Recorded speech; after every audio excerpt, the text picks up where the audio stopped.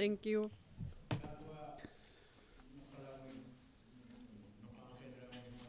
Before we had our break, uh, the, a response wants to be given to the question that was posed earlier. And we will go on to final remarks after the response has been made. And similar to how we proceeded, we'll start from the first group for closing remarks. Closing remarks, final remarks. And there was another member who wanted to ask a question, but similar to what we've been saying, you are more than uh, welcome to submit written questions to get a response later. You can go ahead. Thank you, Mr. Chair. It's Elizabeth Kingston with the NWT Nunavut Chamber of Mines. I did want to respond to that last question because I think the socioeconomic and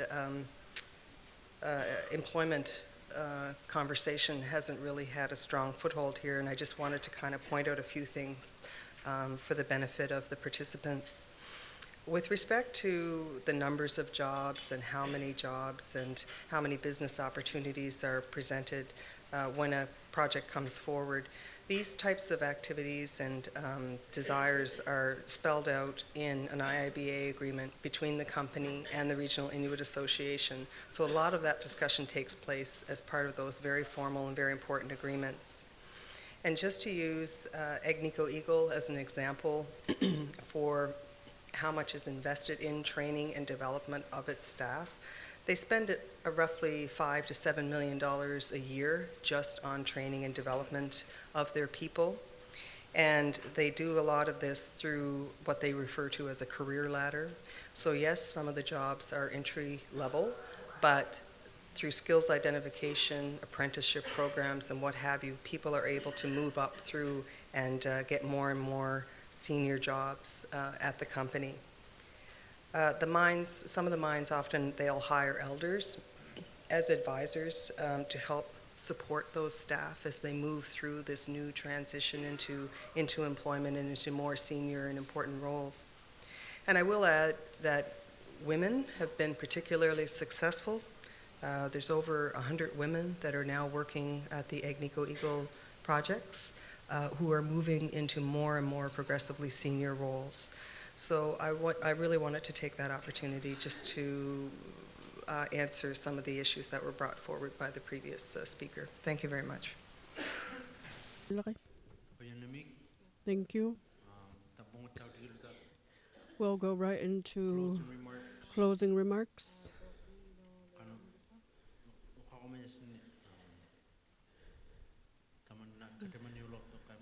In regards to the public hearing we've had this week, Sanikiluaq. We'll start with Sanikiluaq first, and we will follow the list that we have and proceed. Thank you, Mr. Chair.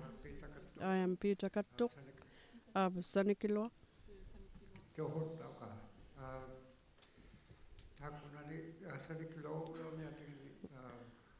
representing the HDO. I am a member of the HDO board in Sanikiluaq, and I was asked to come here, and I appreciate that. And we are grateful for this opportunity, but it's unfortunate. Although I attend a lot of meetings, and we tend to be the last community that everyone works with. And at this time, at this public hearing, you have been getting us to speak first, so I thank you very much.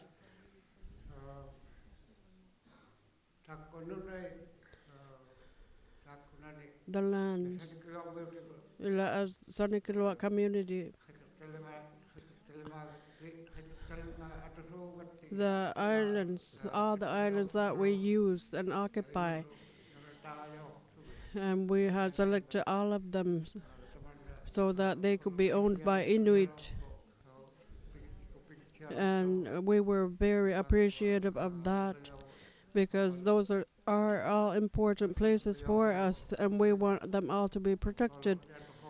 Even if there were interest in oil and gas development or mineral development, we are very happy about the work that has been done in order to protect the islands. But Mr. Chair, my colleagues, uh, their my colleagues and their youth, and this fellow here, my father's sister's son, my relative, and the other member is also related to me. So I really appreciate that we can all come here and represent our community with the work that we have interest on. And we want to see it come to fruition in the future, and that is why we are here. Thank you, Mr. Chair.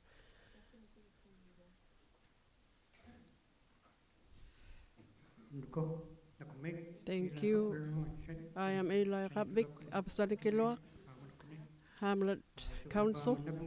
First of all, I would like to thank you,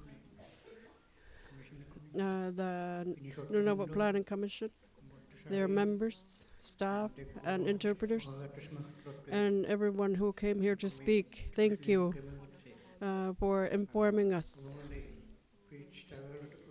And I have a better understanding now and have better ideas that will help my community. Thank you. Thank you, Mr. Chair. I am Ipu Katuk of Sanikiloa HCO, delegated to represent our board. This is a learning process for me. So I would like to encourage the next generation to participate in this kind of stuff. So, yeah, I would like to encourage the next generation to participate in this kind of stuff. So, and I'm glad to be here. Them.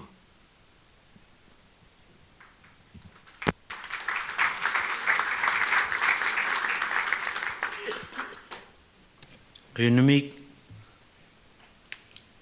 Inuk York Inuk York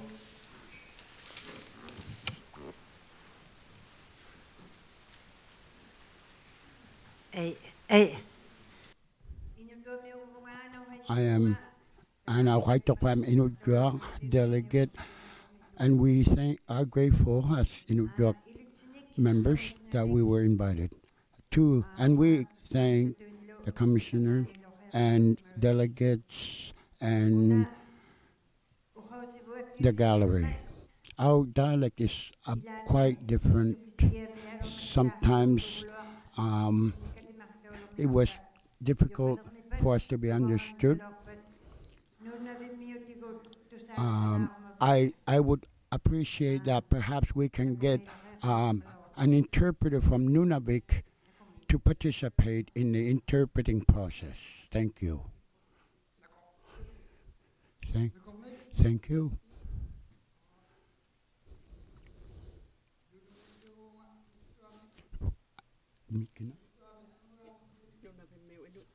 From Nunavut, Inuk York. I didn't catch his name. I'm a chairman in our board. I'm not a chair like this chair beside me, but I am the chair, and we are very grateful that we are here in Iqaluit. Once I came here as a lone delegate, and I remember how the community looked, and I never been in a very comfortable conference room at that time.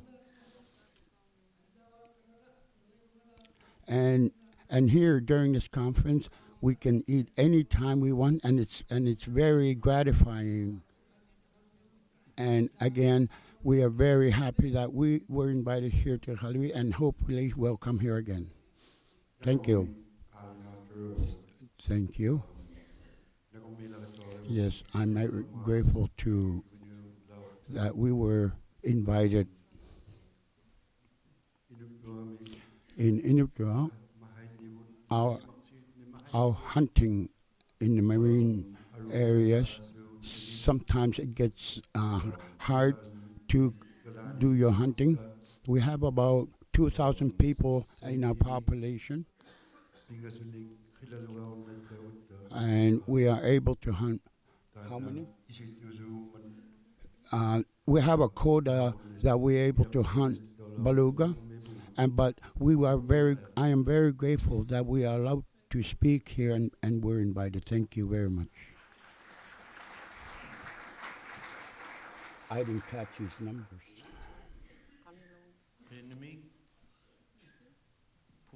Oyanamig Pubanatuk.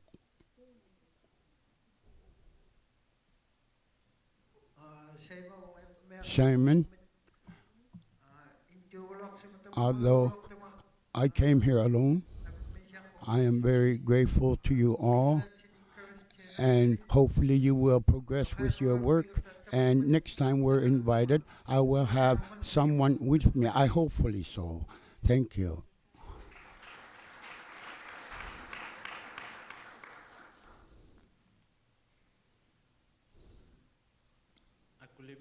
Akulevik.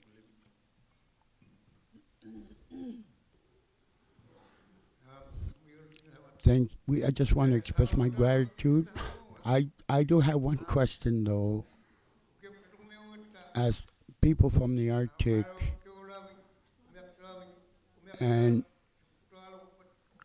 if there ever was an oil spill up here,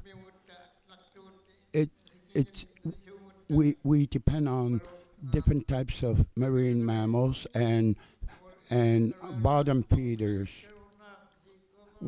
As government, would you be able to do the cleanup or provide support? Because this is something I'm always concerned about. CEOs, whatever species they may be, I sometimes, what support would we be given? That's my comment. And I'm very grateful. I feel very welcome, as we are all.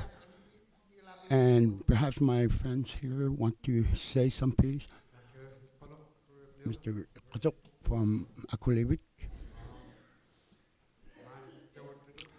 I'm grateful too that we were invited here to you all. Whoever you may be, thank you. Yusha from Akulevik. Anguviga board members, I'd like to thank you all as well for the meeting, and we were fed well during our meeting. This is my first time in a big conference, actually. Thank you.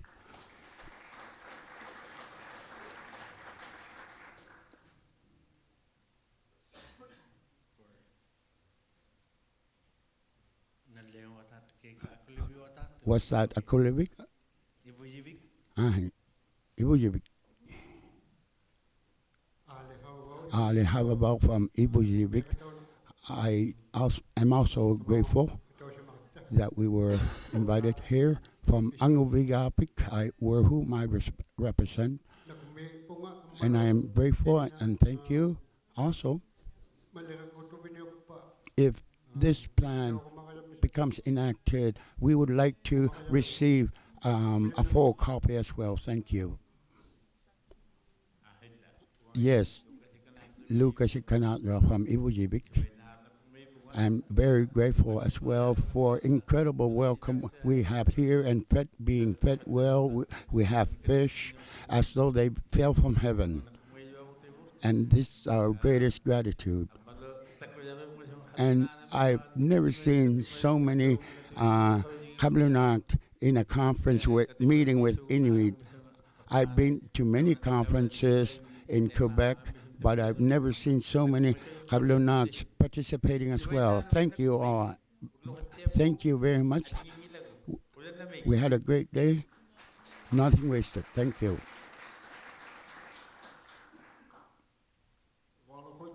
Kuicha Takachuk from Ibuyib. These are my colleagues.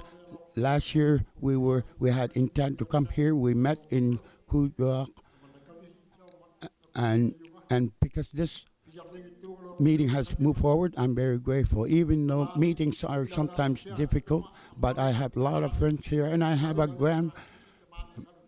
grandson here, David E. Jonassy, who is my grandson. I haven't seen him because I've been so busy. I talked to him over the phone, however. Sometimes I contemplate leading to many comments. Many times I've seen many different things, like not just animals, but things around the world. And I've been around talks about shipping, wildlife, land and sea mammals. I've been there participating. Although I've never I probably never perhaps provided good advice. But I'm very grateful that I am here. We felt very welcome. And I have a number of cousins here in Iqaluit. I've been here quite a number of times now.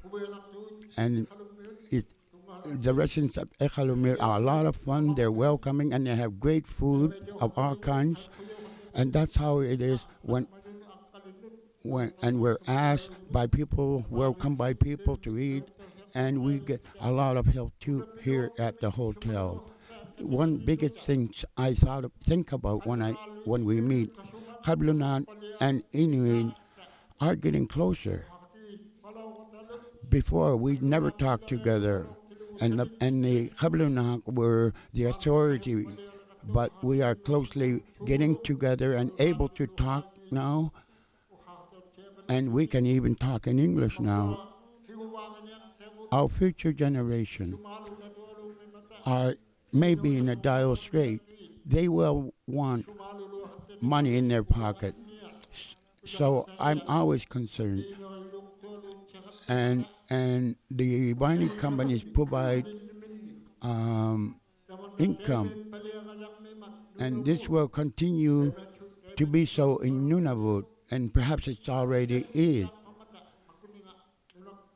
And people are now able to purchase heavy equipment and vehicles. And people are able to build roads without the assistance of Kablunan. That's how it will be in your communities. If someone starts that, I would be very happy if that took place in Nunavut. Thank you.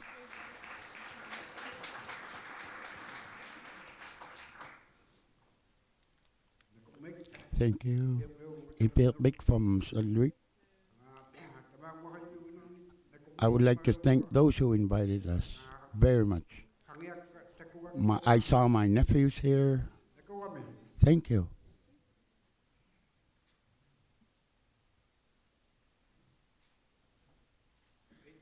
Ilay Konnanak from St. Louis, representing Angoviga. I'm here representing the organization, and I'm very thankful as well to people here in the Iqaluit, to the delegates, and grateful. I was in a meeting.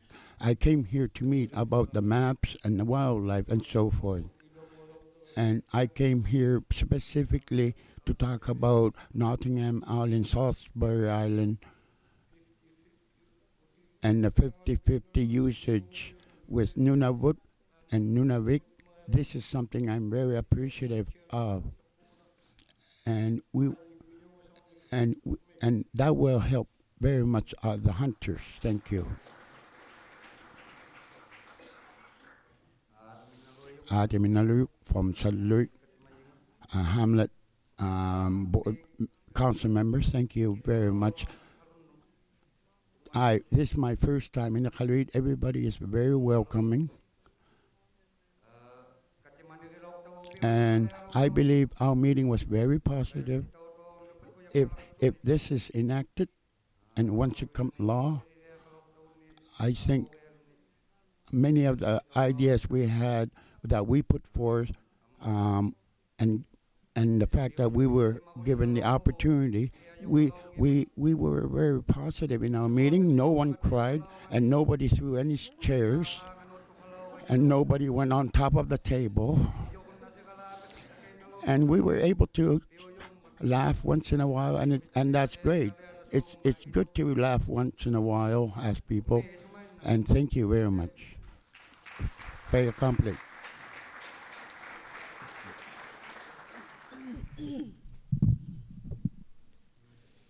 Cape Dorset. King 8. Mamiana, Kimmo. My apologies. Kim Mirot. We almost passed Kim Mirot. My apologies.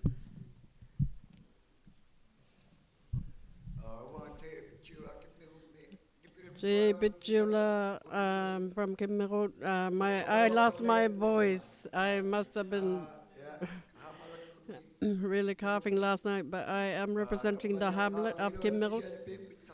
And my term expires this year, so I thank all of you for having invited us. That's it. Thank you.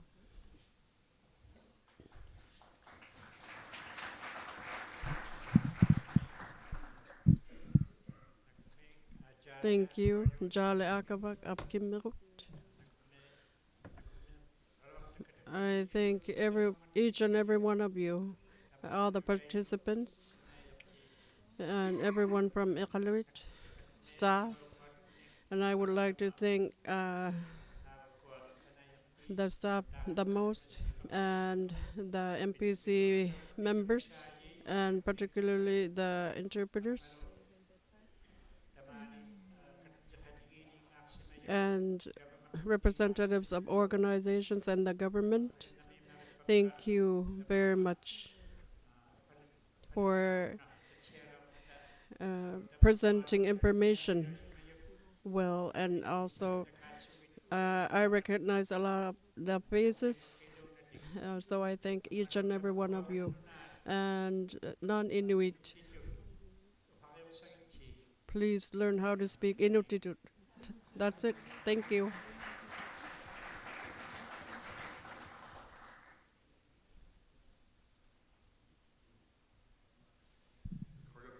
Thank you.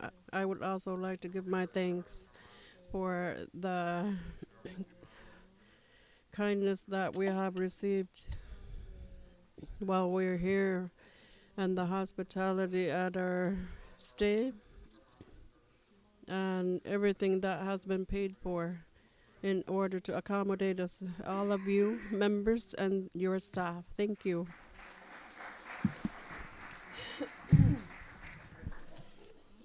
Cape Dorset, King 8. King 8, Cape Dorset. Kabbawa Katsiya of Cape Dorset, HCO. I would like to give my thanks to Nunavut Planning Commission and everyone down there, their staff, and the community of Iqaluit. Very kind, and I thank them as well. And I can see that the ravens are learning to talk too, because I was once spoken to. When someone said, "Hey," I was looking around, and the raven was the only thing around, and I had to say yes. A long time ago, I have traveled by dog team from our community to Iqaluit through the ice and the land, and I believe I know the whole landscape. Thank you. Simiga Stubiga of HTO. I also give my thanks, appreciate it, to MPC and their staff, and particularly the individuals who were here to speak to us. Thank you so much. and I was a youngster here before when they were building this, and I was born near Cape Dorset, and I followed by dog team. I followed my uncle when he was traveling over. So I thank you very much.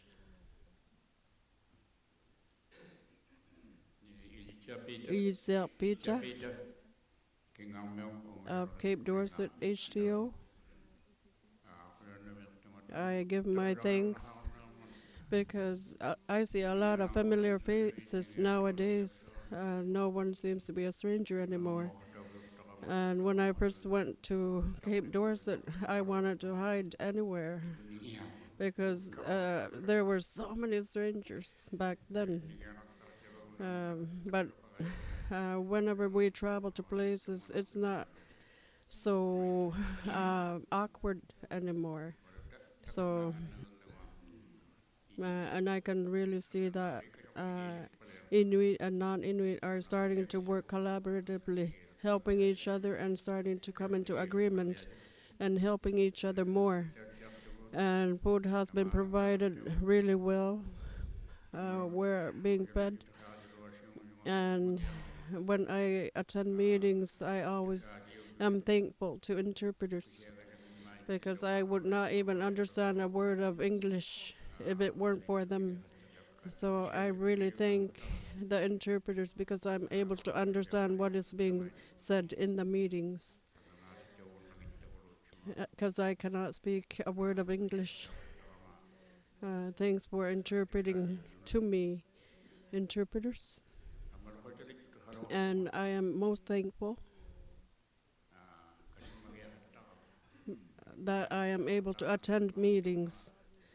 My attendance has really helped me because I would just be sitting at home if I am not involved. So that is what I appreciate the most. When I lost my wife, I'm able to still stand on my feet, and that really helps me when I would be lonely. So I am really appreciative of having to be considered to take part. And it's been a long time. When we first came to Iqaluit, we were both very young. We traveled by dog team through Qikiqtani, going to Iqaluit. When I went to Iqaluit at that time, we would hear ahead of time when an elder came in, my late uncle, Joanasi, we were both there. When an elder came in, and we always heard that you'll see drunks here in Iqaluit, and when an elder came in, I thought I would see that, but that wasn't the case. Thank you.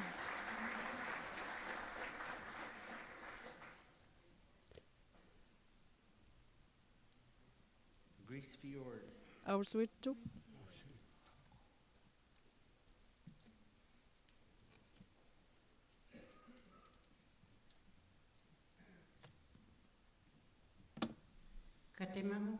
Katemangutu.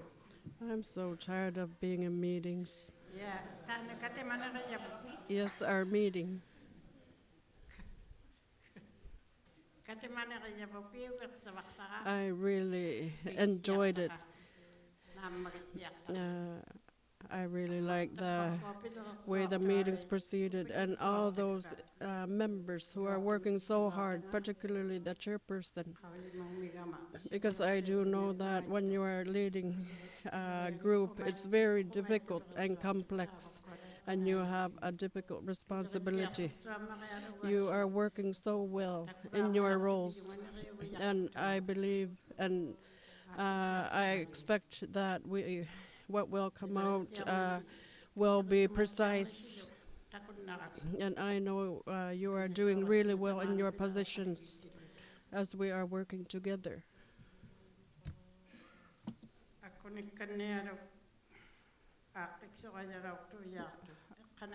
all the things that would have taken longer to be set in place up to now, we can see the end of the tunnel because the staff, the workers, we can see that they're working on these things in order for it to come into fruition. So you have given us more ideas and we have heard information that we had not heard about before. As Inuit,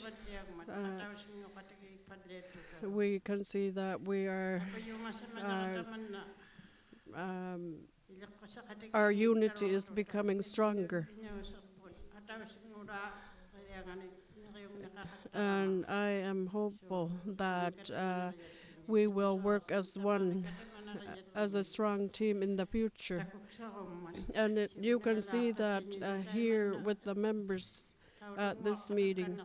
And I can envision that we will be working together in unity in Inuit land. Whatever we had to say here, please don't give up from what you have heard in this hearing.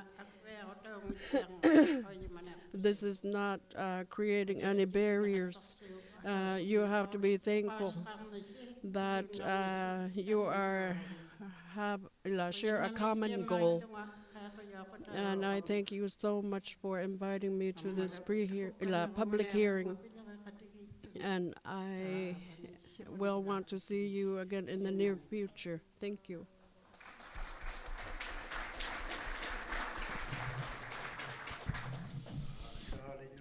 Salinoa, Grease Fjord. Normally, if Iqaluit, I just want to show my appreciation. Thank you. I did not participate a whole lot, but was very well informed. Thank you.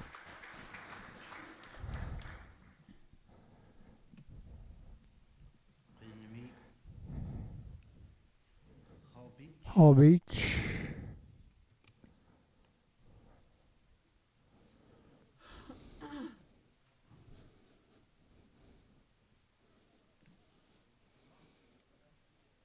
What? Thank you. This one here, the diagram here, the booklet, it's a publication from 1960, 12 women, jubilant, not worrying, sharing their strengths. This is, one of them is my mother. And I want to give a brief, a short video. It's a traditional Inuit song. Listen to it.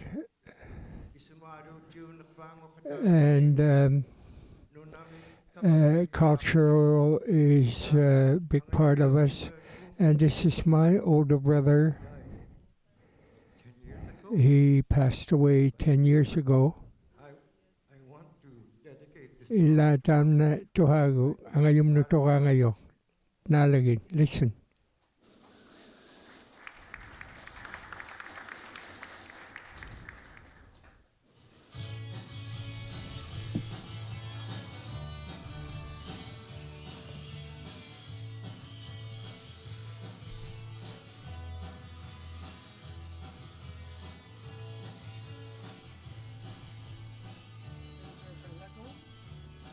Kinakya.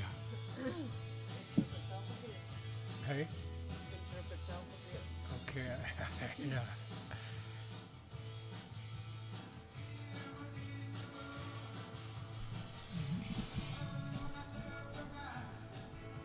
In the wintertime when I am hunting,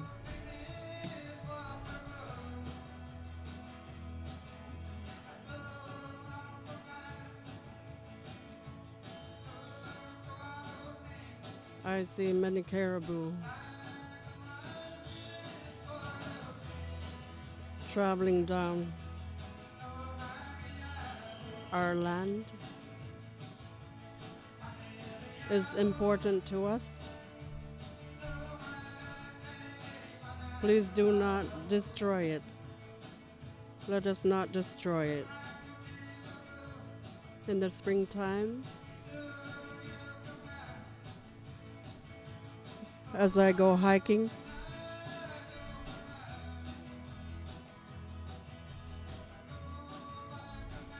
I see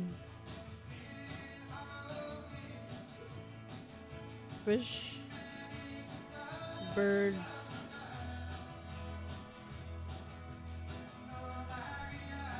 our land is important to us. Please let us not destroy it.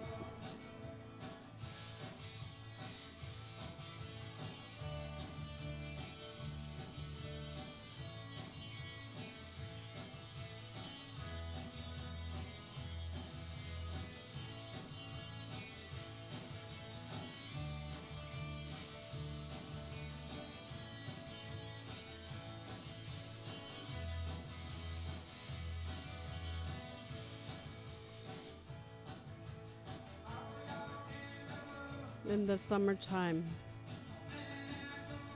as I travel by boat,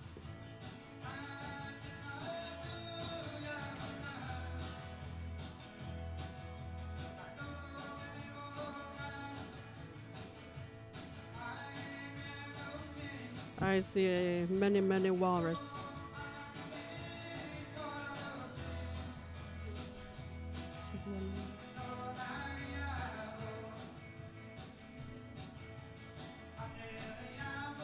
Our land, which is important to us, please let us not destroy it.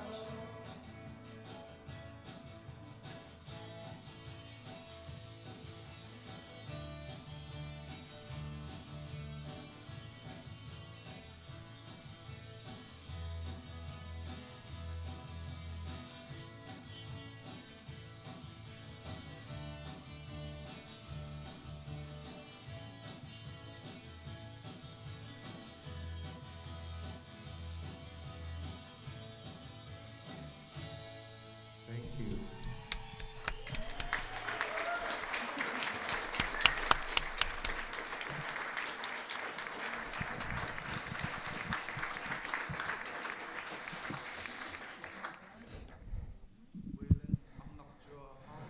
Well, I'm not sure how big.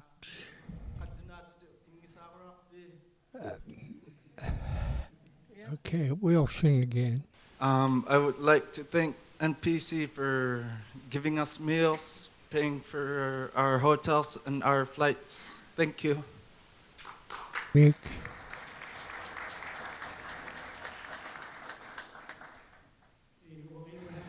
Abraham Kamanika Hall Beach.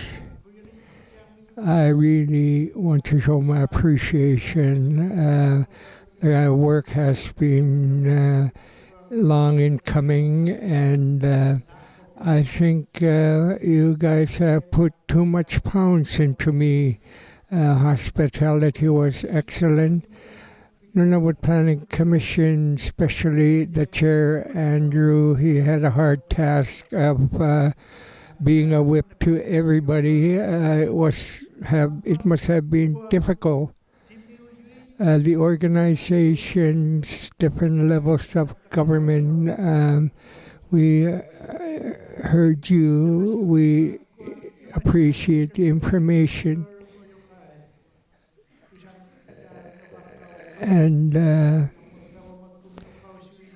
government presentations were helpful, although I don't agree with some of them. Our land is precious, including our waters. Work together, move forward.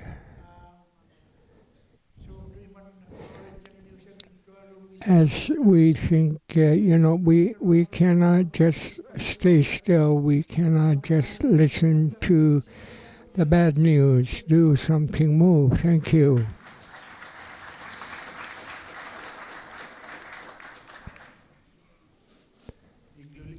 Glulik.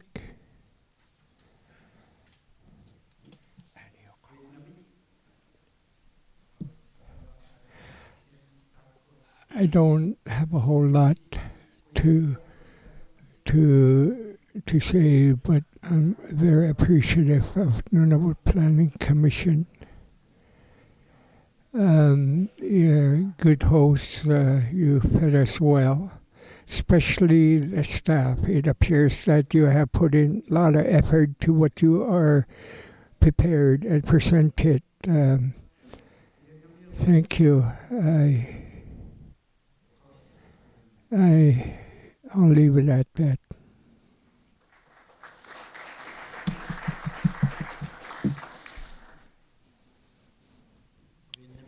Thank you. Jacob E. Maliki, HTO. I had it went pretty fast. I wasn't sure I was going to make it to this meeting, and then I eventually decided to attend the Nunavut Planning Commission public hearing. At first, it was a bit confusing as to what was going on and what our roles were. But it cleared, and thank you. The staff here has really showed us how hard the work is, and their presentation was impressive. These two here especially, I'm not sure of your names. I forgot your names, but you three, you people across the table from me. And thank you, Chair. You did very well. You were pretty hard on controlling at the time the limit, but it was good. Thank you. Thank you for teaching me what we're up against.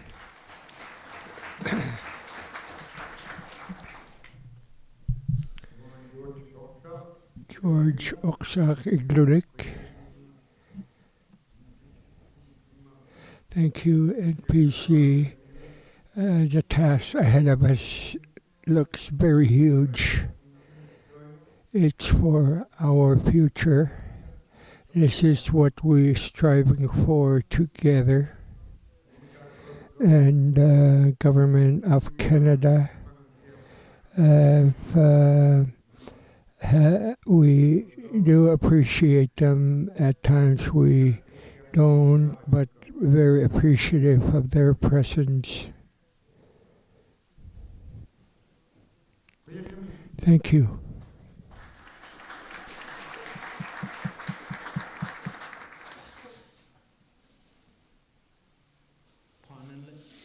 Vichimatalik.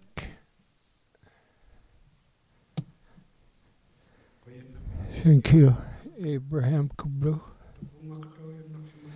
I'm glad to be here. I haven't seen some of you for a long time. It's nice to see you again. Thank you. Elijah. I really enjoyed your chairmanship. It ran well. I'm going to remember this workshop for a long time. The staff, the interpreters worked hard at times to pass information on. Let us have a good future.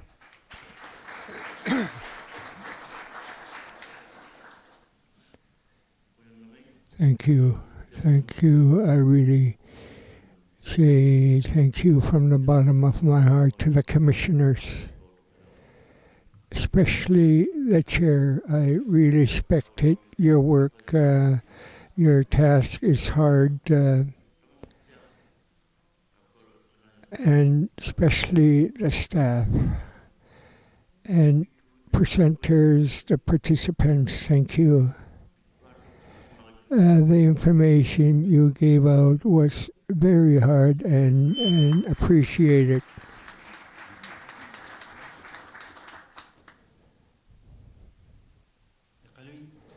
Kaluit.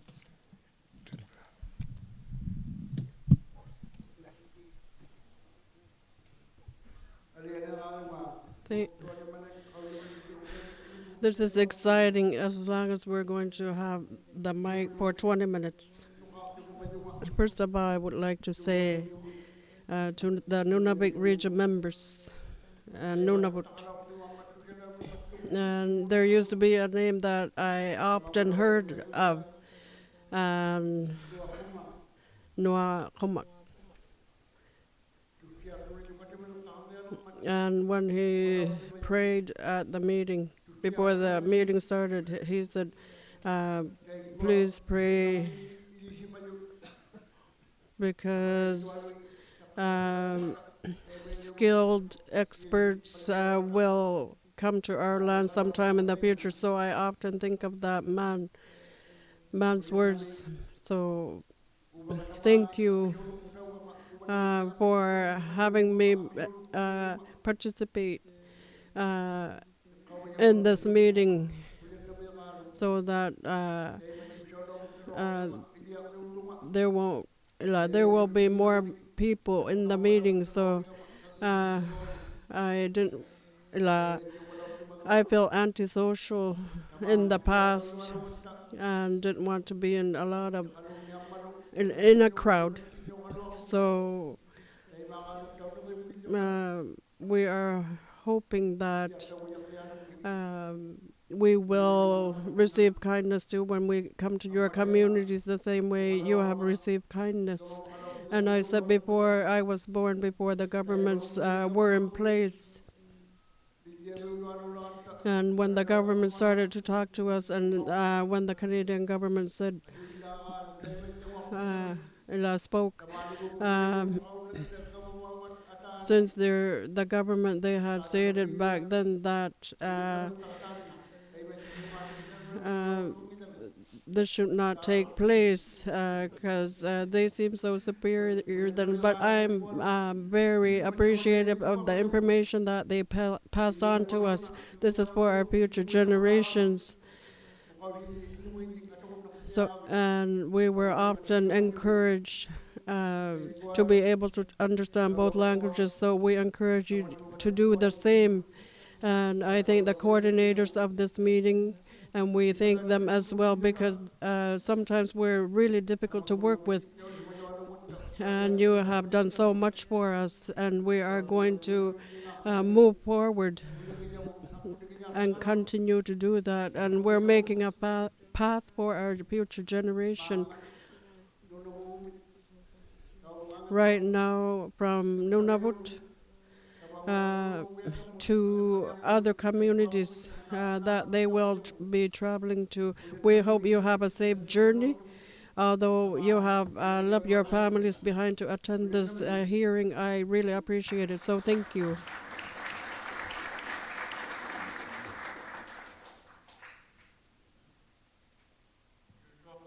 Jusua Kanguk, Abekaluit HTO, Chairperson. Before I give my thanks, I have something to say if I have a chance, because we didn't get a lot of time to speak. Just to make it brief,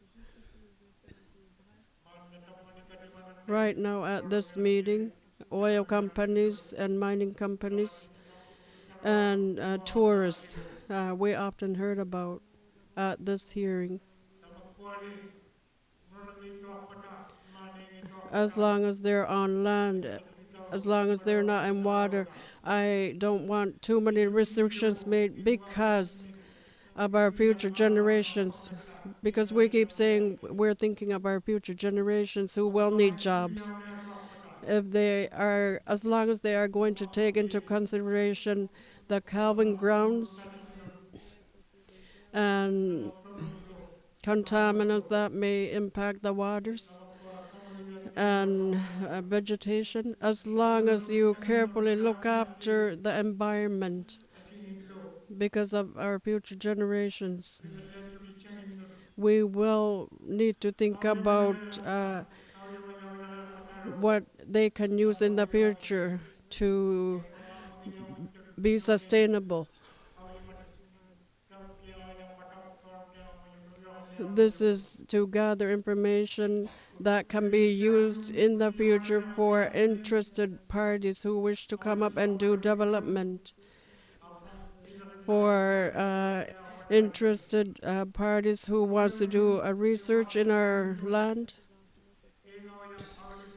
Since we are operating daily using funds, and a lot of the things that we often have to buy are very costly. As long as Inuit are going to be safe in having employment opportunities, as long as they'll have jobs, because we all know that mining companies and oil companies uh, we have seen that from their activities, many wildlife haven't been killed due to their activities. And using that as evidence, there is possibility that they may be approved if they do apply for development up here. And this commission that is holding this hearing, we know that they are working very hard. They are working, sharing a common goal, not just for one community, but for the whole region. And I know that it's very exhausting having to visit communities because I have been in a similar situation. And lastly, I would like to say, for those of us who don't know how to speak English or don't understand a word of English, sometimes we were mistaken. What I didn't understand, I'm sure some of the members didn't understand this too when it was said like this: 5 kilometers, 10 kilometers. I have no clue what you are talking about when you say kilometer. What the heck is a kilometer? Now, when you are going to be speaking for us elders, 1 mile, 1 mile, 5 mile is what we can understand to that extent. So I thank each and every one of you who are here in Iqaluit. Over.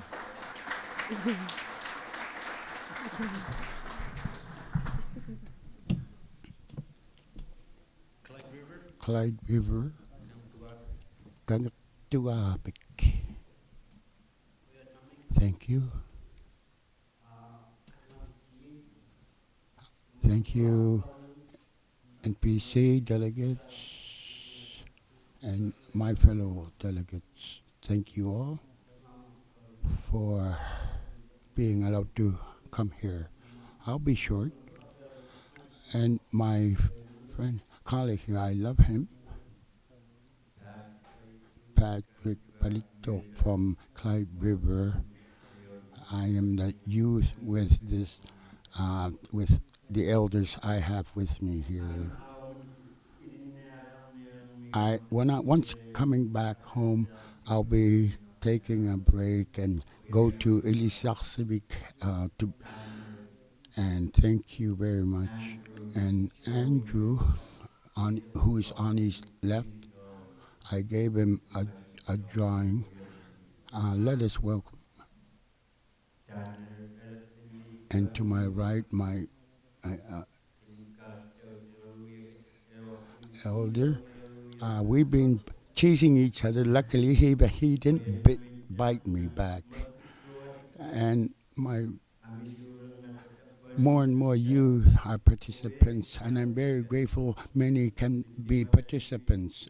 When we met in Pawn Inlet, although I was the youngest amongst them, but I'm very grateful I can participate with my fellow youth as well. Thank you.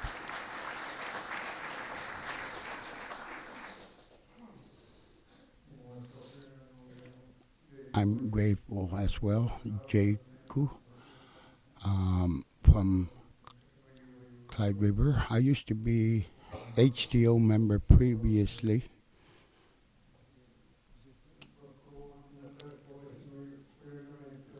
I'm grateful those who invited us, the interpreters also, who are able to interpret to us who can't speak English, that they can guide us.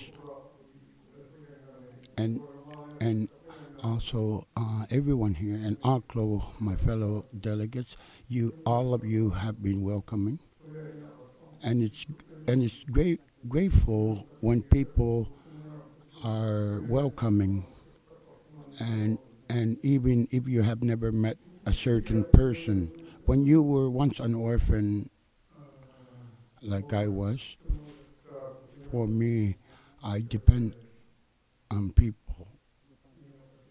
I would like to thank everyone that is here, and we'll meet again in the near future, perhaps not all in conferences. Thank you.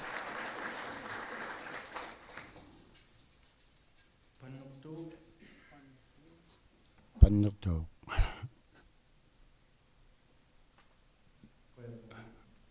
Thank you. Jacob Isiluta, representing the hamlet of Panukto. I'd like to thank you as well for inviting us. We are grateful. And we will take something back home, and we will share what we heard, and I'm grateful for that fact. And that we can meet the people from Qikiqtani. I'm grateful for that. And I believe a person who looks Chinese, perhaps he is Chinese, who I taught because I'm a carver, and that he is here. And he gave me a drawing, a camera when I made a carving for him. And also the commissioners, I'd like to thank them. I did mention that. I know Andrew is my wife's nephew, and I thank the interpreters as well. Thank you, all of you. We'll meet you once again, hopefully, because we don't know our future. Thank you.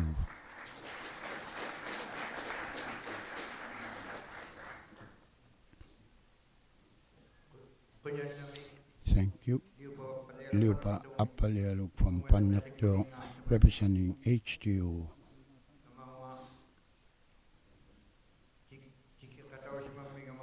And I'm grateful that I was allowed to come here as well with people here.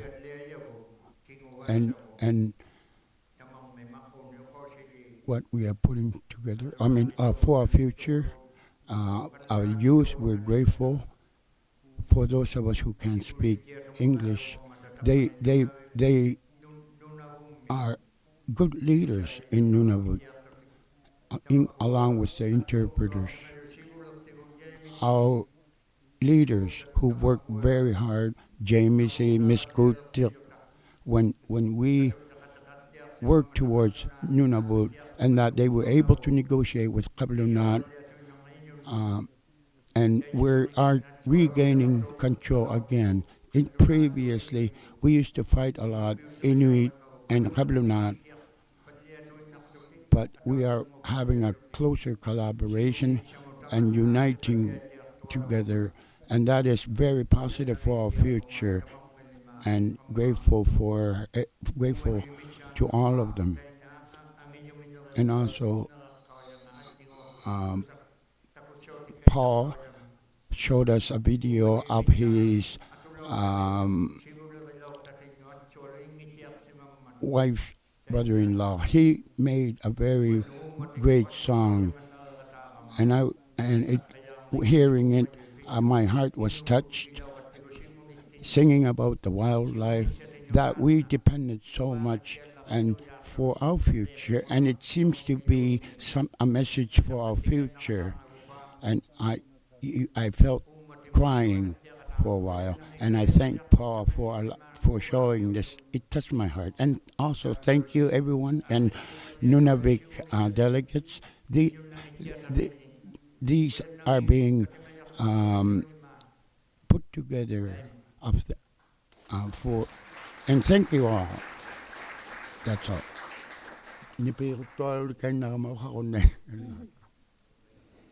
Kuyen namertain nari igumawak unikkarunnalau. These were very positive, listening to what we heard, and our young people,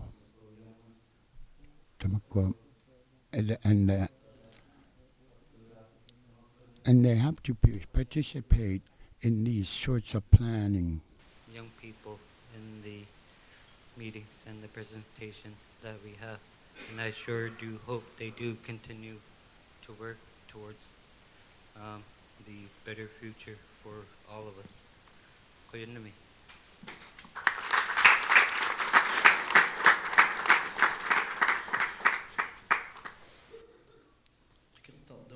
Qikiqtani.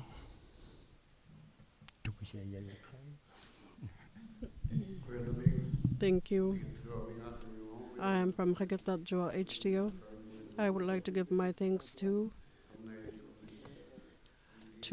NPC. Although I haven't said a word during the hearings, I have learned so much.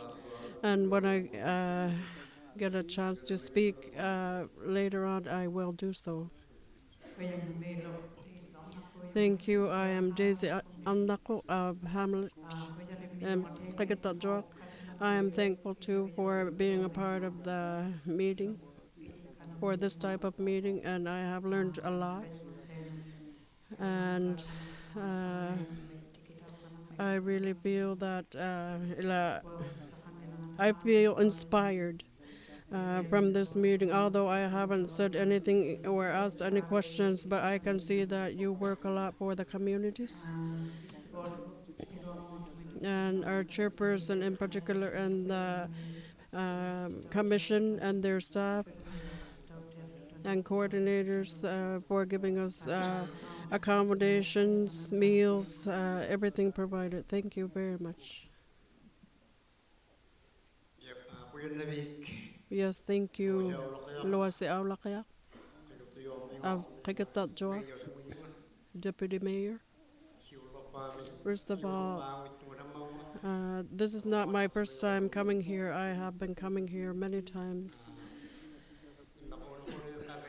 First of all, I would like to say first, today I am really proud of Inuit. Ever since Nunavut was created,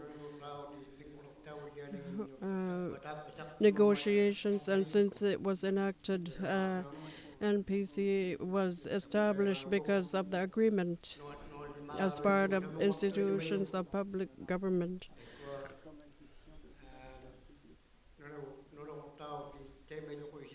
Because it stated in the agreement that they be established. Now we have the commission because the agreement was enacted, and QIA and NTI. I thank them very much too, because when we were members in the past, there wasn't really a voice, and we didn't have a lot of communication back then. But today, since they have created a lot of positions in each community, it has really helped us. Communities, I want you to know that. If we want more information, we can go to our liaison officers in order to get information from your organization. That has really helped our communities that way. And I also want to give thanks to Brian, because I have known him for some time now. For 10 years I was with QIA as a member representing Qikiqtani, and that's when I first met him. And I can see that he's still there with the commission. And the commission members who are seated up there, the chairperson is my nephew, and he can work really hard. And I'm really proud of him for his accomplishments. And for his work, and all the commission members. They wouldn't be there, I'm sure, if Nunavut wasn't created.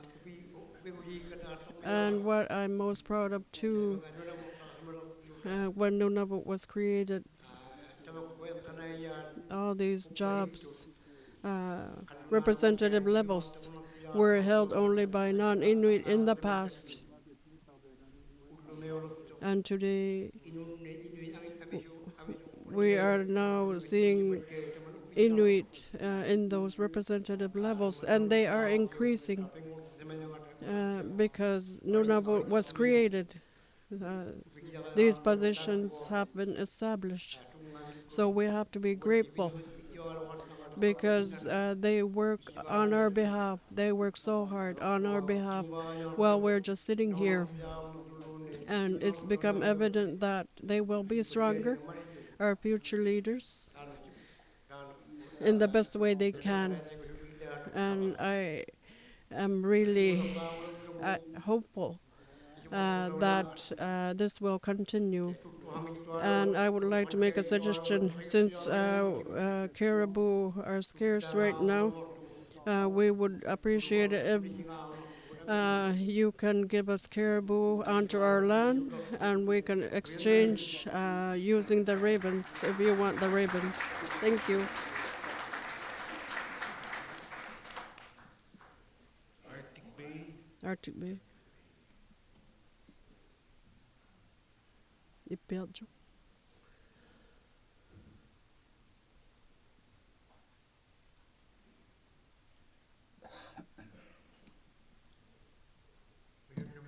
Thank you. I would like to say thank you as well. Before I give thanks, I would like to first say, as a member of Arctic Bay, I spoke very sternly about the tourists. I may have sounded like I was against them, but we really do want them to our communities. They're more than welcome. They can come to our community however long they wish to be there at. It's the only important and special places that we do not want them disturbing. I hope it wasn't misunderstood when I spoke the other day about it. And I would also like to thank you for holding meetings on behalf of us. Since Nunavut was created, we have been attending meetings. Sometimes it's very difficult in our discussions. When NWMB was going to be established, I took part in meetings, and sometimes we had to face adversity when we were working on this. Although it's a very difficult task, I appreciate the work that NPC is doing, and during our meetings, a lot of people were left out, but today we can work collaboratively along with the governments taking part. And this is very positive for me, so I thank you very much.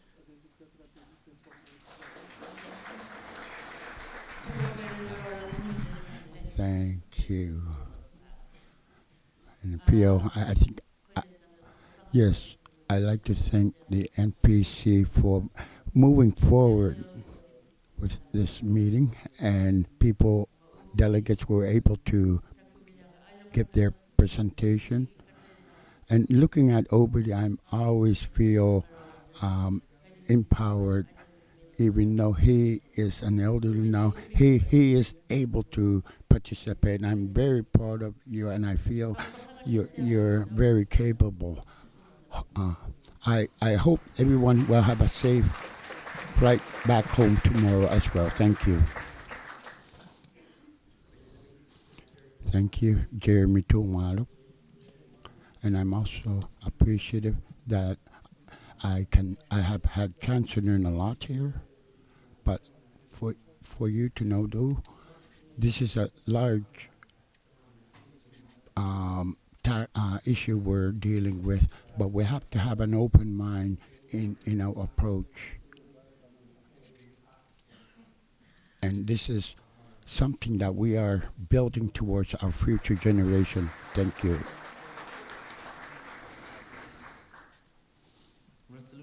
Resolute. Kauhuitok. Thank you, Mr. Chairman. Marcos Amakawalik from Resolute HTO and the Hamlet of Resolute. I'll speak in English. Kuya na mero mabaka.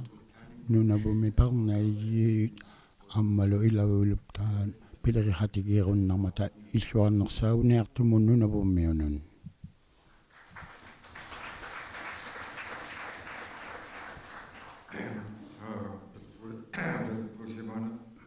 Mr. Manak from HDO Resolute. I'd also like to thank everyone here, in particular the commissioners and our chairman, the chairman who had a difficult task and he's not complete yet, and his fellow board members and all the delegates here have been very welcoming. And anywhere here, when I meet them, everybody's being very kind.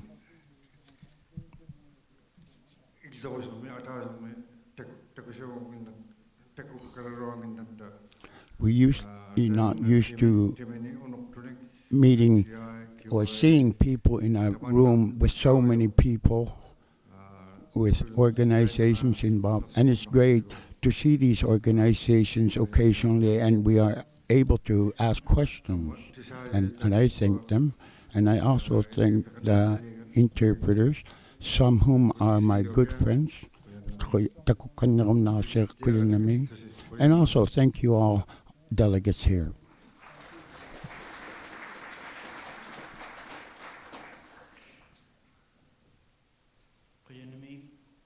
Thank you. I think that's completed with our invited guests. We also have, in closing remarks, NTI, James Ituluk.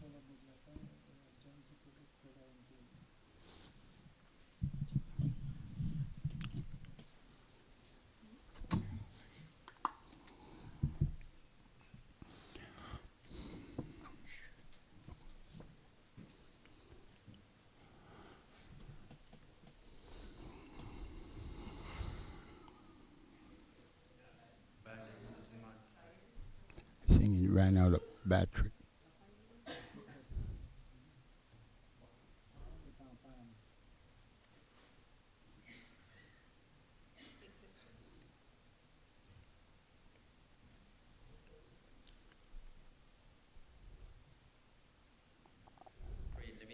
Thank you. And good evening. First of all, with respect to this meeting and that you are able to conduct a meeting with communities and delegates. Very happy that this hearing can go ahead and that people can come and express their concerns. And with respect to the land plan use, when you are involved, it's very positive because we need the best system that works. It can only be achieved if we work hard together. While we are wrapping up, I don't have many words, thank you. We've heard from Inuit with regards to wildlife and how important they are, and that it is their food, it is their subsistence, and and they want it to continue to our for our future. And with this planning stages, it's not one-sided process. It tries to be inclusive, and in particular with areas of protection and how the land should be used, and to ensure the land is not polluted and the animals are not disrupted.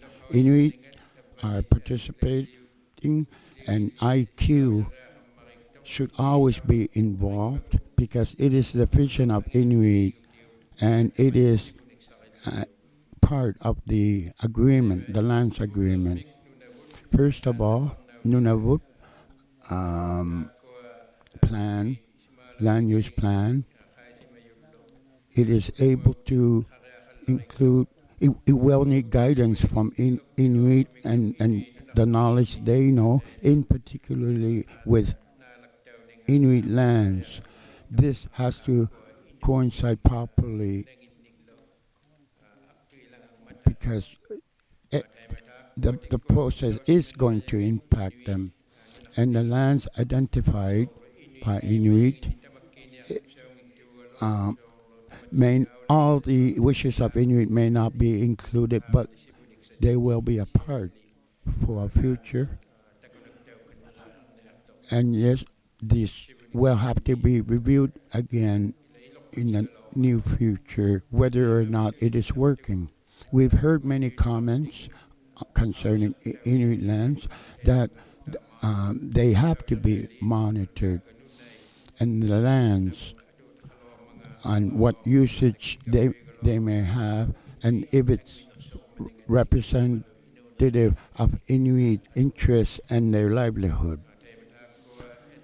NTI feels that Inuit lands must be properly cared for, and some may have mineral potential that have an economic spurn. And it's good how these lands should be used, and further consideration will have to be made while everything is developing in view of the wildlife, our ecology, and Inuit interests, and that they be included fully. The land claims agreement states that land use planning must prioritize what people have thought about, and that is beneficial to Inuit in all three regions. The communities, the community members, I would encourage you also to express whatever thoughts or concerns you may have, whether it has to do with the wildlife or the mapping, and if you want to submit further your interest, do it. And because we don't want to put an end to improvement that can be made with respect to the land.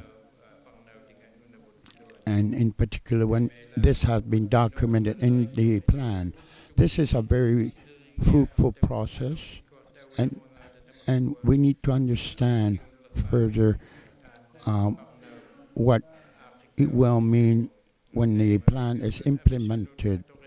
It will be implemented for years to come, and even the implementation itself may take long.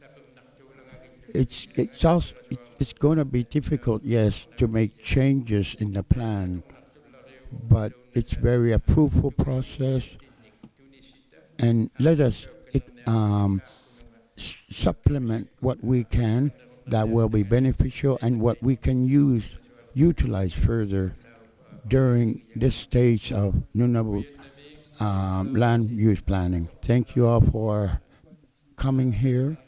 This is a very beneficial process, and this has to be established under the land claims. We will not all be satisfied with every detail, but we will be able to work together concerning the land use plan, using the last land use plan, sorry. And it will impact us, how we are progressing, and how we are able to protect our land. The people around the globe will be looking at this very carefully, and we let us put it together collaboratively. It will protect our interests, and not just us, and also the mining companies, the shipping companies, and cruise ships or tourists. It will impact on them too. Put it together. And thank you for being able to come here. And also I thank the commission. They are tireless folks, and we went through the same process when we went ahead with the land creeps. People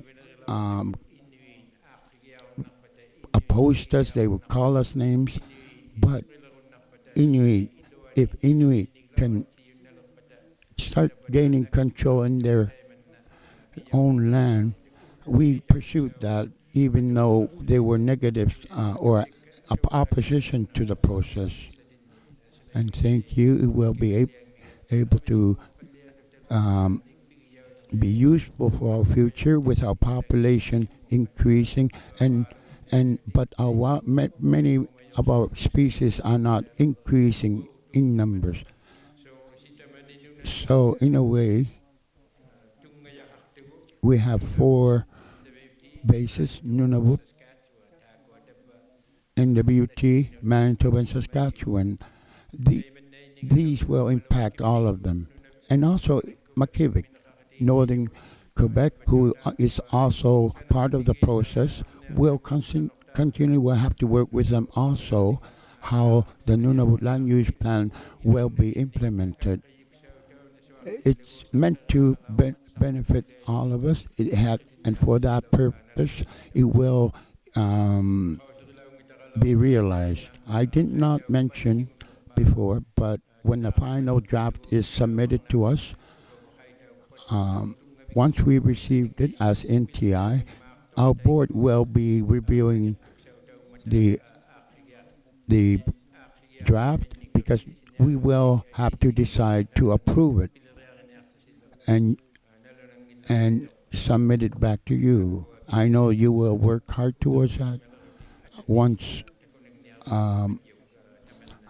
because all the major parties involved will do that final review. It's difficult, but there's nothing difficult when you work hard together. Can be anything that's difficult can be achieved, and we've learned that during our work towards our land claims agreement, and similarly like other land claims agreement. And they need to inform our beneficiaries and also other interest parties that we deal with. So it will be very useful. Sometimes, yes, there will be opposition. That's how things go. But we will have to properly inform the people, Canadian government, and Nunavut government, and also the industry, and mining companies, cruise ships, and so forth. Thank you all. Have a safe flight back home, and also thank the commissioners and the elderly man who is never tired, Mr. Overdy. Thank you, and Andrew, the chairperson, Commissioner Kablunak, as he said, and Putulik, Alagalag, and I didn't hear that. Sharon Lavalagata, and everyone that have supported us also to this endeavor. Thank you very much. And let's have a safe black home. And also thank the Iqaluit, the residents of Iqaluit, who are always welcoming. Have a good evening. Thank you.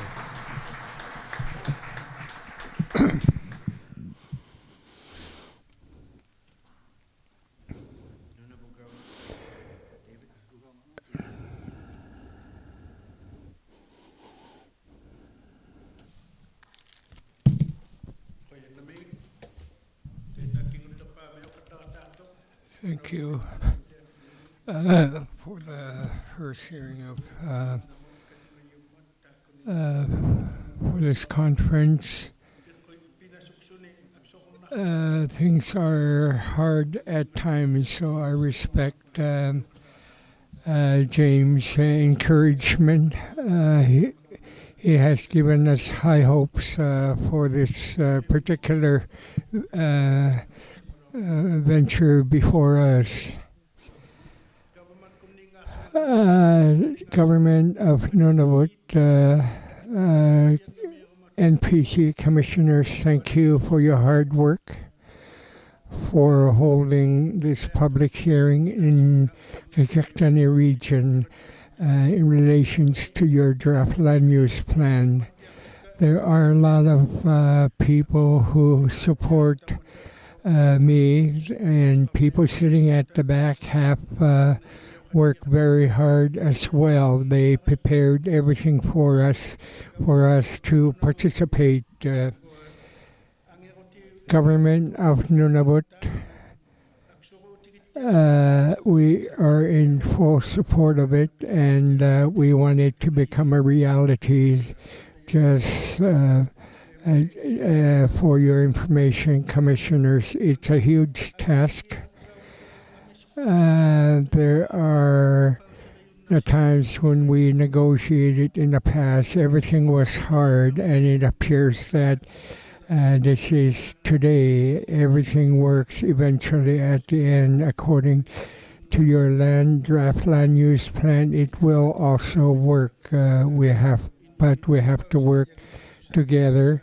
It's important that Inuit people, the communities, have their say.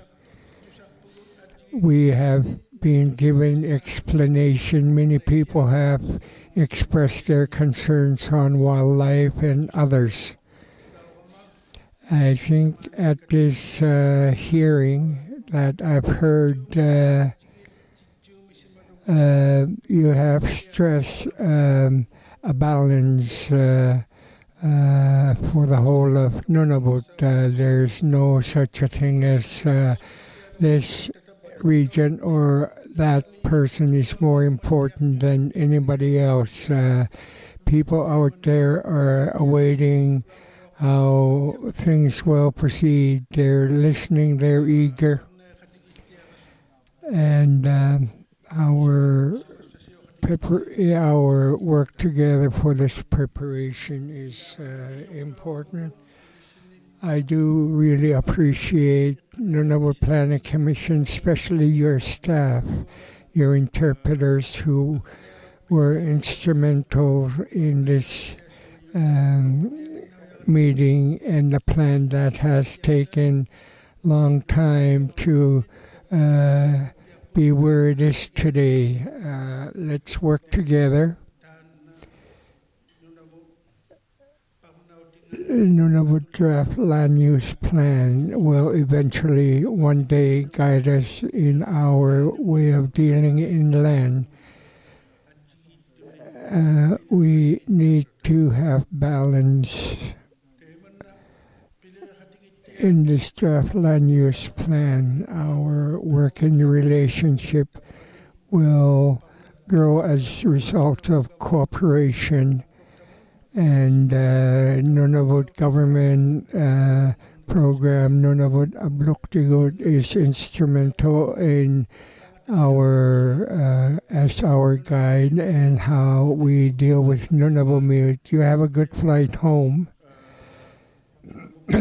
and people going elsewhere, Nunavut and southern Canada, everywhere.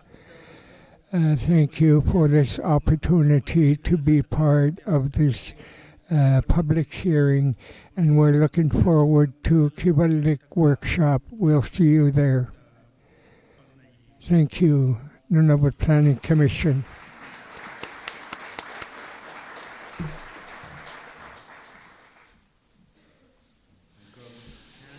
Government of Canada.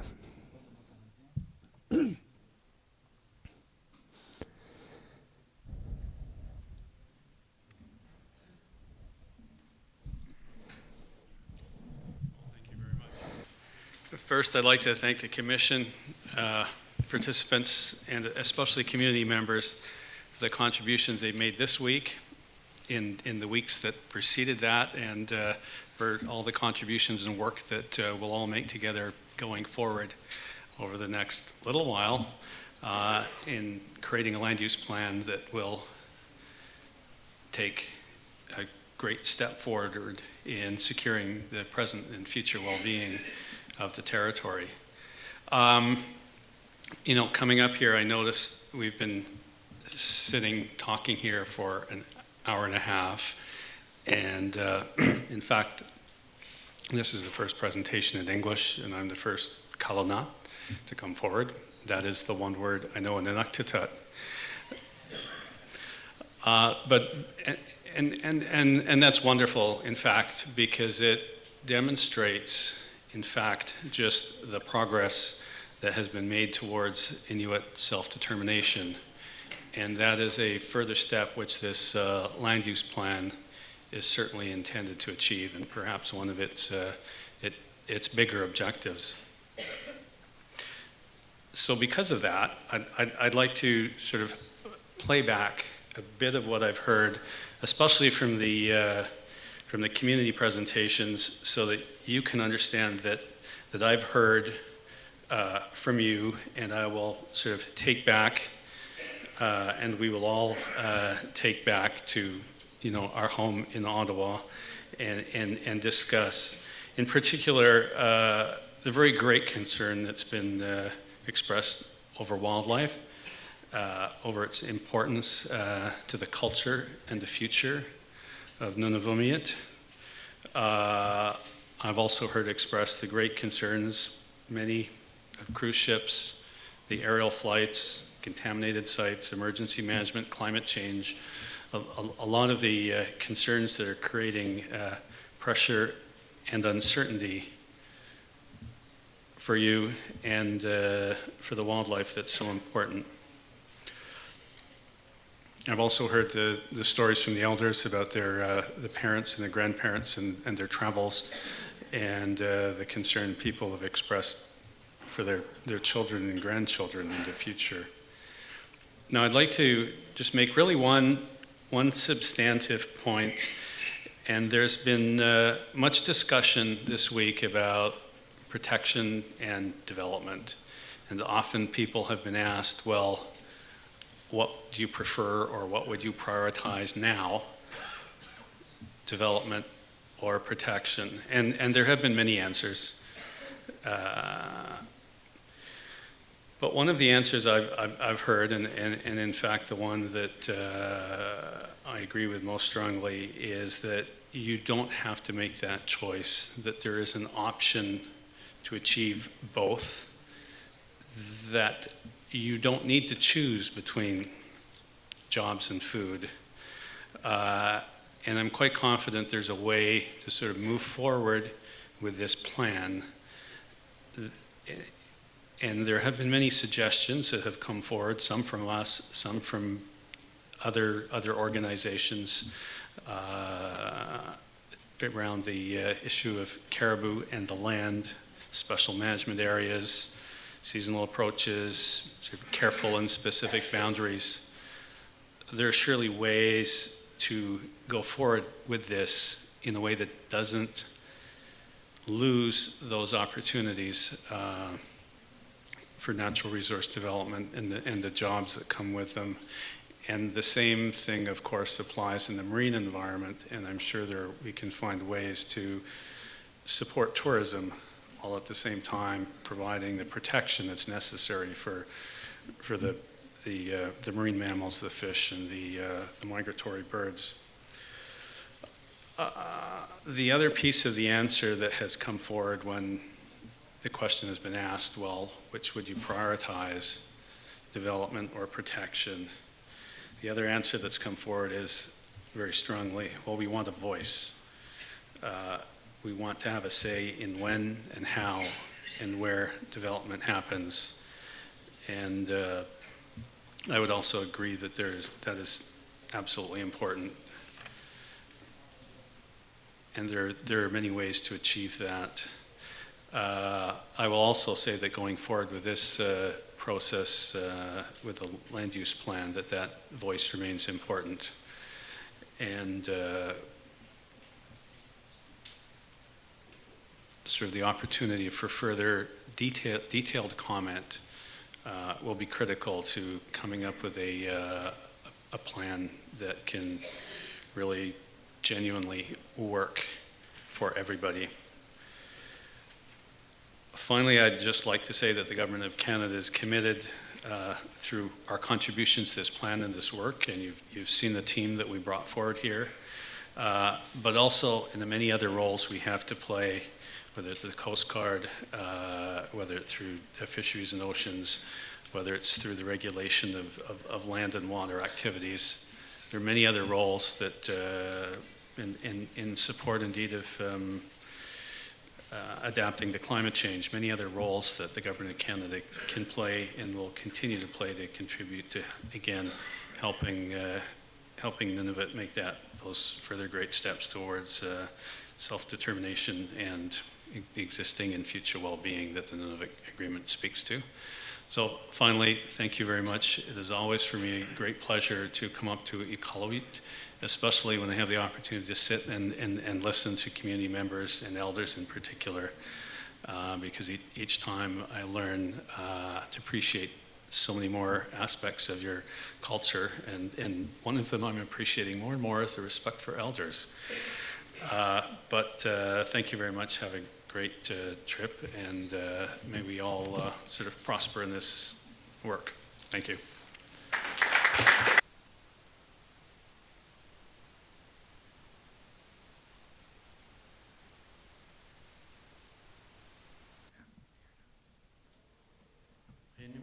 Thank you.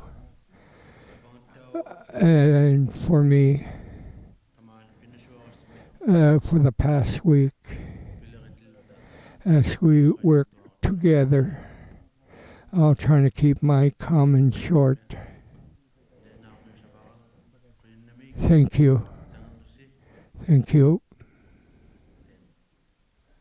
Thank you.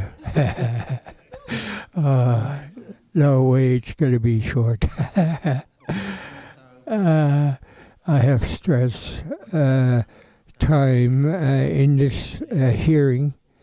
It was critical at times, so I should obey my own orders to keep everything timely. Hearing on the 2016 draft Nunavut Land Use Plan has been a historic occasion. The Nunavut Agreement established the vision of an approved land use plan for all Nunavut. Together, we have taken an important step toward making that vision reality. Most important, this has been a public hearing for all Nunavut Miu. The Nunavut Agreement guides the Commission. The land use plan, as stated in 11.2.1, state the primary purpose of the land use planning in Nunavut settlement area shall be protect and promote the existing future well-being of those persons ordinarily resident and communities of Nunavut settlement area, taking into account the interests of all Canadians. Special attention shall be devoted to protecting and promoting the existing future well-being of Inuit-owned land. The planning process shall ensure use plan reflect the priorities and values of the resident of the planning region. The public planning process shall provide an opportunity for the active and informed participation and the support of the Inuit and other residents affected by a land use plan. Most reflect their priorities and values. Its primary purpose is to protect and promote their well-being now and in the future. The commissioners are listening to all participants. I would like to recognize and thank our elected representative who taken the time to be here with us. PJ Akel, Johnny Mike, and James Ituluk. Please join me thanking them for their dedication and leadership.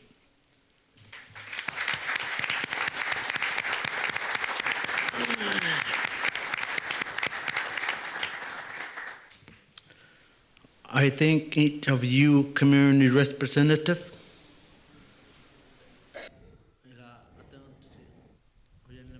I'd like to thank all of you for making time to attend our public hearing. For those of you who participated in this important work, your comments, it has sure guided us, and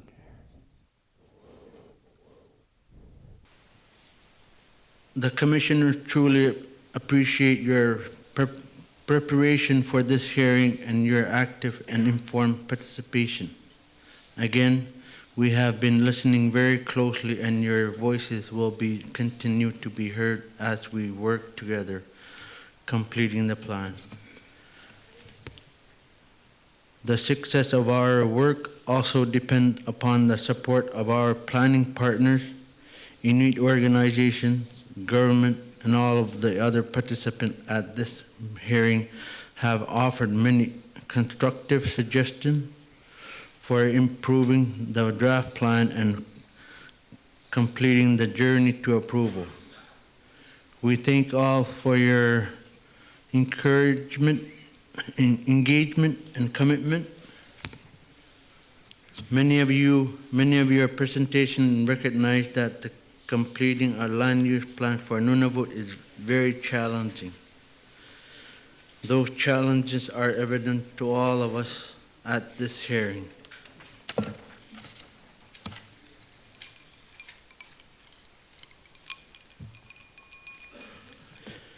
There are many important and complex issues. Participants sometimes have different and strongly held views on the best way forward. Achieving the right balance will not be easy. We have tried to create a fair and open and informal process. We are committed to giving weighty consideration to the tradition of Inuit oral communication and decision making. At the same time, we are dealing with a long and sometimes complicated written plan that, when approved, will have the force of law. We want to provide a forum where everyone can freely express their views. We also need to ensure that time allocated fairly to provide a level playing field and keep within reasonable time limit in consideration of all participants. Striking the right balance is not easy. As chair, I have tried my best to be fair. Nonetheless, working together with mutual respect and understanding, we will find a way forward. We have made good progress here in Iqaluit and will continue in the other region. The commissioners look forward to hearing more evidence and argument from the participants. Our decisions on revising the draft plan will be guided by the best IQ and scientific information that can provide. We will also weigh the values that you have so passionately expressed and the important interests that you represent. The land use plan must take into account economic, social, cultural, and environmental factors. By itself, it will not determine the future of Nunavut, but it will establish important direction on this conservation, development, and use of land. Our intent is to contribute to sound decision-making in all these areas. As I have said, the Commissioners face a daunting task, and planning process has gone on for many years and cannot continue forever without delivering an approved plan. We need to reach the finish line in a reasonable time and within the Commission budget allocation. The Commission will make the decisions that are needed to revise the plan and submit it to the approving parties. In the end, however, this will be Nunavut land use plan. We are asking for your help to complete it and to ensure that it truly reflects Nunavut priorities. One of the most important things that you can do is to work together over the coming month and find creative solutions and acceptable compromises. Take the initiative to talk to each other outside of the hearing, create your own processes to refine issues and explore options. Try to resolve the challenge discussed over the past 5 days and bring your common ideas to us. Do not simply state your position and then sit back and ask us to decide.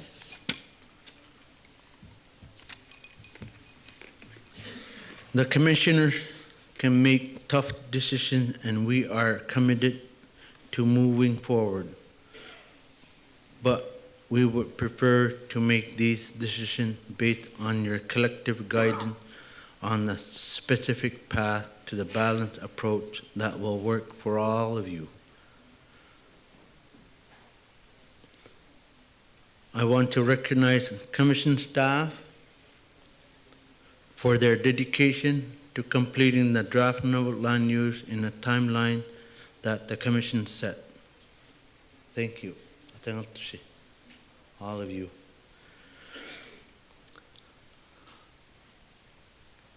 I thank all the participants as well.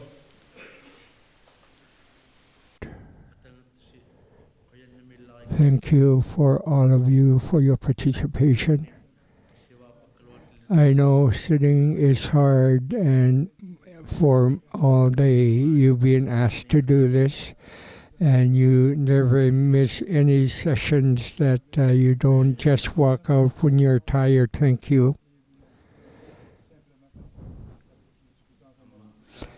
And the presenters and the information they gave from both levels of government. NTI, I respect your presentation and other presenters who gave us and encouraged us to, and who gave us directions. We're not done. This is just a first public hearing. We have 2 other regions to attend to. Thank you for your participations, and my fellow commissioners, thank you. Our interpreters, thank you. There are numerous, many people to thank, but these are just a few that I've mentioned. Thank you for your participation. Thank you.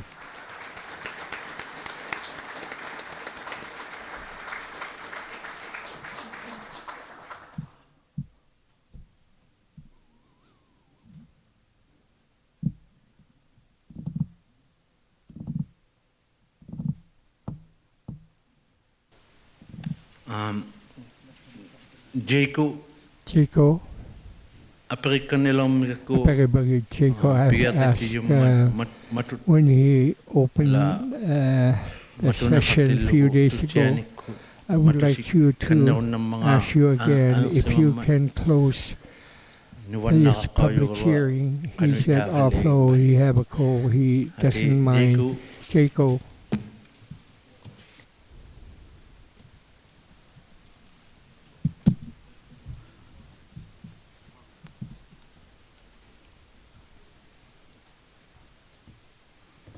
Qennamik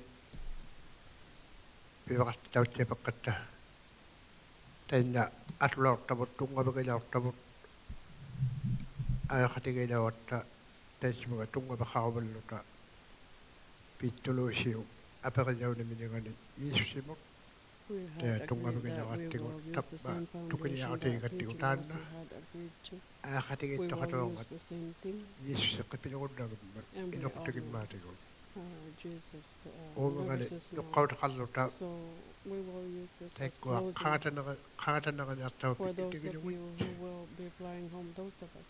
Iissi namutuinna I Jesus ahatlawat traveled to many places, pisutturillu either umiaqqullu by walking maqqimussiutikkut by taikkutiguuna boat, qissiuteqqortuyut and qimussiutiimikiyukkului with those temettume donkeys. atortune We will ayohatlawat travel all over, taatumaviigaanarummayamut so we taikkua will use that qaataniartorpit as an yutigilugit example for those of you who Quyannami will be kajaqta flying back home.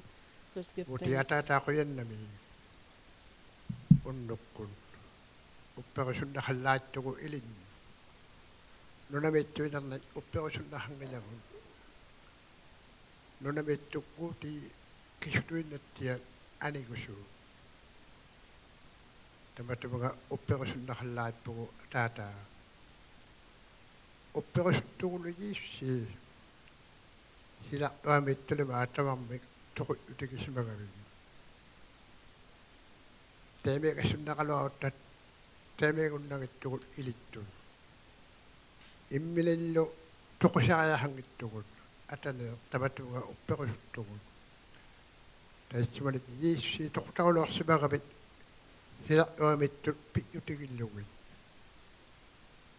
yiissi tamatumaga upperusunnaqallarittugut maana piluartui umanik katamanaqallamut taataa uppeqallamut tamatumaga upperusunnaqallarittugu piittaqalortunit qanutuinnarlu kisutuinnattiani ikajortaugat ataneer teemettussiawatta ikajortigiihaatta inuartigigujugut inuartatin tikkuartuituinnagiluta qanuittuunungin ataneer teemettuunginnavilli dalliniituinnaugavilli dallagiñawatta ilinnu piluartumi taikkua qaataniartut ilangi aquneqqaataniangata tataqallaippugu ilinni uumiga jissi uuttuqaalermiyugulli ibbit aturneraliartaqani nunamiitillutin tainna inga anerartilaortait aturlutigu atani tamakkua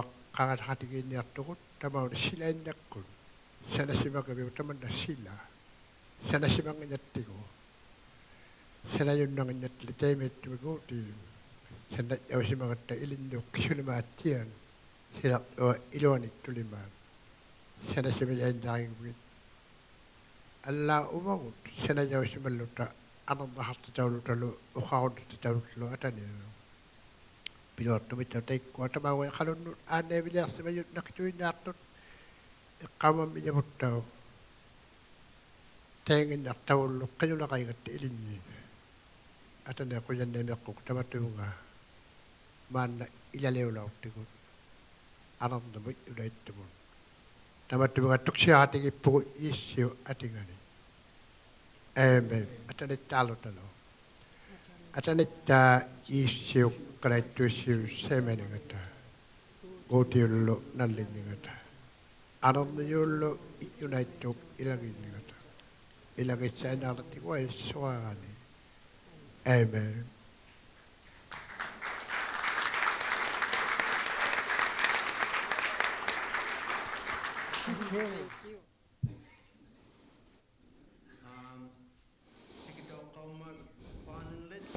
I think Pawn Inlet is on a list. You may proceed if you have any questions.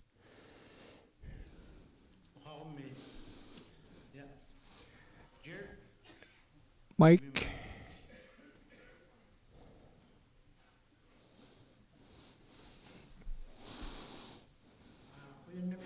Thank you, Chair. Elijah Panikpakachuk, Pawn Inlet. I have a question, perhaps more of clarification.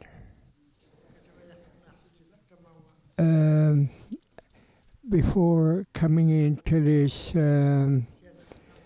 public hearing, we've been receiving information, but for some reason they came in late, and at times we did not act in time, but still we are here. And that's a problem we experienced before coming here. Now it's almost over. The agenda was fine. We will pass on the information to our community. We still will be communicating and asking questions through email. And we will be reporting for sure. And thank you for having allowed us to voice our concerns.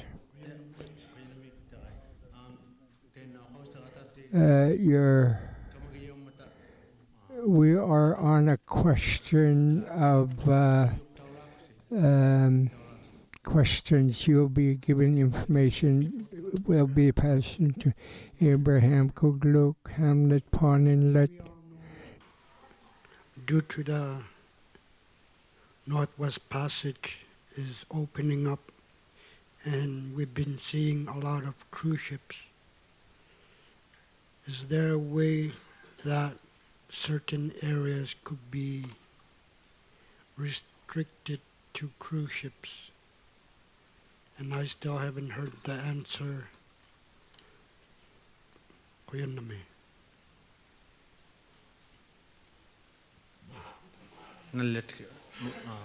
Jonathan? Thank you very much, Abraham, for your question. I'd just like to note that the draft plan as it's currently written includes setbacks from certain areas for vessels including cruise ships, so that concept could be extended to other areas as well if there's interest in that. Thank you.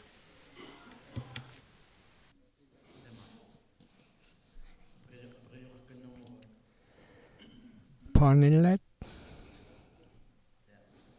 Thank you. Iqaluit?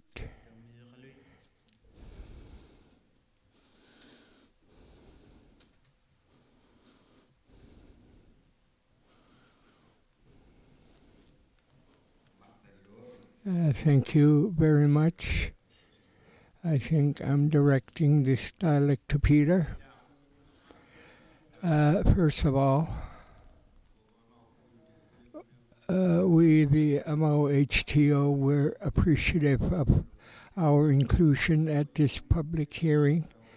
Commissioners, and daily the refreshments and meals are excellent. Thank you for providing it. I think we should continue with meals provided. I thought I was going to get hungry. I just saw someone who really enjoys his char. First of all, the public hearing and Amao HTO has concern for us producing our own illustration map for information. I asked the HTOs that once we have refined it, for those of you who are computer savvy, once it's detailed, will be produced. There are a lot of maps that we see. For instance, the map you have seen tells a full story. Tells a full story in paper. So, are these codings that you have created, pond inlet area, for instance, will you be able to show us what the purposes are of these shades? Will we be able to click it and it would explode to a finer detail? And is there? It's also. Will you have index comparable to these numbers somewhere at the back? I know you have been doing computer demonstration very well. Will the meaning be there? Will it be there for Baffin Island? The little diagram we did was related to show purpose, how Natchilik area is important to us. I'm thinking to the future. When we communicate through letters, writing is easy, but what it means is different. I just needed to know, instead of reading a whole lot, when you click to a certain part of a map, I wonder if index could be somewhere to be read. The map we use as demonstration, how it was important it is to continue working towards that map and have it indicated why it should be like that. I am using these maps to indicate what Amao HTO needs. Is it my responsibility to have it corrected and understood? Is it part of HTO's job? When we put that demonstration to you, is it Amaok's job, HTO, to explain every aspect of that little diagram, the map? Could it be constructed in such a way that it would be comparable to the maps that you have been able to show us? Little numbers that you click, it comes into something that is more detailed.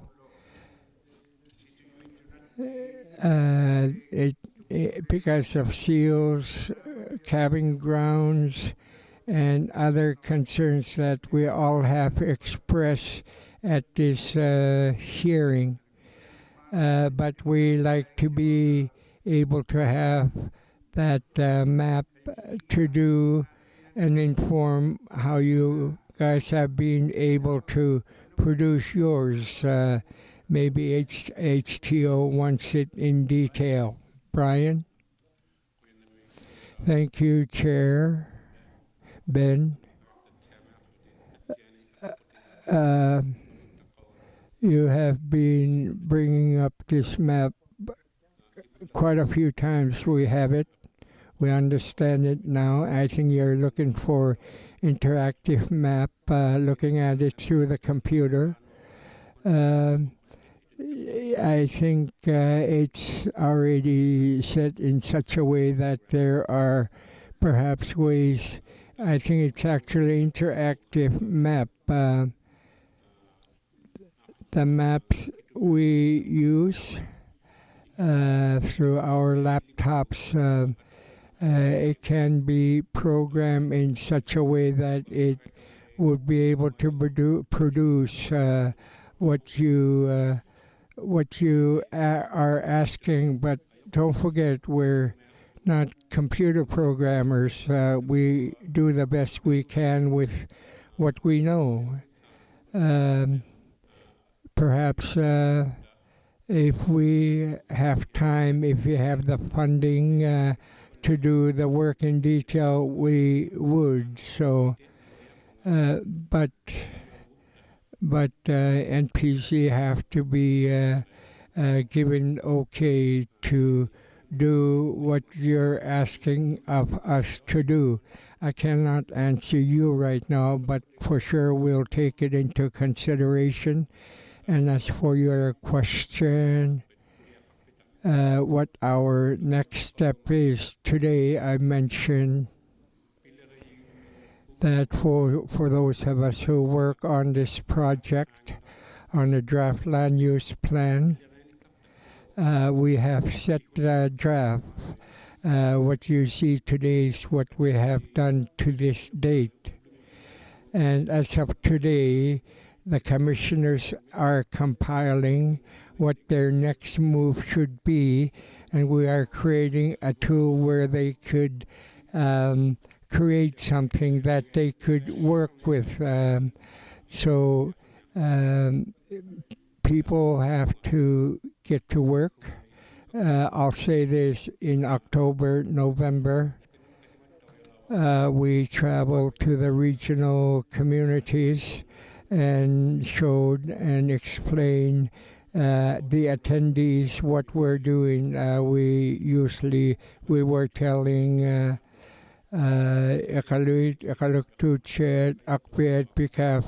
because offices are located in these communities. So you have NPC offices here. We have done our job to this stage, and you have asked a few days ago when you first introduced the map that HTO have concern with, and you said you wanted to share this with, I think, 8 communities and refine it in any way. Do you put in Inuktitut names or anyway? I don't think this particular map that you mentioned cannot be done by the commissioners.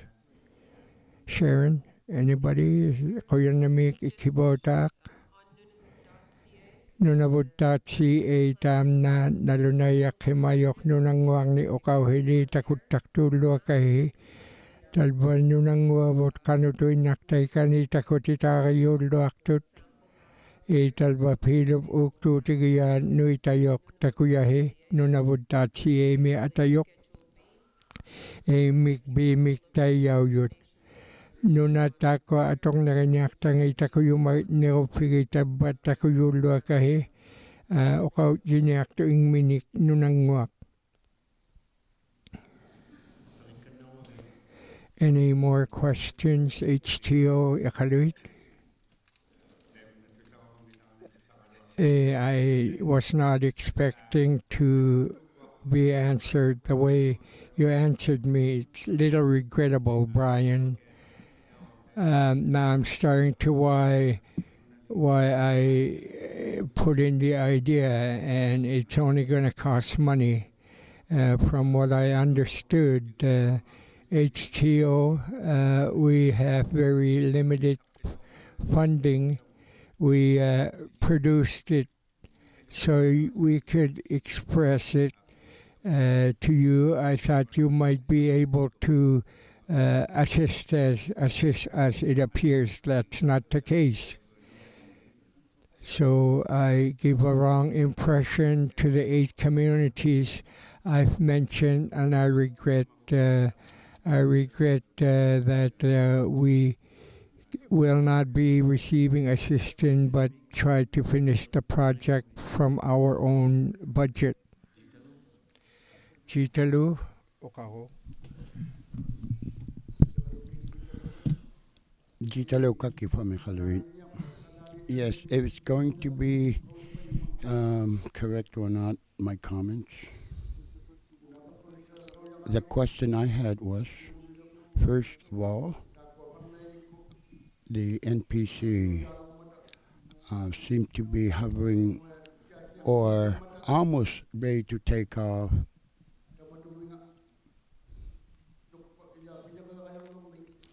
With respect to completion of the project. That's my first question. My question also is, perhaps if I may talk first, we have walruses in our region, eider ducks, bears, fish. And at this time,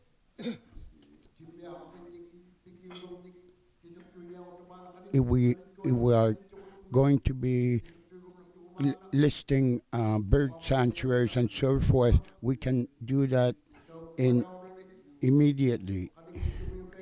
But those who are just coming in and the walrus halls seem to be encroaching closer and closer to Iqaluit proper. So the one who is going to be mapping, or is that the end of mapping, or will there still be room till this fall? We would like to re-entertain mapping. For example,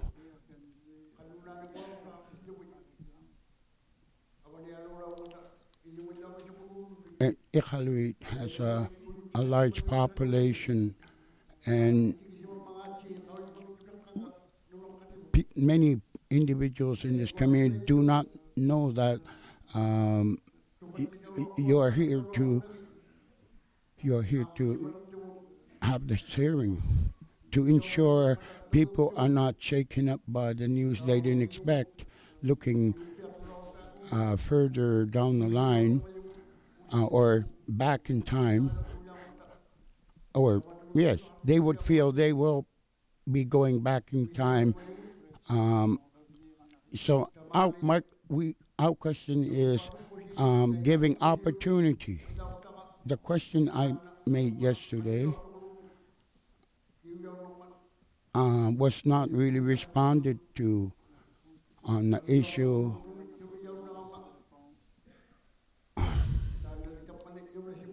What is she talking about?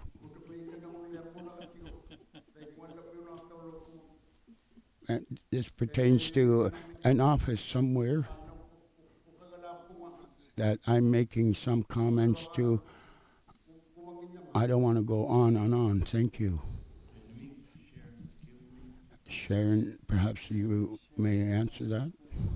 Thank you, Mr. Chair. I want to step back, and so I want to make sure I understand the comments and that nothing is lost in translations to Ben and to the other gentleman. So the Nunavut Planning Commission will continue the use and occupancy mapping. As Brian said, we've been doing that individually since 2002. And yes, our funds are limited and we only can do so many projects, but part of our submissions yearly, and again this year, that we've identified to the federal government is the mapping. So Ben, the answer is not no. The commission and I'm not complaining, I'm stating the facts. We're on a very limited budget. We're working in partnership with Canada to access supplementary funding, so types of projects like the use and occupancy mapping, which is very important as you identified. Our mappers to continue to go back in to the communities and continue on with the individual data collection. So I'm not sure in translations, Ben, if I didn't understand or I understood. The commission is not saying no, we're not working with HTOs. We absolutely are working with HTOs and all communities. Our door is open. Our business is land use planning and to work collectively. If, we can't and we haven't been able to do the use and occupancy for the last couple of years because we haven't had the funding, and we've been focused on the land use plan. In saying that, we remain optimistic. Our federal funder is here, that the need to continue collecting these data is a priority, and that we'll have access to do that again, hopefully in the near future. So we will work with you. I want to be clear on that. We will assist you. We do mapping, and we come in and do the individual use and occupancy to gather the information in your area. So I'm not sure from what I got in the translations that the answer was no. I think Brian was trying to explain process. So just giving you a little more background to know that we're always open to work with you. And as each of you know, before you came here, our office was working with all of you to ensure you knew where you were coming to, what you were coming, all the logistics and whatnot. So we'll continue to do that. And our door is never closed. Please come to our offices in all 3 regions or phone us, and you can talk to us in Inuktitut, English, or French, or Inuktitut. Kwana. Thank you, Brian.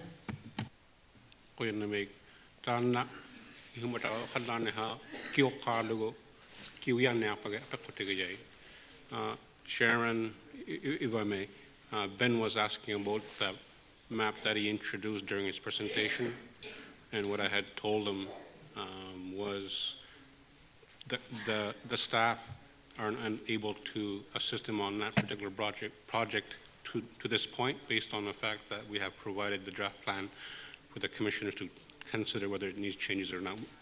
We are done particularly on that. We're done on that project, so that's what I was trying to explain to Ben.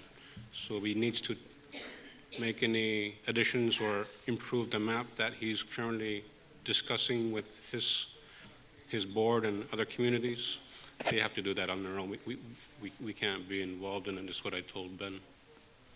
That's what the discussion was about, based on my understanding with what Ben was asking. Ben Tayman now Kalauktara. The question you have, I remember that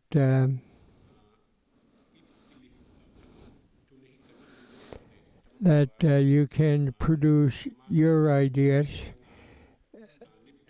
We Kaluit area Nunavut.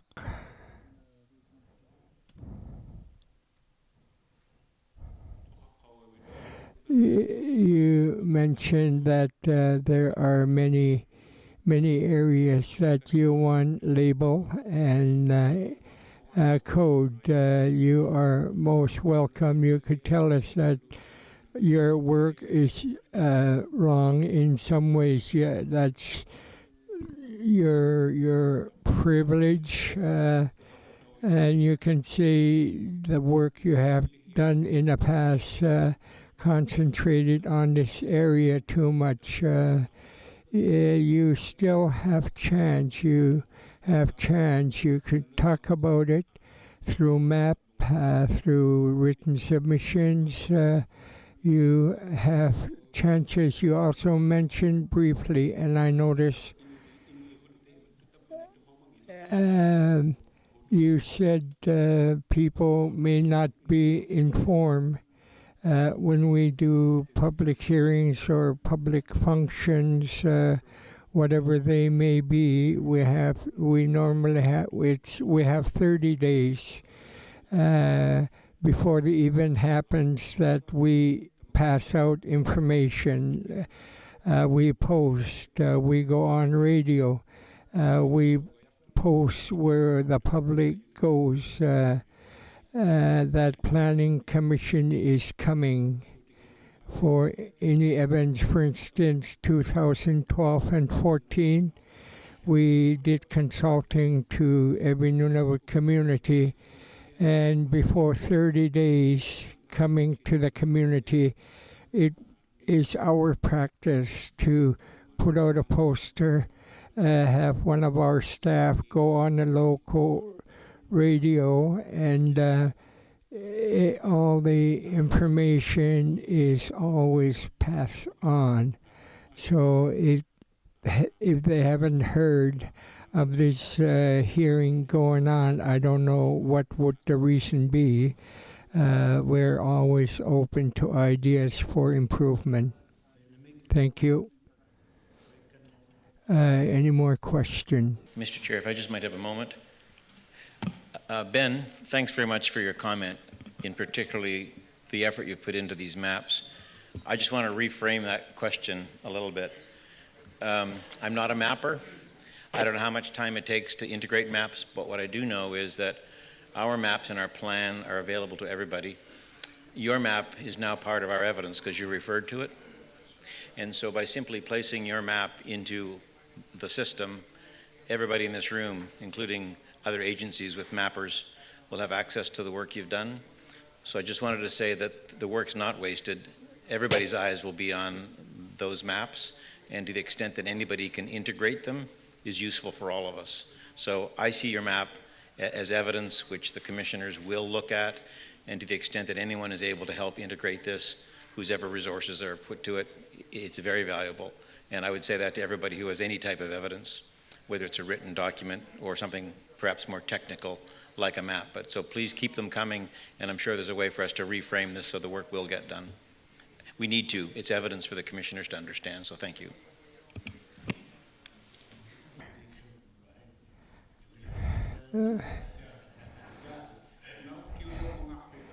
I just wanted to know if we're answering your question.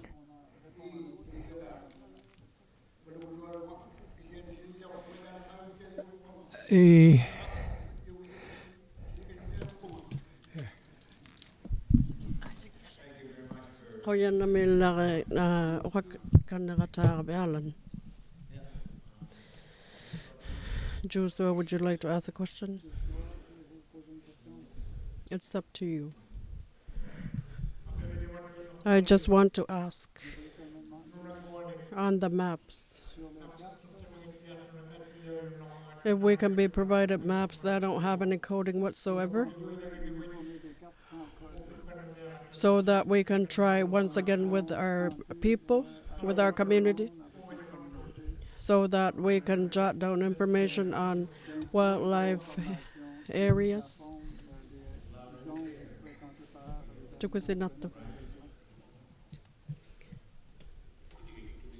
Yes, we can provide maps. 1 to 250 is what I'll call, that are usually called. And we have staff who works on maps, Jer and Sohel, and other staff members. They can provide maps for you. If you want ones in close-up or zoomed out, just make a request. Kangatuwapi.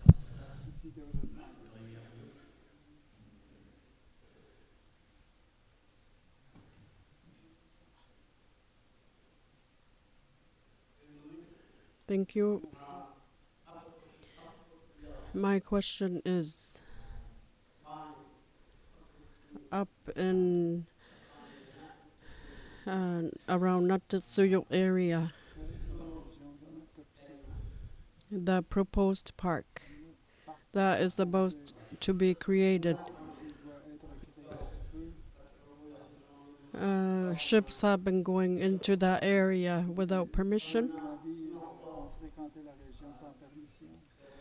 The ships that are outside of Canada, can there be more security, and can they be advised, given advisory so that they don't just enter that area without permission?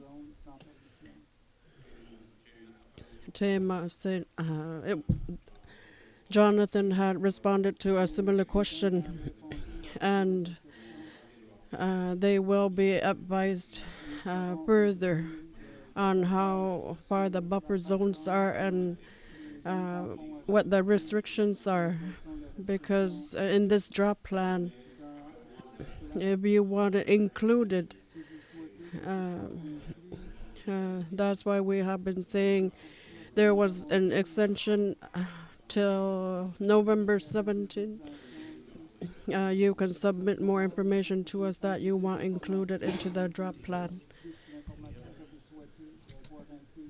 Please ask a question. Thank you, Mr. Chair. There was mention about caribou that can be harvested. Akeo had said 250, if I heard him correctly. Although we have reached our quota, when other members need to reach their quota, the ones who haven't reached it yet, is it only after they have gone to that have reached their quota that will finally be able to hunt more?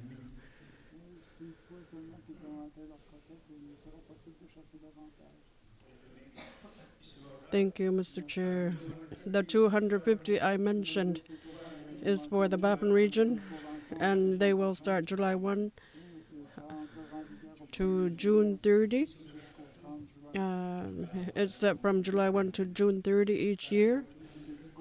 The 250 I mentioned is submitted to the HCOs and Qikiqtani Wildlife Board, and it's divided between the two, and it's to be used from July 1 to June 30. Thank you, Mr. Chair. Yes, thank you. Any other questions? I believe there are none. Panuto.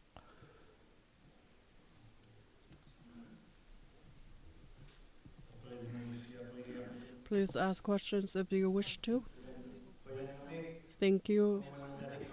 From the HCO, board member of Panuto.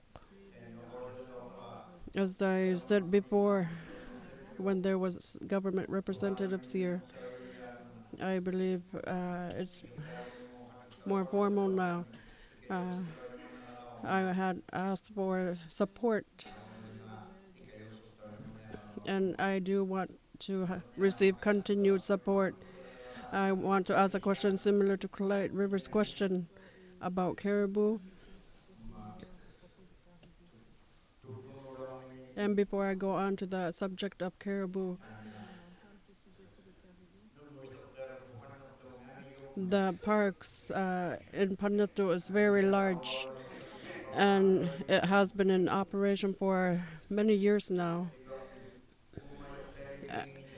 And we can hunt anytime we want to in that park, the community of Panutu. We have no problems whatsoever in going hunting into that park, although it's a very large park. And the water is protected through DFO, and because there has been a lot of interest for many activities, and since it has a lot of fish, Qikiqtani, Tungavik, and Nunavut government, I believe, has kept it secure. That's why I believe it's secured.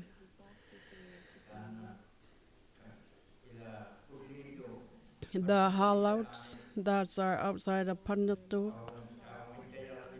down to Itayagalik, Cape Dyer, to Qikiqtani. I'm not sure how many years it has been or how many haulouts there are. And we did a study, we did a review, careful review in the Cumberland Sound. So, saying that, I'll go on to caribou. And I was on the subject of caribou for a long time. And I can't really receive full support. HCO.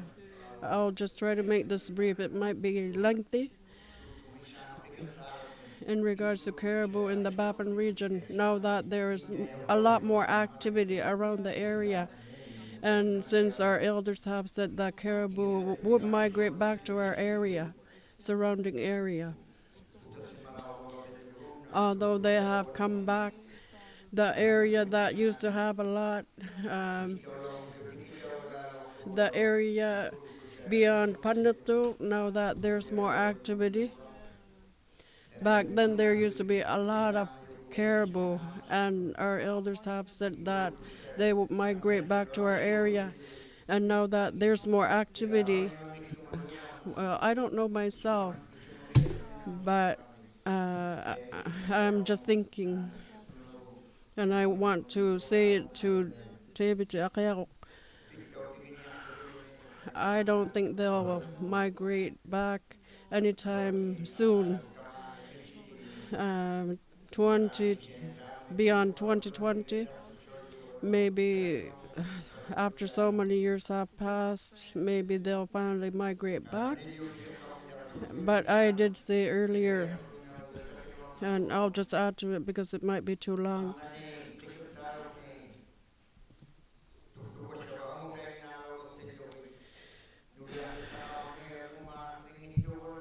If we have to hunt only male caribou and there's more female caribou and there's hardly any male caribou and we have only female caribou left, what's going to become of it?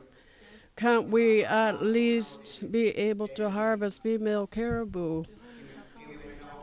If you can respond to my question now, and then I'll add after you respond.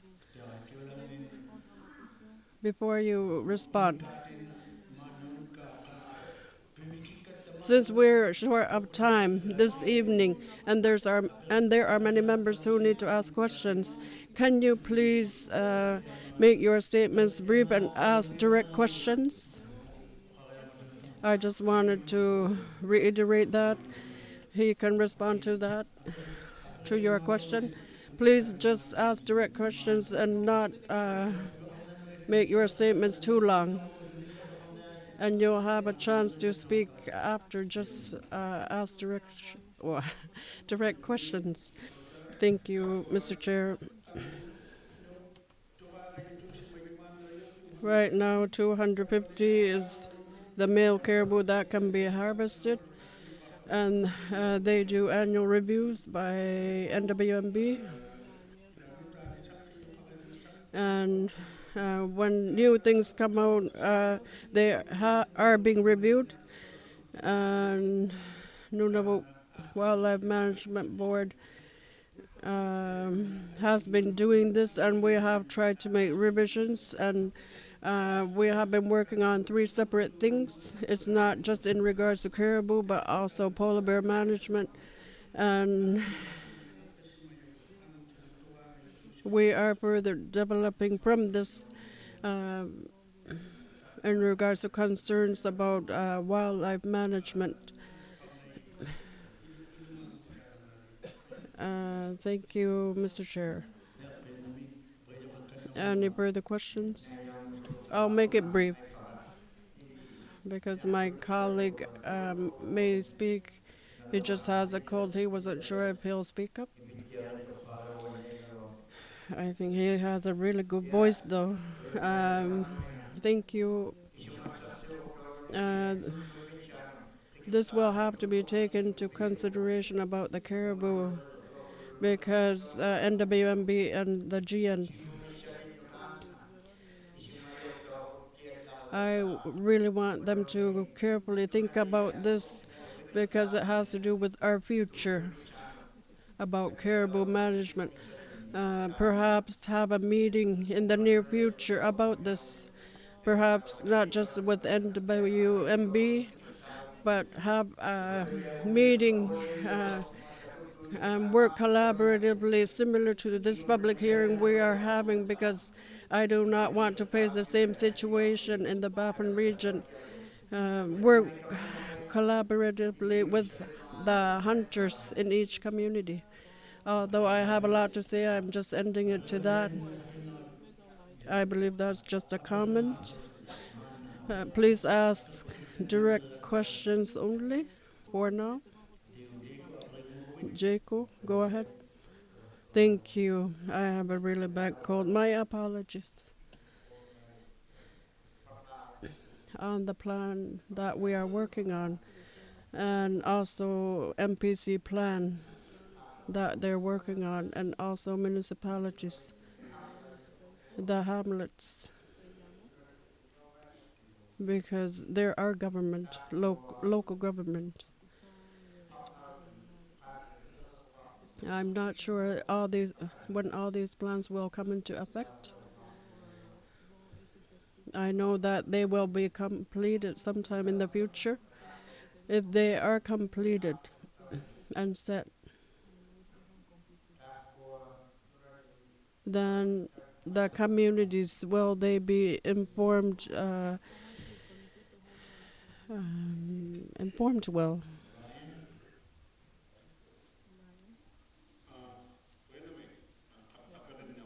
If you were asking, once the plans are completed, are you asking when they'll be fully completed? The way I understood it was, once the plans have been completed and set in place, will they be brought out to the public and inform the inform the public? Inform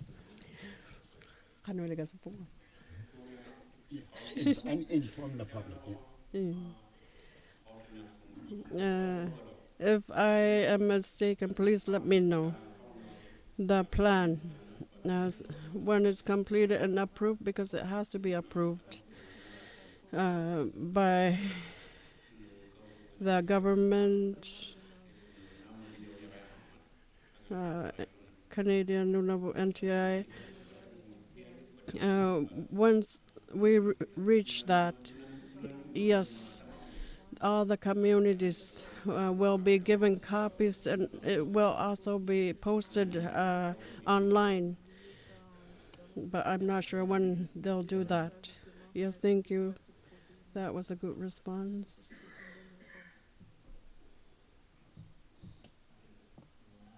Ila Guillermo, Nalunesiga kanagmatu natunga tema angeta pata tukisi umatiti yutisan akasiga kakayama mata tukisi matiala ngata titakata usimatia luti nunali tukisi titau tera yangata kanu tukikane mangata angeta utuakata.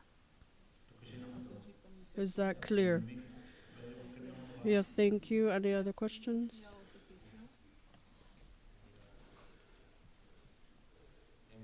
Henry Mike. Ay. Henry Mike Apanato. My question to NPC. Mike Ferguson had shown us yesterday about where the caribou migrate to. Are they going to use it for the protected lands? Because I believe what was said was Katut Yakatigi Gaset how you might use a Katera Kanangata Kayusitinia Rotik Panau Tilianguna Swatumi. using that, the protected land that we had suggested on caribou habitat, are they going to be using what he had shown yesterday? Koyana meistebauta, koyana mil aperigabe. Iluna titakwa sa tinotu pandeyi sanga notu nunangwal Mike Ferguson lo sakatilaw tangi takwa tuniyaw si maya pandeyi nu. Takwa kawima itisaka ne agatigul isuma sasiro takane atilo tatako ninga amalo inu kawima yatsukangit okaw sirisi mayangit titirasi mayang iluna ti isuma sasiro tena le mangunatu. Qikiqtani. Questions from Qikiqtani.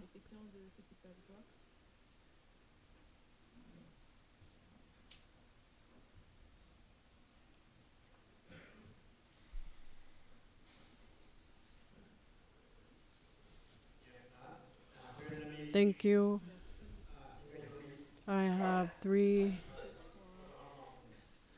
things to say. Perhaps I'll ask a question first to NPC. We were asked in regards to the maps to give information. Are we here just to receive questions?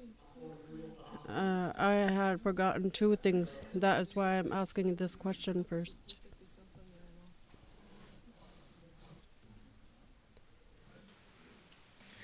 Hello, everybody. Alan here, the lawyer.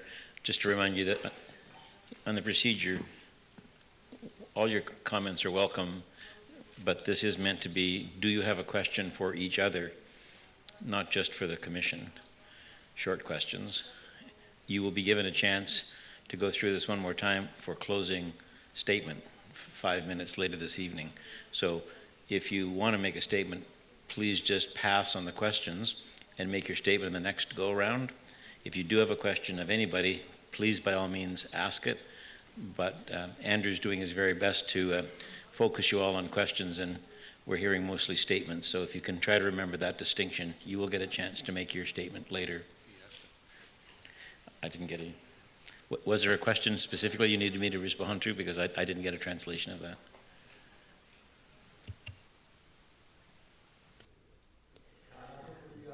My question was, because we had made indications to be included onto the map, we were given a chance to make statements. Can't we add any more information onto it? Thank you, Luasi. Back in 1996, when I first started working, I was sent to Qikiqtani to work with them on mapping. And you were the first individual I had interviewed. And it was, we only had half an hour to work together, but we ended up working on it the whole day, and I'll never forget that. And I wasn't really able to understand you at that time, and still up to today I still can't really understand you. But we have been working on this, on the mapping with everyone. And we are listening to statements and questions for MPC to take into consideration, and they will need to go through every detail in order to make a decision. Thank you. Would you like to ask a question? Though I didn't really understand him because he's speaking very low. It's so hard to hear from here. Although that's the case, what I want to speak about are two things we have forgotten to share with you. Maybe a government official can respond to one of them, to my question. In the south? North. North? North. Qikiqtani? Yeah. Back then, they used to do bowhead whaling around the 1800s in that area. Right now, it was in 1963 that the people that lived there moved from that place, so it's been empty. There's no more people living up there. Since there are no more people living up there,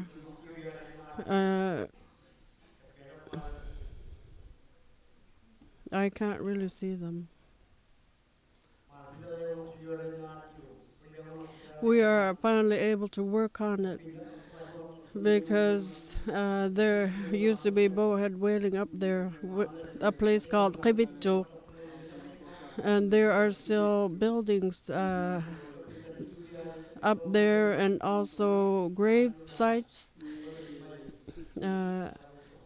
Non-Inuit that were buried up there. There are graves up there because they were buried up there,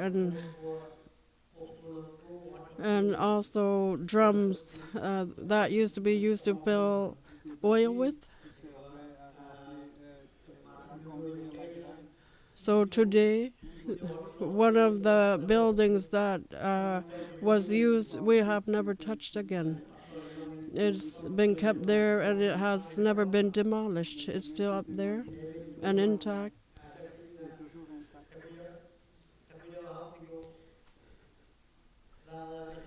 We have been thinking that it should be a historic site.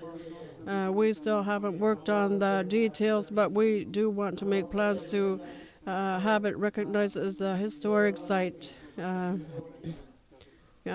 we do something about this, about the place that I'm talking about?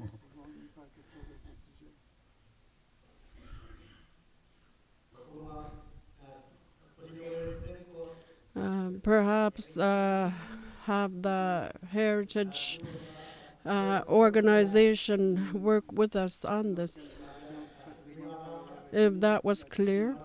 And the other topic that I want to speak about in our community, the edge, low edge, coast, the coast. Right now, because we do not have a very large tidal area, and there's a lot of clams in the waters, Qikiqtani water, and we have a worker, a diver in Qikiqtani. The divers pick a lot of clam.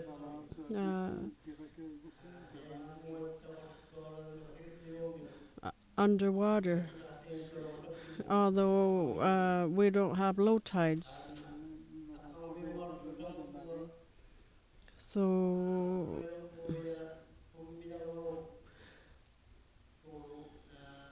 for example, the community of Qikiqtani is very happy to be able to have harvested clams by the divers, and we want that protected somehow. And the last one, just a question, perhaps to QIA. When we first did land selecting on important areas, I can't really understand why they had chosen those areas as special places by the smaller communities. The land selected in around our area, I'm not sure for what reason they were selected, but they are not useful to our community whatsoever. Thank you.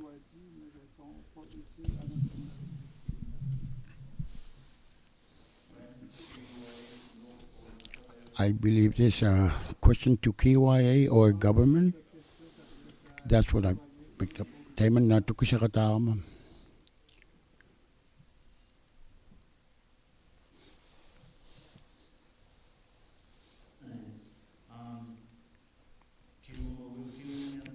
can answer that question if you want, but we're really dealing with the plan draft. If you have questions to it, that's what I'm curious about. Ask questions and keep your questions short, and not just make commentaries. If I want to be clear, if you're going to ask, keep it short, related to the work we've conducted this week on the land use plan. If you want to answer the question, you may. I'll keep this answer short, but I do invite the delegate that asked the question to come see me after, and we can have a more detailed discussion on it. But for now, I can't speak to the specifics as to why those lands were chosen, but I must say that QIA has a project right now where we're going to community to interview original land selectors to try to get some of that historical knowledge. And it is a work in progress, and but it is happening right now because those records are from way back in 70s and 80s, when even into the 90s, when there was negotiations with the federal government, it was very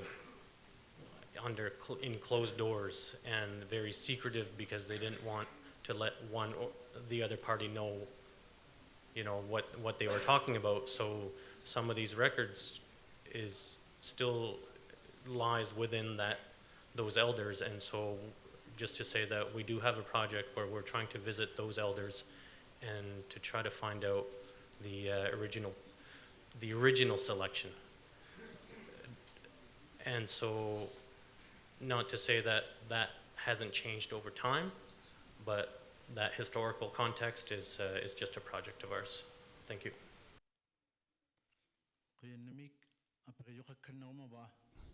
Any further questions? No? No further questions? Arctic Bay.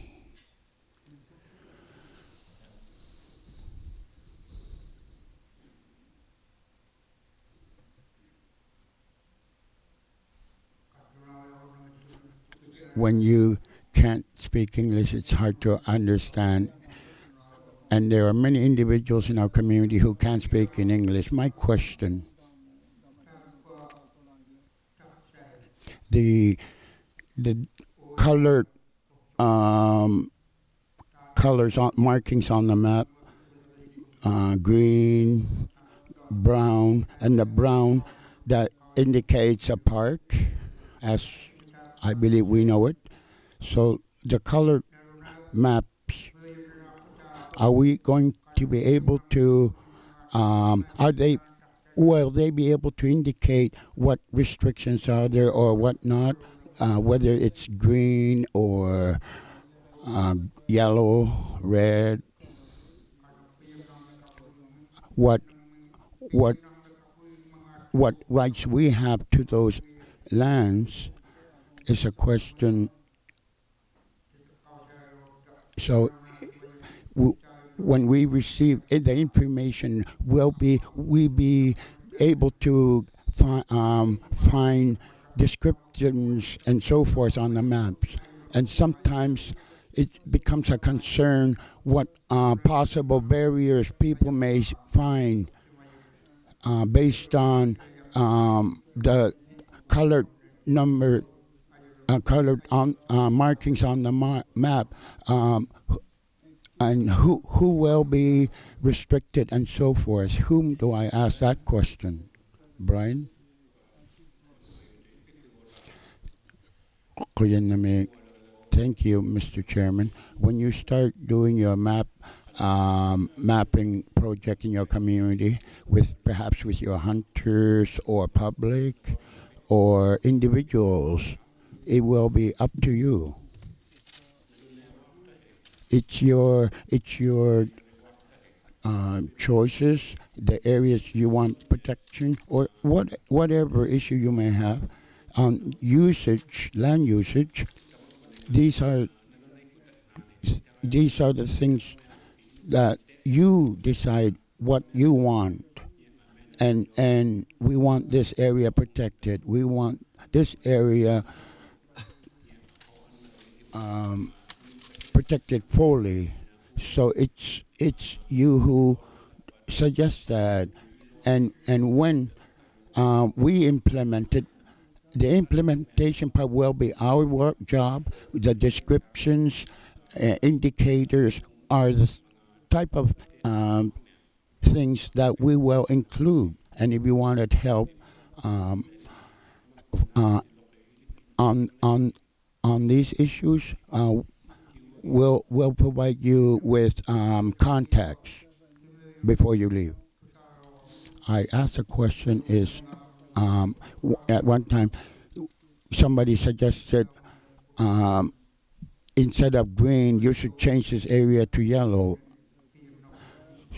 So the issue about what access rights we would have and so forth. I just wanted clarification because sometimes we don't always understand the color indicators. That's why that was my question really. Also, my other question, the colored maps, yes, nothing is implemented, yes. However, once implemented, this will only be or only have authority then, or is any authority already behind these plans? Perhaps we have there's no effect in law right at this moment, and it's just on a discussion stage, consultation stage, and I think where your misunderstanding is from today.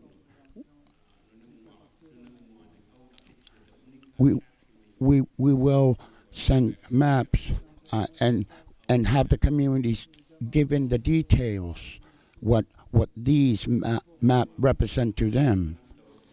And if you wanted to ask further, call us, and we will assist you. And later, I don't believe we have time tonight. We're just going to keep on talking about this. Yes, I understand that.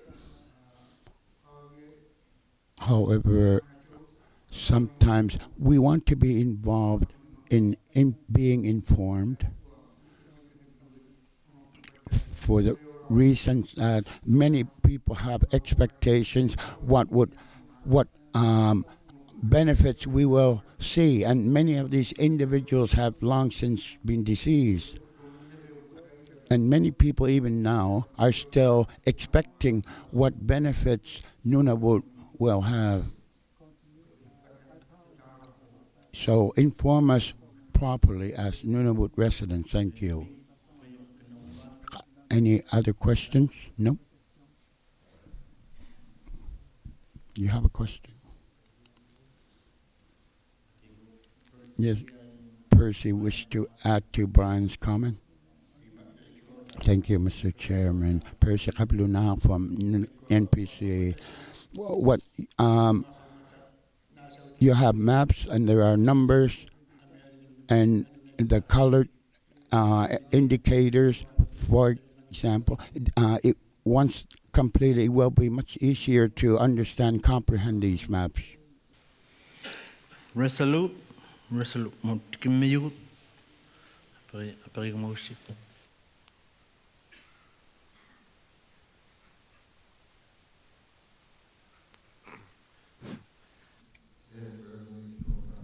Thank you, Chair. When you were in Resolute Bay during the chairmanship of Pakwashak. We work with you on caribou surrounding our area, calving grounds, and there are other areas that we want to add. So I'm trying to get a clarification. This area to be included, and we need a ways to see how this could be done. When can it be done? I think I have repeated this question one or two times. These are suggestions. You could look at these codes as wrong or in the wrong area. It's up to you to suggest. It's entirely up to each locality to say what areas should be included for what and why. Thank you. Any more? Thank you. Yeah, clear. So we will give this information, we'll pass it on to our community, and perhaps it may not be related to draft land use plan. When we gave a presentation, we mentioned and pointed out especially to Parks Canada, and we have confirmation that some of the area will be cleaned up, especially who exactly is responsible to confirm this with us that it's going to happen, government or others? Sharon? Thank you, Mr. Chair. That's not the Commission's responsibility. Maybe waste sites. Spencer, if you want to comment on that. And can you please keep it to the land use plan in short?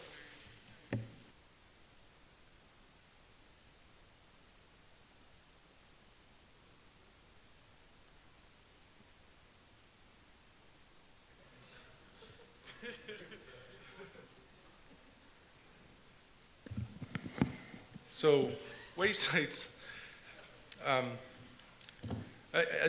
name is Spencer Durham with Indigenous Northern Affairs Canada. We do have a program to clean up waste sites. The priority of that is to look for sites which have the most environmental damage and risk to human health. And it's a national program, but Nunavut certainly has its share of waste sites that we're working on.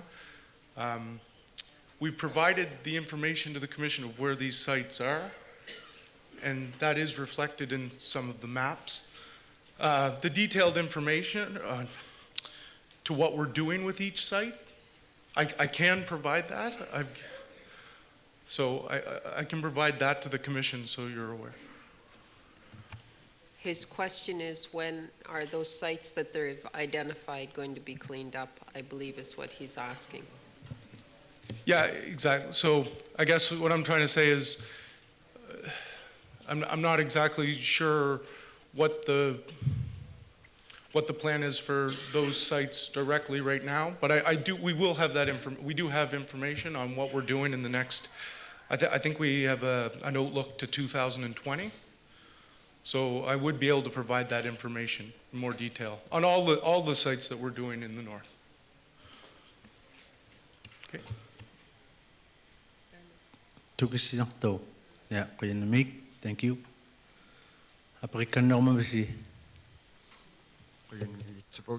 My name is Mark Kamakwalik. I'm going to speak in English. My question is about the shipping lane for Lancaster Sound. It's being used quite a bit by marine mammals, by all kinds of marine mammals passing through. And when you see all the shipping routes that are coming through here, they come real close, and some of the haulouts, they don't use them anymore. What could we use to regulate all the shipping cruise ships with yachts and sailboats, because they're becoming more and more? Growing up, I only used to see 1 or 2 sailboats come up. Now you see 10, 20 of them come every year, and they're becoming more and more. Just wondering what they could do to monitor and regulate the traffic coming through there. That's for Nunavut government and federal government. Sharon? Thank you, Mr. Chair. The shipping lanes, of course, are under federal regulation, but for the buffer zones, the setbacks, or the areas that you do not want ships to go, you can identify that. If it's not already identified in the land use plan, you can provide that information to the Commission, and we will also pass it on to the federal family to ensure that they have that information as well. And again, when the Commission is making the decisions, I'm tired, for the final content, the Commissioners weigh all information that has been provided and all evidence. So if there are priority areas that you do not see marked, yes, please provide that evidence in. Thank you. Thank you. Questions? I think that concludes the communities. And for a brief time, we're going to have a question from the public. Barnabasi. Thank you. Levi Barnabas, QIA member for the Arctic Bay. I think the question here, we have uncertainty about this area. There are two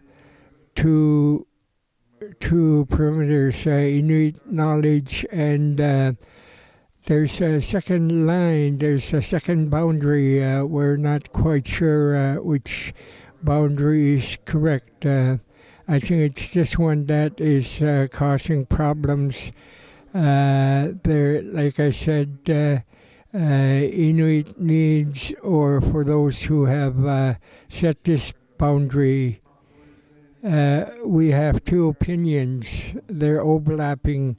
They have overlapping boundaries. We need to solve. It don't have to be done now. It should be included in as finished product in your draft land use plan.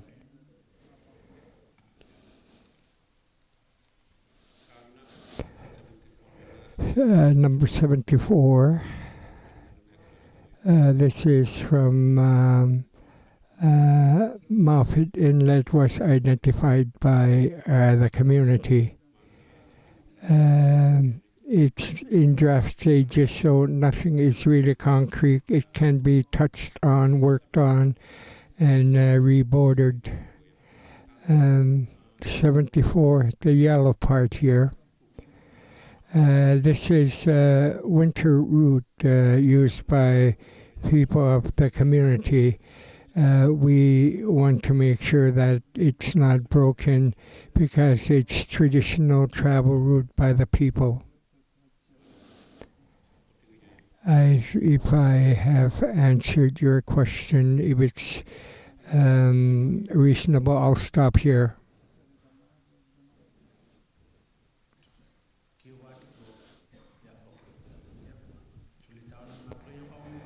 Questions from the floor?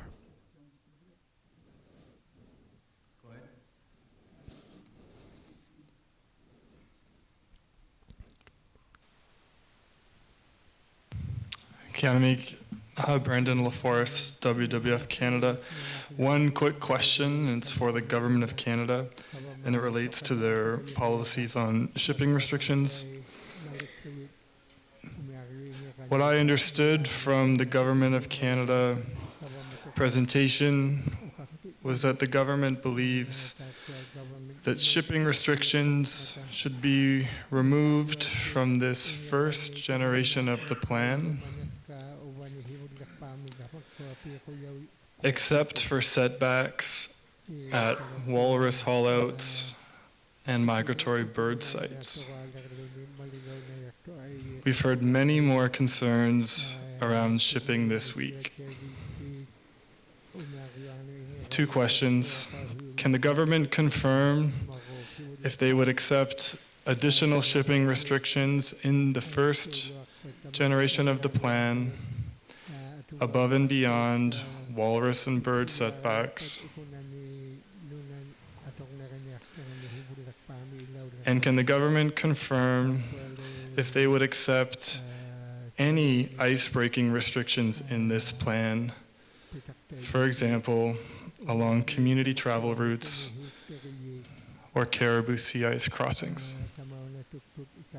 Thank you. Thank you.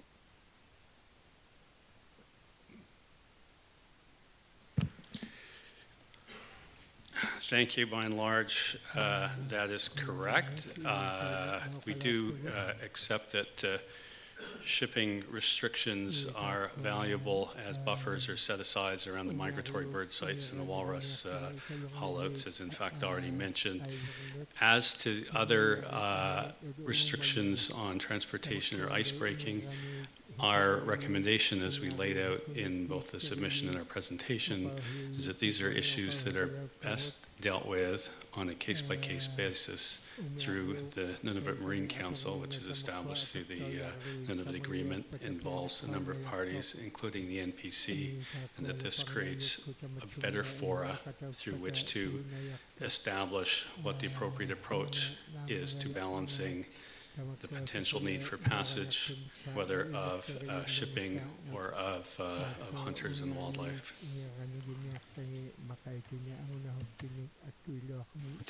Sharon? Thank you, Mark.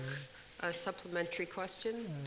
Can you please, you stated that it should go through the Nunavut Marine Council. We're all aware, the Commission, the Wildlife Management Board, where the NERB, we're part of the Marine Council, but the Marine Council is simply an advisory body to guide and direct issues, to identify issues, and to ensure that the regulators, researchers are looking at issues. So how on a case-by-case basis would, with the very specific scope of the Nunavut Marine Council, how would the Marine Council regulate when it's an advisory council from 1541 out of the Land Claims Agreement? Thank you.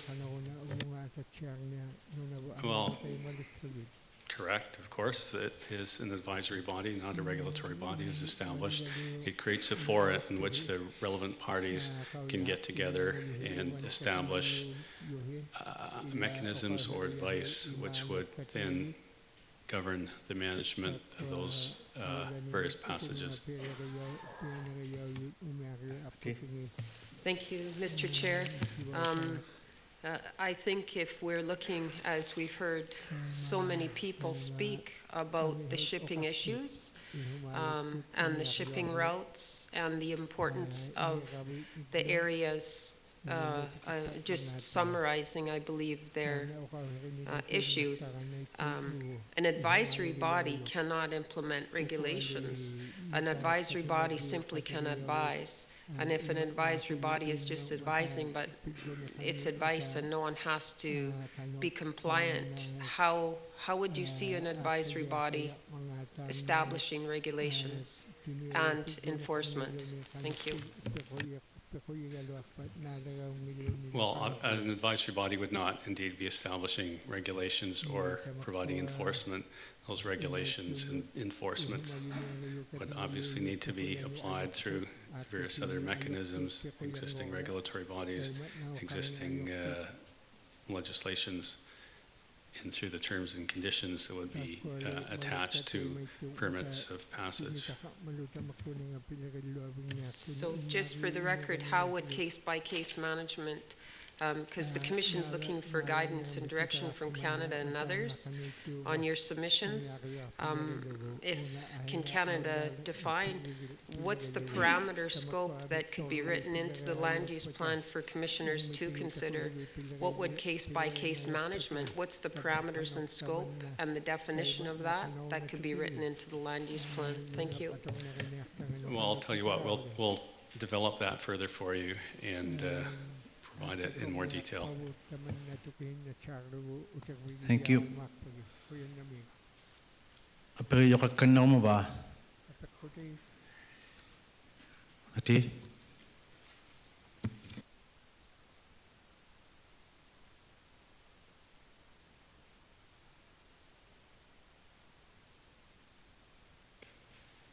Thank you, Mr. Chair, for the opportunity to ask a question.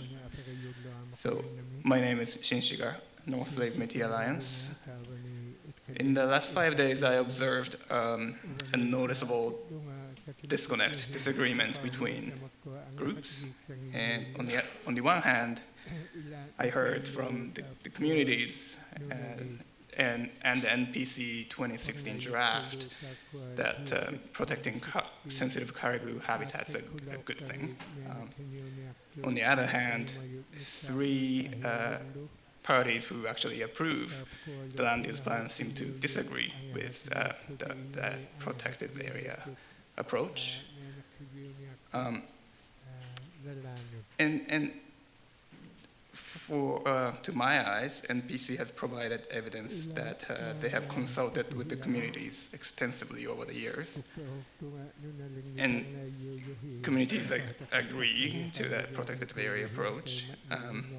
So my question is directed mostly to GN, the government of Nunavut, and maybe to a lesser extent NTI, but not to Canada. So, to GN, given that the GN, for the most part, represent the same group of people who are resident of Nunavut, these people right here, why do you think that there's such a wide disconnect between what the NPC found through extensive community engagement and what the GN came to conclude? Why is there such a big difference? And the second part of that question is, given that there's such a wide disconnect, what steps is GN going to take in terms of community consultation to narrow that gap? Thank you.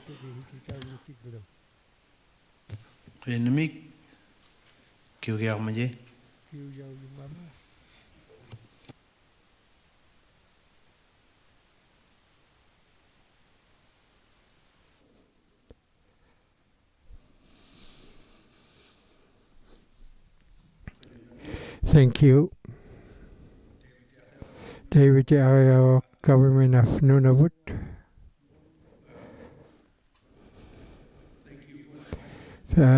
Apakoti kuyan na mikpaka.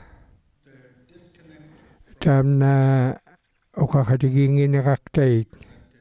Uvarudlo tap ko akawahaya batukihiyaw ngitungok. Uvunga toka ngayot 2016 nunap atong na rin umakta nga titakang niya. Tuktokang ni tamat ko nunat. Kanoklo ubunga atanya mga ta at kakimaluti nunap atong na rin umakta nga not miya na kayaw yun. Tay may tutukihin naktun. Tukihin tokang inaktutit ukwa malikat atok pakaptiging. Pilagidyo tikip bagilo tamat ko nga kawji tutigiyak tugit tap ko anunat ahingi may nakayaw yung miktayaw yut ila ubunga dito ka nga niyaktumin nunap atong nakayaw maktangi tap ko tuktut mikha nuto ka nga yut abungay naktaw to ka maktu walo akibaldip nunat lakta nga nut kawa mabut taman na akik huga akak tungitabut tukihingi na kang itabut ubunaktok maligap tigut kauyi mayungu tuktu kangagu mianagayaw niya mga tamakua malikat kangagu pigyang niya mga ta aulat silutik ta kuminga. Nunap atok na kanyak tanga ang ikaw na yakpat. Tap ko tay may titlugib mi pekuyait. Tam na ugaw yak nalunayak himayo nunangwang ni. Ang ikaw niyang nakpat nunangwang di takot takap ta nunaliyuyuhi. Takwa ayok nakutaw niyak ta nalunayak himayo tap ko nunga. Kanu itu mga nunangwang. Nunawut pang naikot. Kauyi hangningat, kauyi matplugo, imat nalupik, inaktakini, kauyi bluid, ilipi. Nunaliuhi ubagulu government. Una taimat na, una atulik piyak wito akilakayak kabutap ko akiktot pekuyawiyot ahingut na akikit. Tay kani taman nakano ato kayak mga nalunayak himayo pang naik ko taman nakanok kami kulugo piyak ta kayak mga ta ahingong niyak tumik maligang mik ta ko pekuyait ilo ni.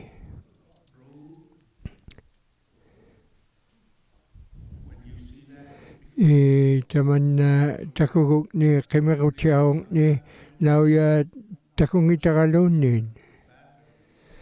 Nauya taniat piluaktu yakto ni mianagayaw yakto ni mianagayaw bingi ang ilwa tu yak mata. Nauya nunaliat kiglingat agliga ko na yak payuk taman na ayok na ko tao na yakto mianakhibi kanilo mat nunalingnut. Nunali tamakwa mianakhibi uniak tulu ataw hiutarlugit pilagarilugi pianiglugi ahinganulu pigiakluta ta tabani nalang nang me ta ko kalau himayu tuktunu tora ngayut yalomik kokok tumik nalunayak talawlet una tukilik ujak tok gauluti aulataunian. Kalau tu inak tamakwa pilagiju tauniak tut pag naikot no kauyi hako tau yakayaktot o kaksutik lunit nunam atong niya ni malitsyaktok balunit o kwalong niya ti tamakwa makotilagiyit nuna uyak tagalagiyit nuna bumi abatilagiyin nuto kakayaktot Taimat na kang niluktugut ubagot government takwa timiyut ajiging itu ni pilagayut taimat na kang niluktugut kanuhunan ni glupe ko yanik nalagi akak mangata una ahingulong niyak paka. Nunap atong naganyak tanga tuktumik kanut o kahiulakangat una piluak tumik. Una piluak tumik, una pilagayawot pingahuyut. Takwa nunat kanok mianagayaw niya mga takano uataw lutiglo ilahi tamanukwa. Baffin Island, Nunavut Wildlife Management Board no aitawiyok. Ukiutan limat pianikangan sa tako umayo lakayo ko akik sa nga kimikawiyok takto luatot. Takwa lo. Kingaw tuktui tuktut ahingi blue nose miktayaw yut taman na at kay korealik nuna atong nakanyak tanga kanuitung mga unalo inektariyot nalunay nayak mga tano na atong nakanyak tangat ni. Takwa peri tuktui kawamato kay tam na pilakariyat udyakiluak tangat.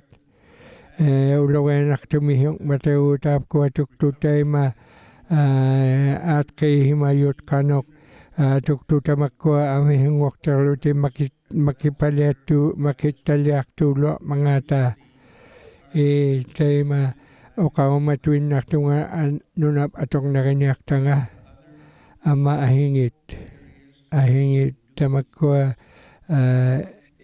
ihumaluwi pilaga katawluwi ubagot kavamawyut Ukaktugut tukihi tamna ukaktugut kawamauyugut tuktut ujjariyabut imat na ukangitugut menakayaw natik nuna atong nakiniaktanga kuyanalauli taimat na ukangitugut tamna nuna atong nakiniaktanga menakibit tautuksugit taman na taututuin nakabut ahingok tiktaktuluak panukua nuna nut torangayut takiluak tu alo kiujutigiyaga takuning pingahonik ilahi tamani tamakuning kano arkigayak mangat uwago kawamaw yugut pilari yugut tuktokutibut mianiritsiakup lugit. Kaya namik ikibautak tamna ahingok takiniuniak to nunap atong nakiniak tanganik una okawherigup tigo mianiriyawyok ikayok tugauli nauk tamal na okawhering itarati ngitok tamna ila amihoyohi ilaw yumayohi amma kanuinya mangat kau yumahuaktuhi manaw yok pilari yumayo nunami atok lunilo nunap menakhi bigini againik tamna arkikok himayok nunamut hingore akang nakpa inuit tuhaw matilugit kiheni unayaktok amihullo pilari ang unayaktut apekhok tuhalu talo apekhok talo tamna pilari biyuyok hakinya mangat menakhi iloani tamna kayo hijutigilik kabut ungabaluano okahigilik kabut imat na ihumat tanullo ni tikinayaktut nunalilul ni ilaw kulikluwi tamna pilakiniyaktut tamna walwakti yugumenak hibiu iloani. Thank you. I think we're going to take a short break.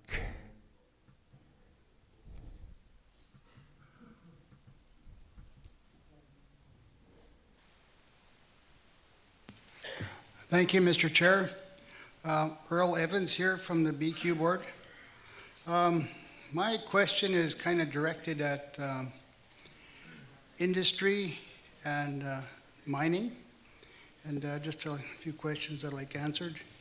And as we know, change is coming. Change is coming every day, and there's no getting away from it. The people here in Nunavut are going to need jobs. They're going to need jobs to sustain their family, and the future children coming up are also going to have to follow in their footsteps. It's good to say we want to live the traditional way, and we still will. But in order to sustain that, we're going to need a supplementary income. So, people are going to need jobs, and the jobs are going to be coming, it looks like, from the mining industry. There's not much else out there. A bit of marine stuff, fishing and that. So, my question to industry is, when they go to a community that's going to be privy to development, there's going to be development on the outskirts, close by, the most affected communities. When they go to the communities to do consultation, is there a protocol where they say, look, we need 300 jobs. We need 300 people to work here at this mine. And the response is going to be, you're not qualified. That's usually the normal response. They got 1,000 people working at the mine.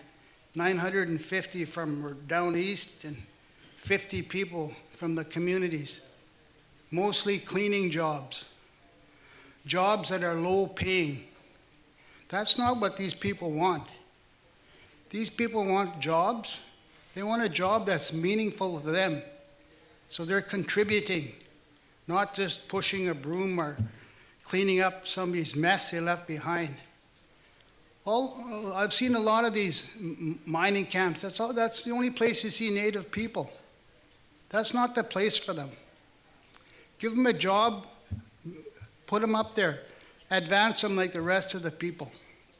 Because there's no getting away from it. You know, we just can't go on living without having industry involved. So if industry is going to be involved, hopefully they can put training in place for these people. We need 300 jobs. We're going to train this many people this year to do this. And when these people get trained up, they're going to be training the trainers, not bringing somebody outside from training them. Train your own people. You know, this is the kind of thing that when mining comes in, to give it, the mining industry, a positive look, do something like this. Do something for the people. Make them want those mining people to be in their town, part of their town. Not just fly in a bunch of people, do the work, and gone. 10 years from now, there'll be a big glut of mines and everything all going on at once. 30 years from now, your resources are all gone. What are the people going to do? Scale it back. Once the community needs are met, everybody has jobs and is happy with it, they can also pursue their traditional lifestyle on their days off and their weekends and stuff. And, you know, people will be happy that way. They'll have a sense of pride with their families. They're supporting their own families. And also there's people that don't want to work 24 hours, like double shifting day after day after day, then 2 weeks off. Some people only want to work a couple months, 3-4 months a year. When spring comes, everybody wants to be in a bush. Nobody wants to be bouncing up and down the road in a cat or a truck, you know? Some people want to work 3 or 4 months. They got a bunch of money in their pocket, bunch of gas, grub, away they go. They're gone on the land for 4 months. You know, accommodate those people. That's the way they like to live. Try to accommodate them. Thank you. Thank you. I don't think you're going to be getting an answer. That was just more like a statement. I'm sure they heard you. Thank you.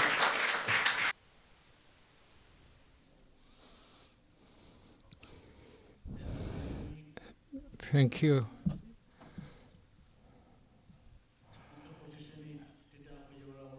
I've been asking for public questions. I think invited participants. If you have any questions to the presenters, they will eventually respond by a written answer.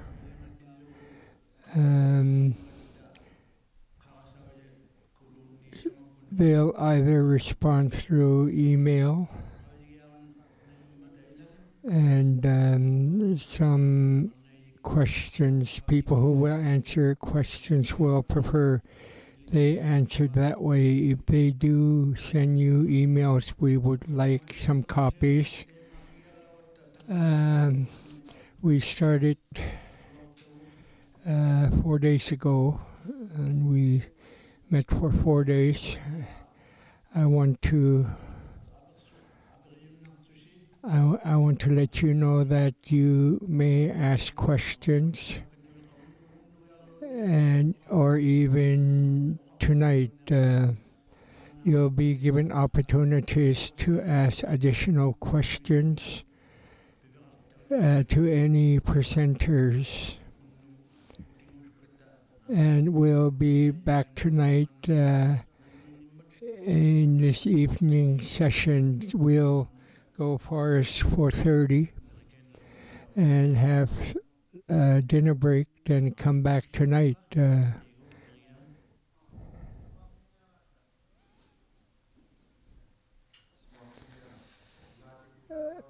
How long do we work tonight? I know you have to. Could we forego dinner?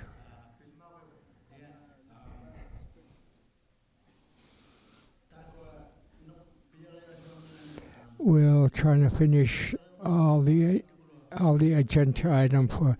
I know for the fact that will be done tonight, but hopefully not too late. I'm just going to stick to the agenda. So if you have any questions, I know not every one of you will be asking questions, but the opportunity is there.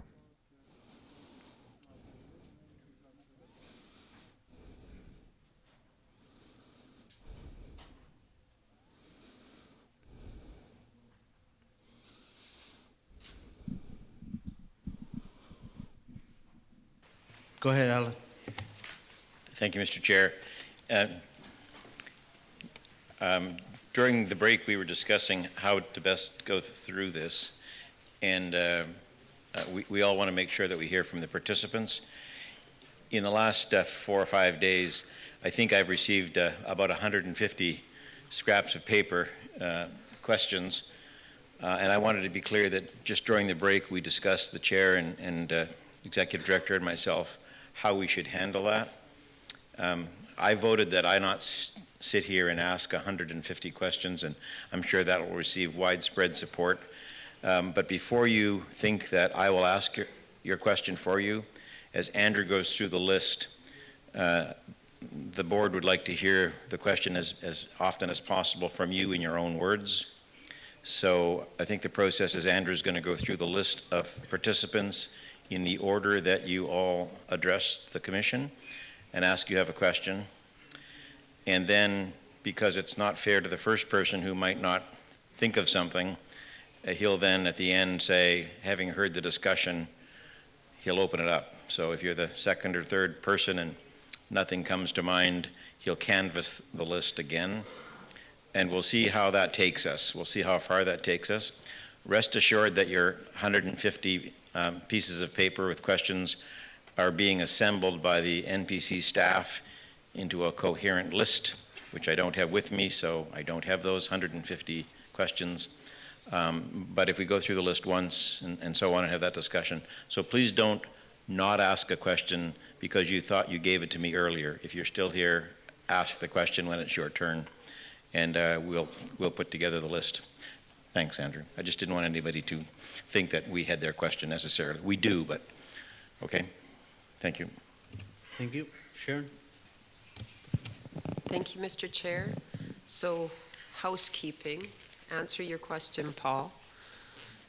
So now till 4:30, questions, supper break, come back at 6 to 7 is still open questions. Each participant, we're going through community by community first to ask your questions. At 7 p.m., we will stop, take a quick break, and then we're doing closing remarks. Each participant has up to 5 minutes each of closing remarks. We've talked to Canada, NTI, and the GN, all who will do their closing remarks, 5 minutes each. And then Andrew will do closing, and that will be it. So you asked how long are we working tonight? Hopefully we will be done by 9:30, 10 o'clock. Depends how long the closing remarks are.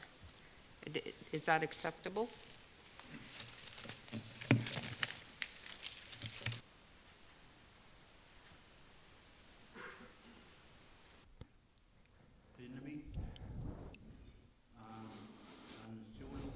Hivulak pangulak tu sanikalwang miut. Apako know if you have any questions, the floor is yours. Thank you, Mr. Chair. When they were speaking, from what I have been hearing, I have one question. Perhaps either to you or NTI. My question about the work that you are doing, once it's completed, would it have to be approved through another source, either NTI or the government of Nunavut? Would it have to go through another approval process after you complete it?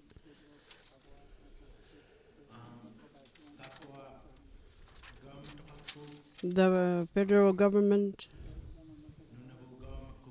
government of Nunavut, NTI, and ourselves, we will have to approve it.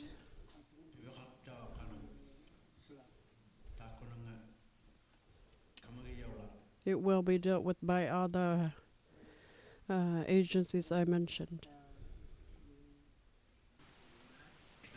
Sure, thank you, Mr. Chair. Just to clarify the process.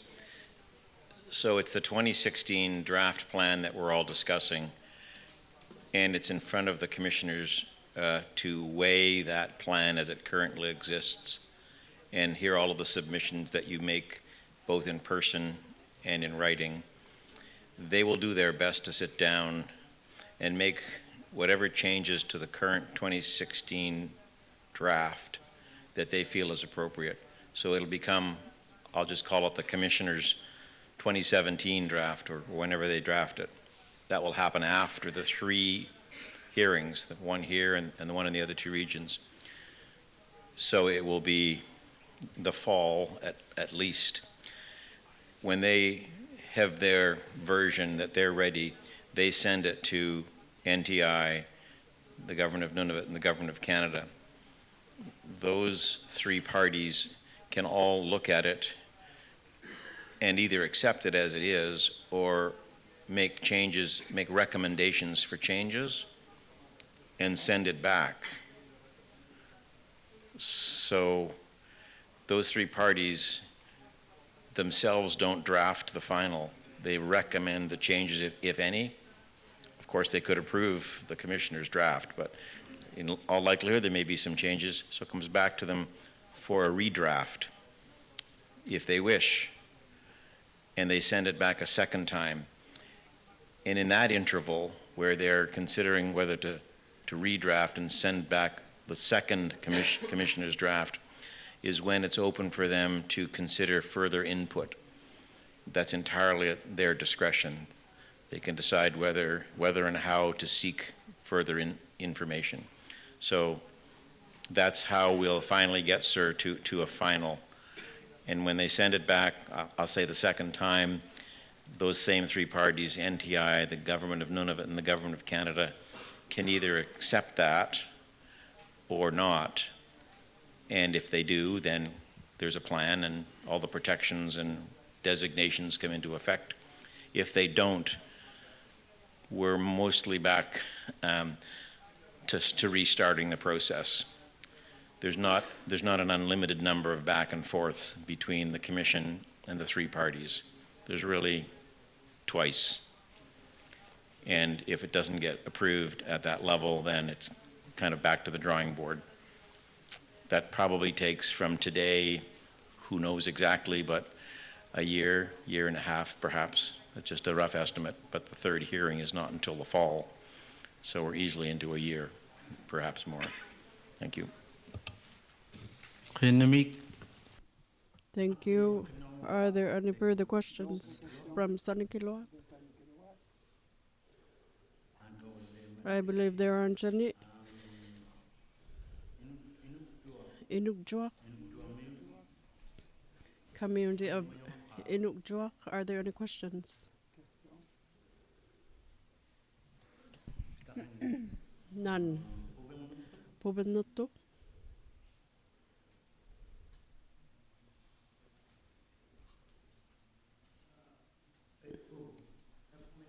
Thank you, Mr. Chair. I am Seema from Pubenutu. I just want to find out, since we were invited, I want to thank you. And will you be inviting us again in the future for us Nunavut participants? Thank you.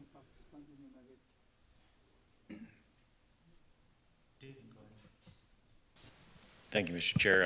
I can answer that. Firstly, thank you all for coming. Everybody in the room, not just the commission, appreciates the input from everyone. You might know that we're going from here to 2 other regions, and in those other regions, representatives just as yourselves will be brought in from those regions to those hearings. So the short answer is, at present, we don't see a process where this group will come back for a hearing. People from other communities will come for the other two.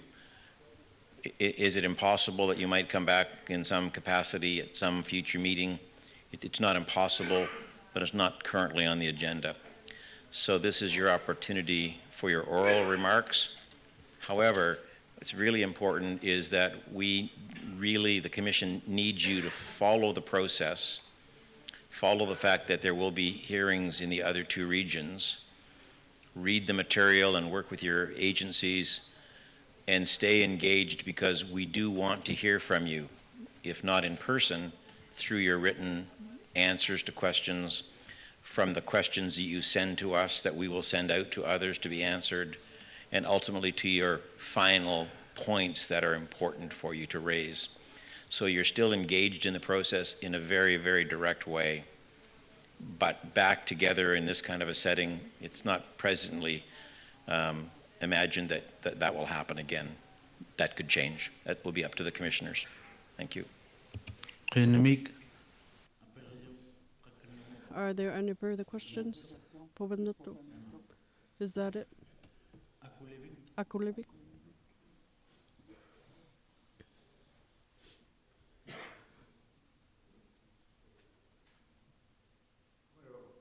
Is it on? Eh? Thank you.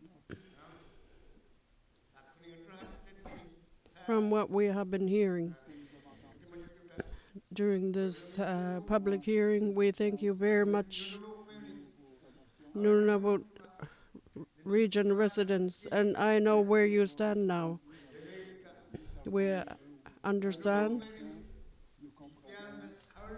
We see that you are very brave, although we do this similar thing in our region in regards to caribou management. We have gained a lot of knowledge because this is a very complex task. And we are very happy to be here with you face to face. And I'm really pleased to be here because I see a lot of familiar faces that I see on TV. And I can recognize most of you. Thank you for having us participate here in this hearing. Thank you. Just a reminder, we are in question period at this time, and we will have closing remarks afterwards. You will get a chance to do your closing remarks later, but we are in question period, so if you have any questions whatsoever, please ask your questions. This is just a reminder. Ibuyibik? Are there any questions from Ibuyibik? Thank you, Mr. Chair. Our only question is, are we going to receive letters about our meeting here? I am Ali from Ibuyibik.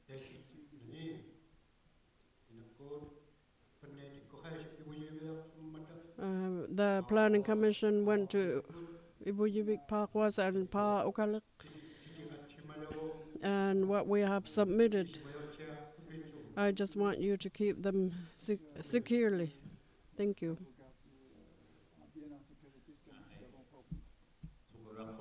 I think we're going a bit too fast with our questions because we haven't even received responses yet. But my question is, what I really want to pose is, I would really like to find out, and it hasn't really been spoken about Tutjat and Akulit are the two places that we use the most. Is it really 50-50 between us? I really want to be informed clearly because we use that as our main hunting ground. I would really like to receive confirmation if Nunavut and Nunavik regions will be using it 50-50 as they said earlier.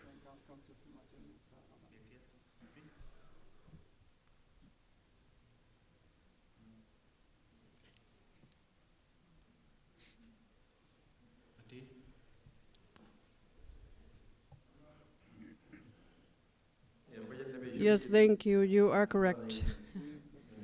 We are sharing it, and we will be continuing to share it because it's an overlap boundary, and that's the way it has been set. I hope that confirms this question. Thank you.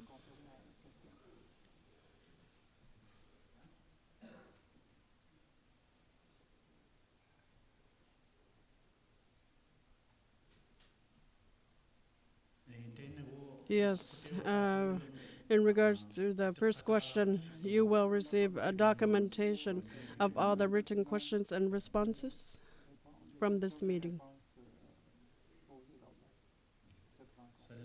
Saluit. Thank you, Mr. Chair. Taminalu. My question is about the draft Nunavut land use plan. Once it's approved, all the indicated areas on the map and who will be impacted. Is it going to be used only for the Nunavut region or for all of Canada or international? How is it going to be set up? Sharon? Thank you, Mr. Chair, and thank you for the question, Adami. So the land claims agreement, or the Nunavut agreement now, sets out the parameters. Once the plan is passed, it becomes law, and everyone, all regulators, everyone must follow the land use plan once it's approved by Canada, GN, and NTI, and it becomes law. Thank you. Thank you. Are there any further questions?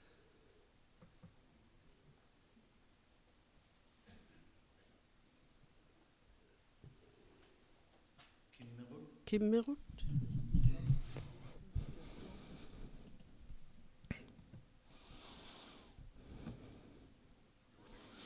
Joani Kilua Kimmerut.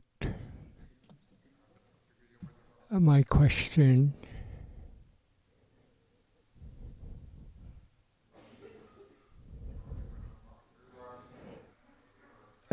this public hearing is very expensive. Lot of money is being spent, and there's 2 more regions to be had. My question is this draft document.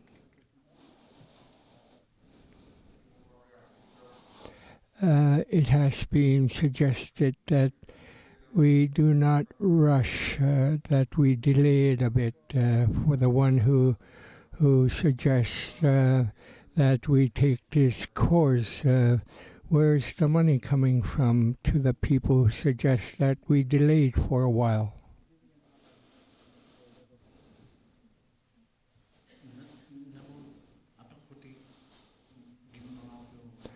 I think it's a general question. I don't know if it's directed to NPC. KIA may make a comment to this.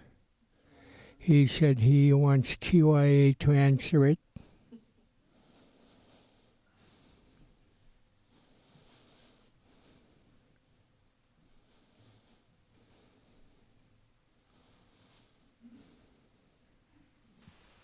Hi, I'm Stephen Lonsdale, QIA.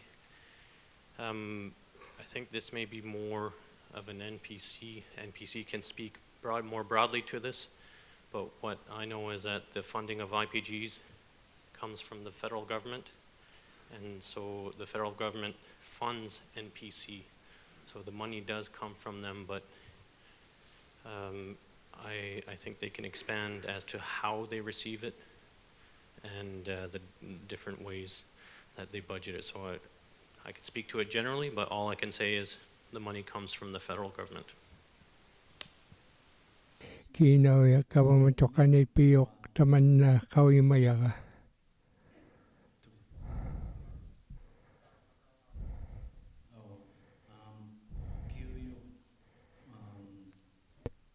he mentioned that the funding for this particular organization comes in from federal government as other IPGs.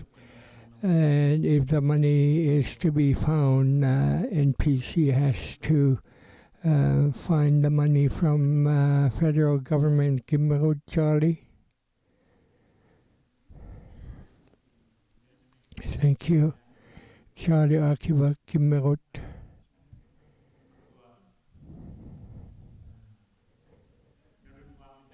We have seen a lot of mapping sessions, a lot of green, and as they are, I am asking the green shade in the PAMs. I think the other organizations have different coding for these maps. There was a particular map from Amarok HTO, and because Amarok HTO is different, how could it be integrated, as was asked by some communities for use? How could we integrate it to these current maps we have been showing?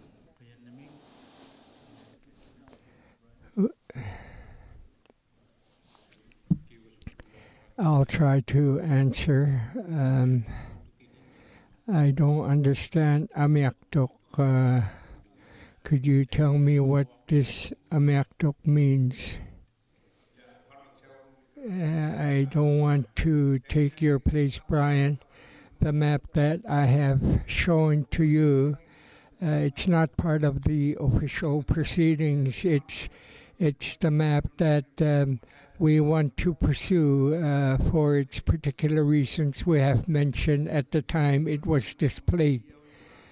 But still, we would like that particular map, Charlie, to this is why it has different color compared to NPC maps. If it could be integrated into NPC, it would take a bit of work to have it entrenched to the maps that NPC is displaying throughout the last few days. I was going to mention this in my presentation, so I'll stop for now.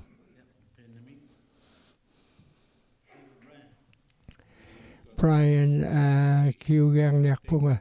the explanation, Ben, it's display. It's their private display at their presentation.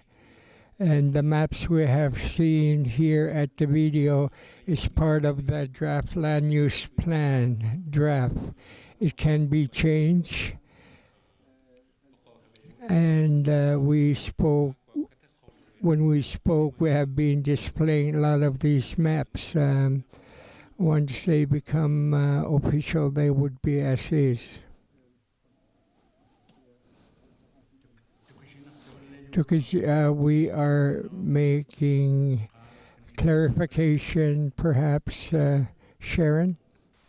Just for the record, and thank you for the question, all evidence that is heard at the hearings is weighed equally. Your maps, along with all the other presenters, the commissioners consider all information, and the commissioners are the ones, Sally, who makes the final recommendations onto the content based on all evidence presented to the plan. Daima. Namik, Alan, do you want to add more? No, I think Sharon covered it, that everything that comes to us is part of the evidence that we'll be considering. I think the question was integration of the two, and the NPC staff will help the commissioners integrate them, but we certainly encourage a participant to do that as well. So if you have your map and you overlay it with the NPC map, and you're able to say these are similar ideas or these are different, that all helps your presentation being understood and interpreted by the board. So that would be useful if you could try to do that as part of your submission. Thank you.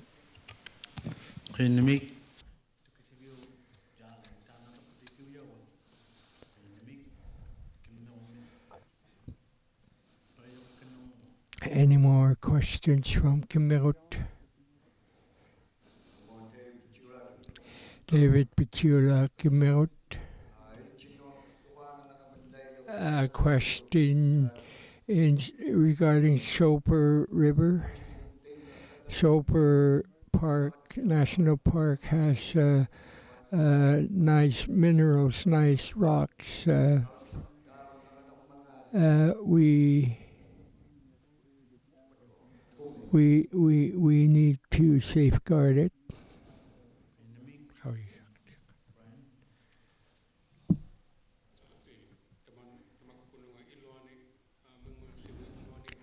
Anything related to the parks, it's none of our jurisdictions.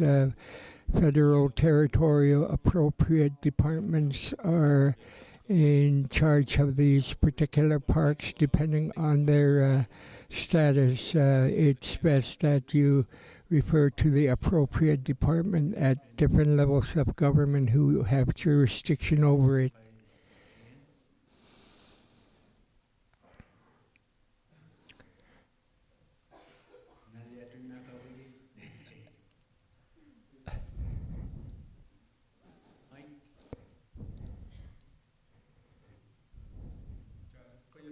Thank you, David Akao, Nunavut, Government of Nunavut.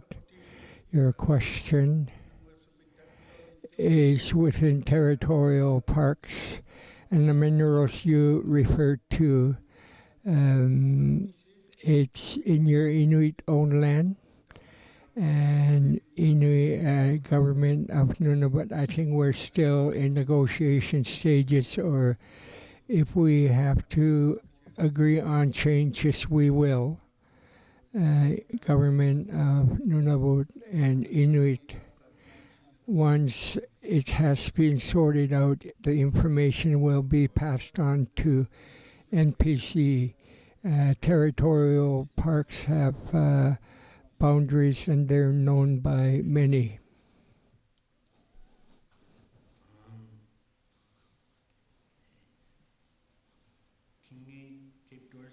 King 8, Cape Dorset, questions?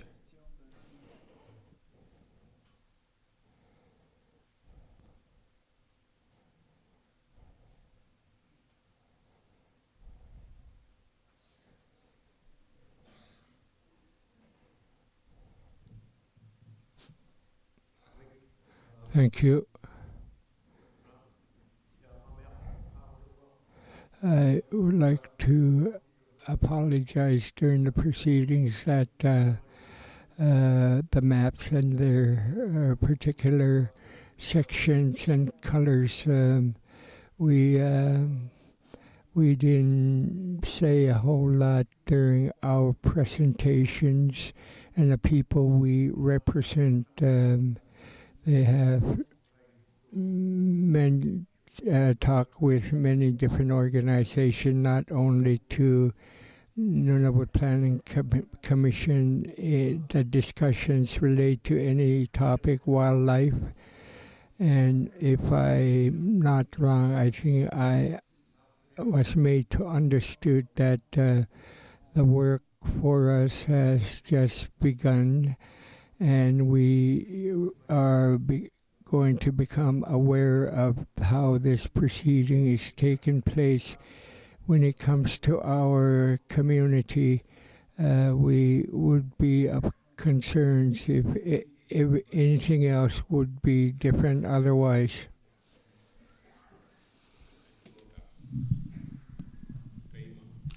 Thank you, Mr. Chair. As we often mention that we will have further meetings in the regions in Rankin and Cambridge Bay,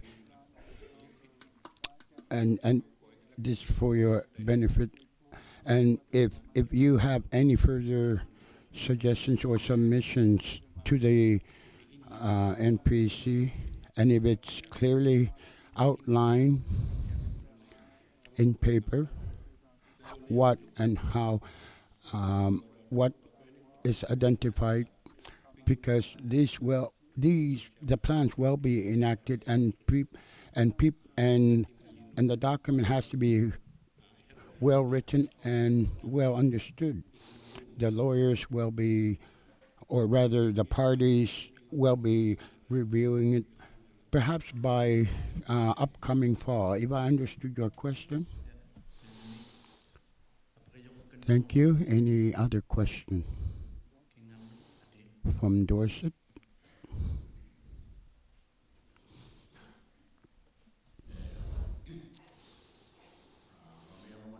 I like to apologize as well. I'm here for this conference, but I haven't said a word since we've started this conference for the reason that I felt I may be speaking outside of the topics during this meeting. I want to express my thoughts concerning caribou management in Dorset area. We couldn't say where the caribou are in when we were asked, because the question I have is, have caribou survey included all the Baffin region? Because I have, and a question on whether the caribou have crossed over to mainland through Igloolik. Have all the area of Baffin Island been surveyed, whether the population is decreasing or they may be elsewhere where they have not been noticed?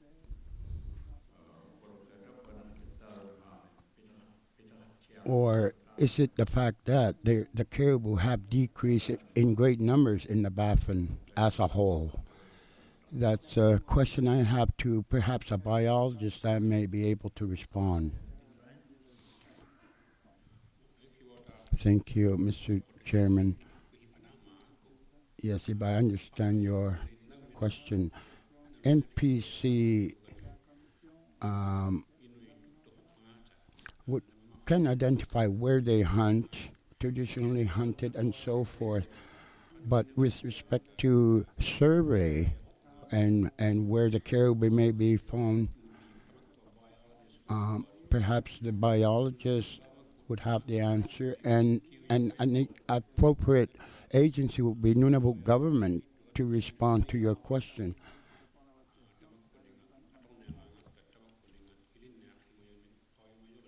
And often too, we are given submissions from biologists as well. If there is one available here, perhaps that can be answered. With respect to caribou, where Inuit traditionally occupied and currently occupy are our concern, but I think the question should be referred to Nunavut government.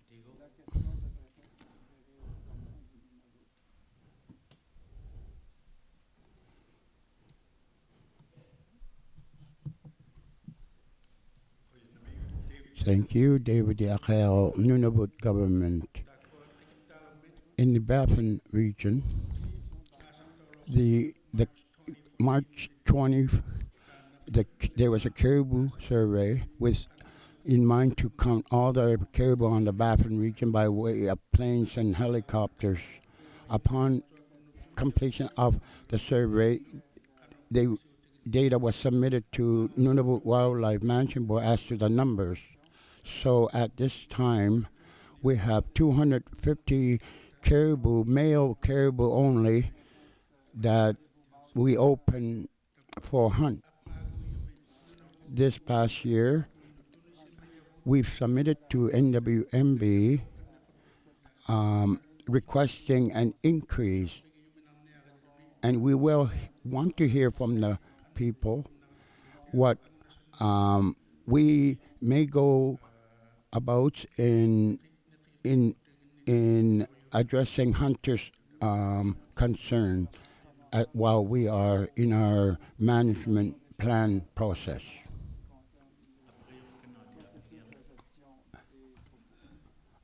Go ahead with your question.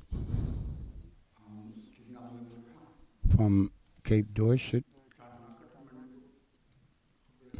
I'm very pleased with this conference. I was not really informed at first, but I will have much more information going back home. The question I have is, we have Nunavut delegation here.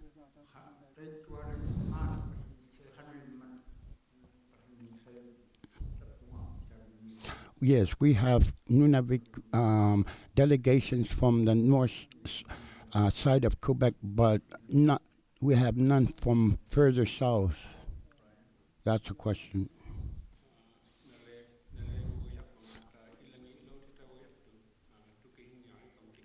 If I understood your question, the delegations we have here,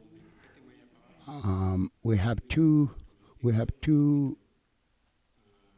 board members from the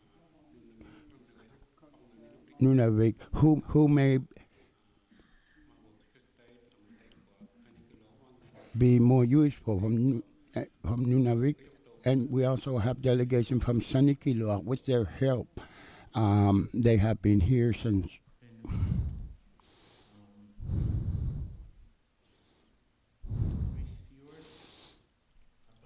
Grace Fjord has a question.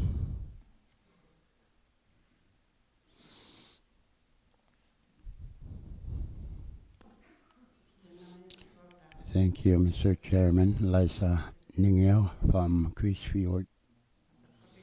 The question I have,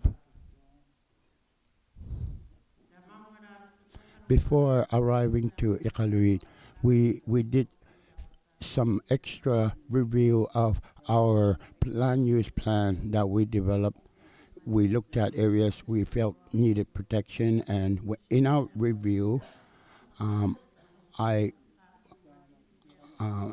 we wanted to raise a question. Whether the question we had was, are we going to give extra time to do more work on areas of concern or areas where we want to identify? So will this yet be open for our own exercise in our community? Whom should I ask? Brian may answer that. Thank you, Mr. Chairman. Changes were made with the NPC hearing. First, we considered all of Nunavut. We changed that and broke it up to 3. This coming summer, this spring, on June 23rd, we will be having a hearing in Qikiqtani, and in Qikiqtani, we will be having hearing around October 24th, and we'll be having that meeting in Yellowknife. I'm kidding, in Cambridge Bay.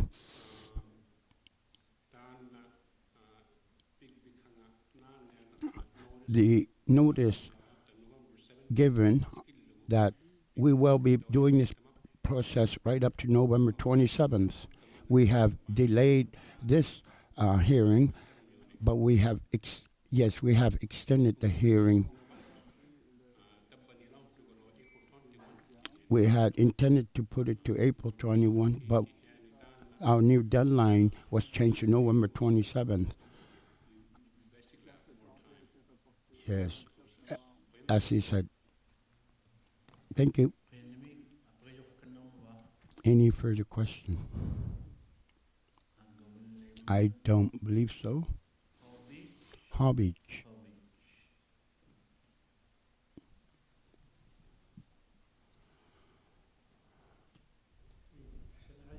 From Hobby, Abraham Kamenuk, HDO.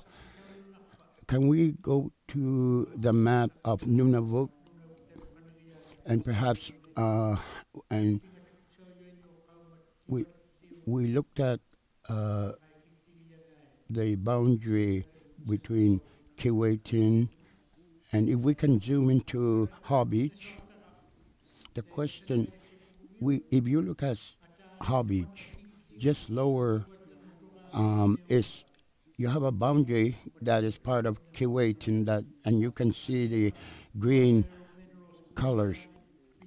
Now, north.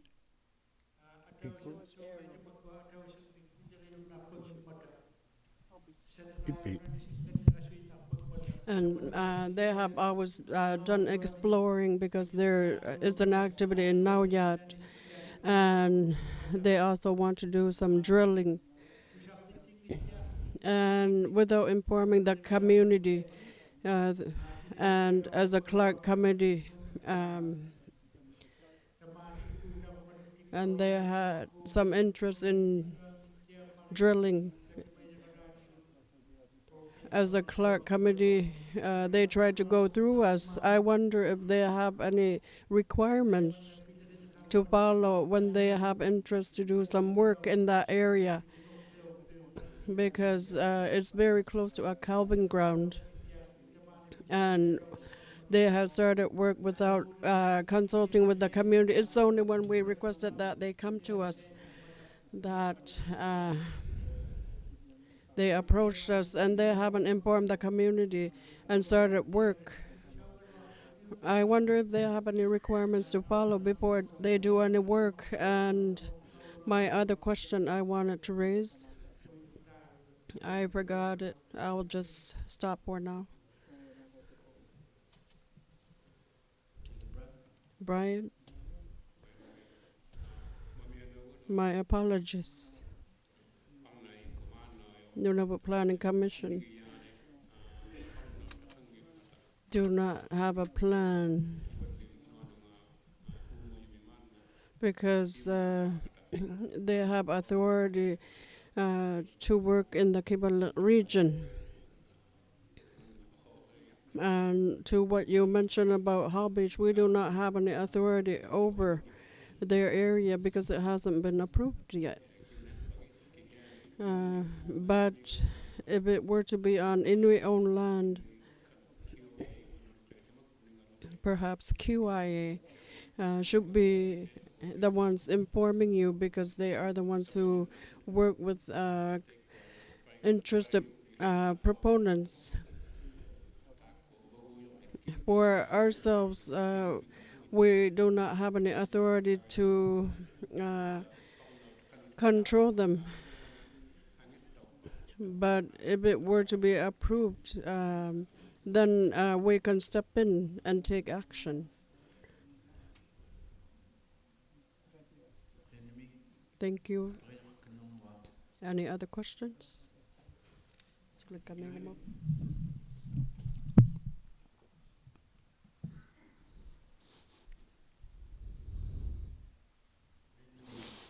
Thank you, Mr. Chairman. Jacob Maliki. Going back to my earlier question, and I've been curious about the when I was in a committee, there were a group, I don't know where they came from, and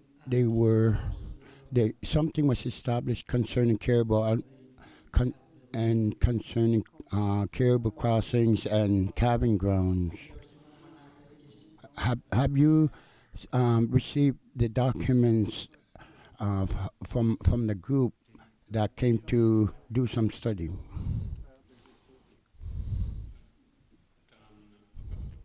To your question, I think I'll be able to answer it at a later date. I cannot respond at this moment. Perhaps may I ask you what area are you referring to? Thank you.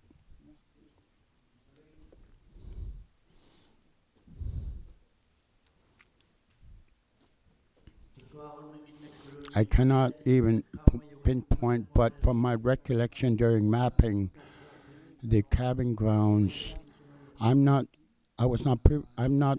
I was not on the board, but I saw a group that were talking about or having a session on and a map was given and identified cabin grounds were made.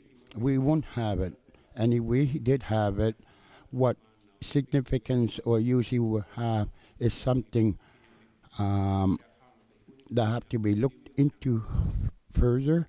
And once we um, get to know, we'll respond. Further question? Thank you. Thank you, Mr. Chair. Rasmus Ivaluk from Igloolik Municipality. I have only one question. NPC once arrived to do community consultation on this process. Now we have Qikiqtani and Qikiqtani will be having their session, and once these are completed, will you be going to the communities and inform them what changes that may have been made? So, question: once you complete your process, will you be informing the communities individually? Brian?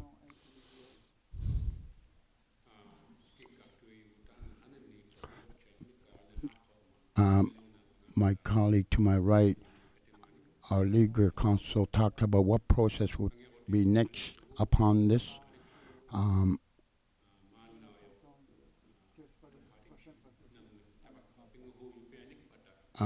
Once the hearing is completed in the month of October, our board will be reviewing everything and make decisions on their own because the work have been done. We will be submitting them to the board upon completion of the hearings. So this coming fall, if any changes are made, they will be made. And based on the agreement we have, if it's the last stage of the process, in Nunavut government, NTI, will be receiving these submissions for approval.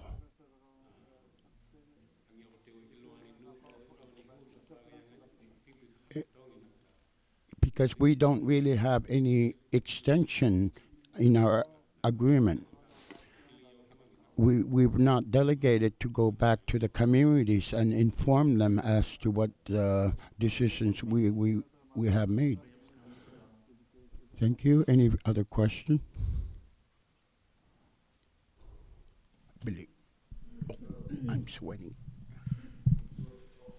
Joe from Igloolik Hamlet.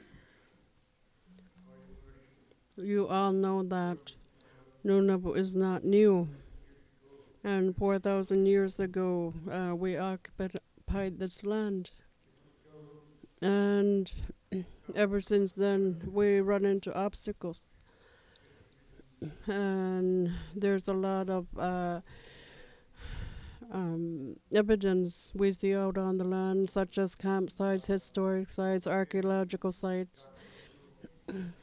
And all these things are what we face challenges with because we cannot touch them. My question is, the ones inside Igloolik that are between buildings, I wonder if they can be secured. Thank you.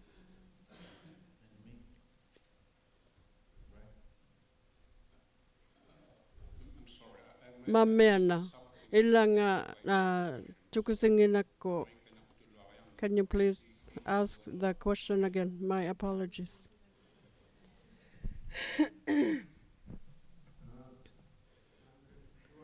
The ones inside the hamlet, the municipality, there's a lot of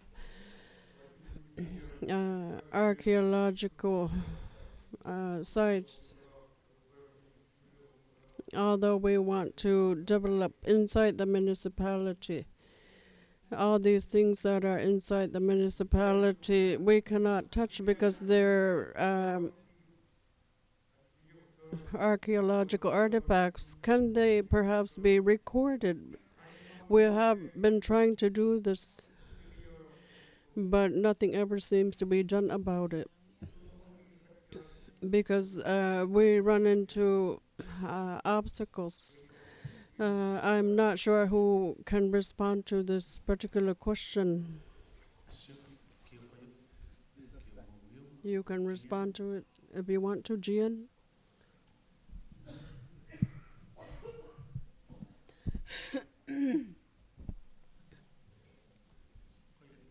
Thank you. David Aker, Nunavut government.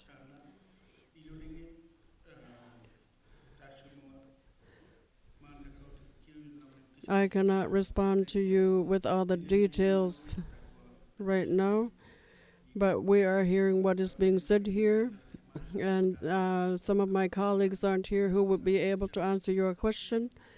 We are recording what you have asked, and we will respond to you at a later date. Thank you. Andrew Lagalago. Thank you. Just quickly to David's response. Last June 2015 or July 2015, another regulation was passed that NPC has to follow, NWMB has to follow, which is called NUPA. I'll just quickly say that it became clear following that they have been given authority. If anything is to be worked on, such as in the municipality today, and anyone, if they wish to do any work inside the municipality, it can be given to the hamlets to be dealt with.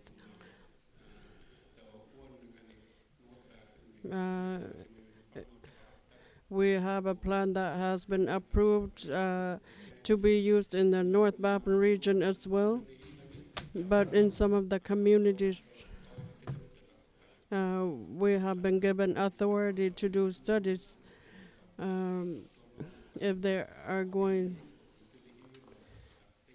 to be impacted.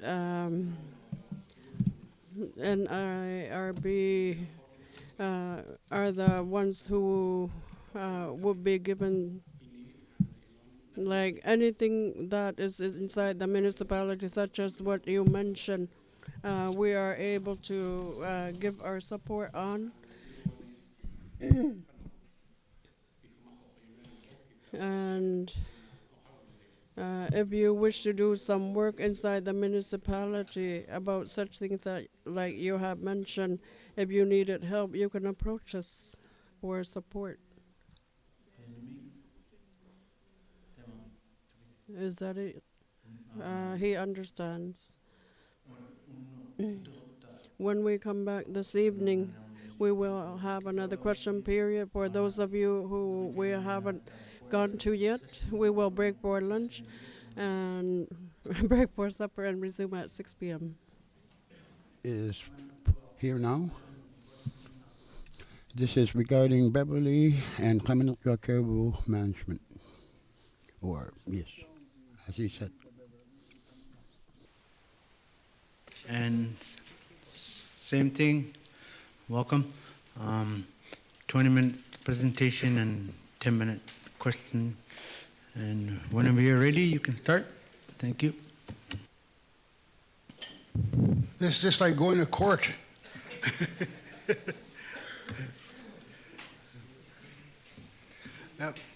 Good afternoon, Mr. Chair and all the people here. Glad to be here in Iqaluit. Thank you for all the good bannock and stuff we had the last couple of days. It was good. Nice to be here. Thank you. My name's Earl Evans, and I'm presenting for the Beverly Kamanariak Management Board. I'm the chair of the board. And the Beverly Kamanariak Management Board was the first caribou co-management board established in 1982, 35 years ago. And the board's primary purpose is to help communities and governments work together to help safeguard the Beverly Kamanariak caribou herds so they will be healthy and available to people who depend on them.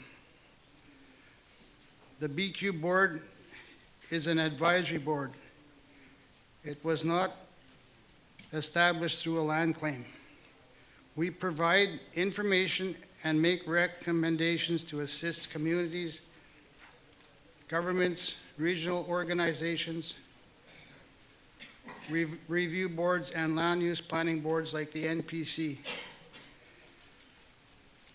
The board helps take care of caribou, but is not responsible for caribou management. That's the job of the governments. Put up a couple slides there. This photo is a reminder that many caribou herds are shared by the people of Nunavut and the people from outside Nunavut, including Indigenous people from the Northwest Territories, Northern Saskatchewan, and Northern Manitoba. This board represents about 20 communities across the Caribou Range, and we access the herds at different times of the year.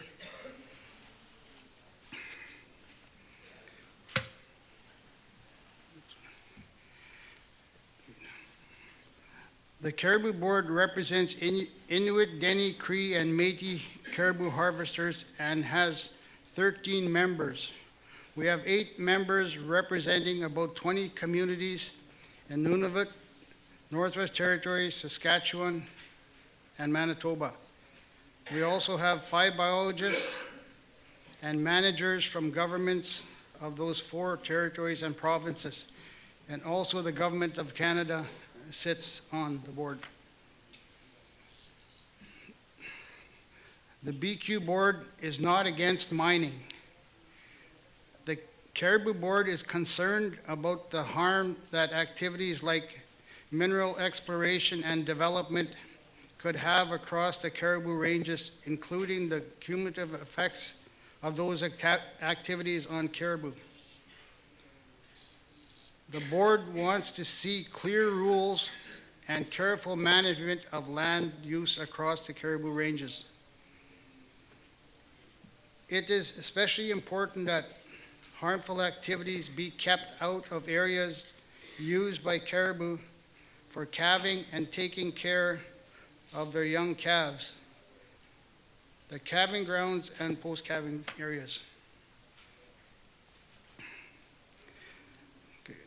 The BQ believes that some places are so important that people should not harm the land or bother the animals there. To stop this harm to caribou, we need to keep some land uses away from the most important places. People in Nunavut are responsible for taking care of places in Nunavut that are important for caribou that they and others from outside the Nunavut depend on.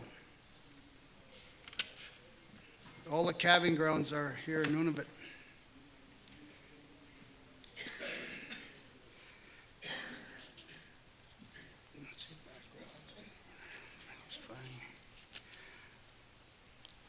The Caribou Board believes that the Nunavut land use plan is the best way to make sure that the most important places for caribou in Nunavut are protected from harm, and caribou are not bothered during times when they are most sensitive, such as calving and post-calving. It is important to keep in mind that this is the first land use plan for Nunavut. NPC should be careful with this plan and not take chances that might result in harm to caribou. NPC can make changes later if the people of Nunavut decide they have been too careful in the first plan. They could always make adjustments later.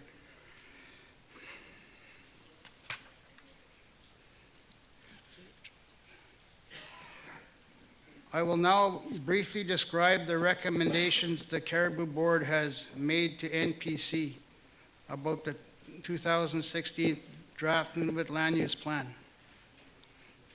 The Caribou Board's first recommendation is about the need for protecting the most important caribou habitat in the Nunavut Land Use Plan.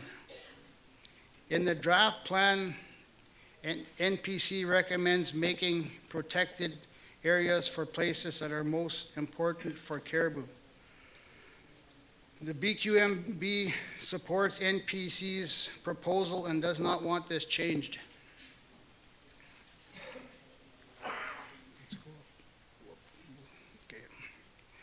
Our first recommendation is that these protected areas remain in the final land use plan to protect the most important places for caribou, which are calving grounds, post-calving grounds, key access corridors, freshwater caribou crossings.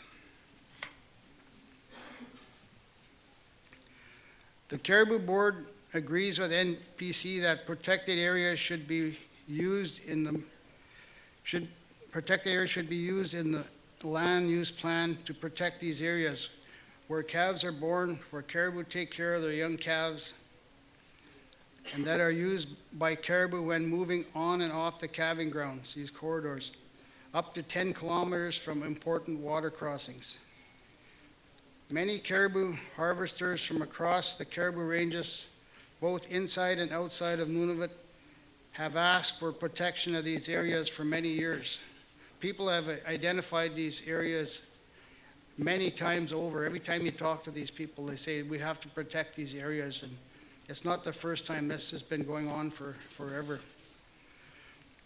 The Caribou Board believes that protected areas are needed to make sure that the land use activities that could harm caribou and habitat are not allowed in the most important areas for caribou. There's just some areas where you don't go. People don't even like to travel in these areas at certain times of the year because the caribou are so sensitive when the calves are being born. They don't want to be disturbed. So, and the people that use the land, the hunters, the people out there, they know this, and they don't bother the animals at that time. So we have to respect that. It is important to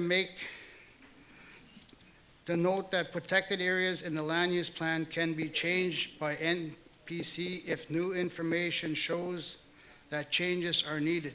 So this plan will be looked at, and if we see changes, new information comes up that's valid and warrants a change, changes could be made to the plan.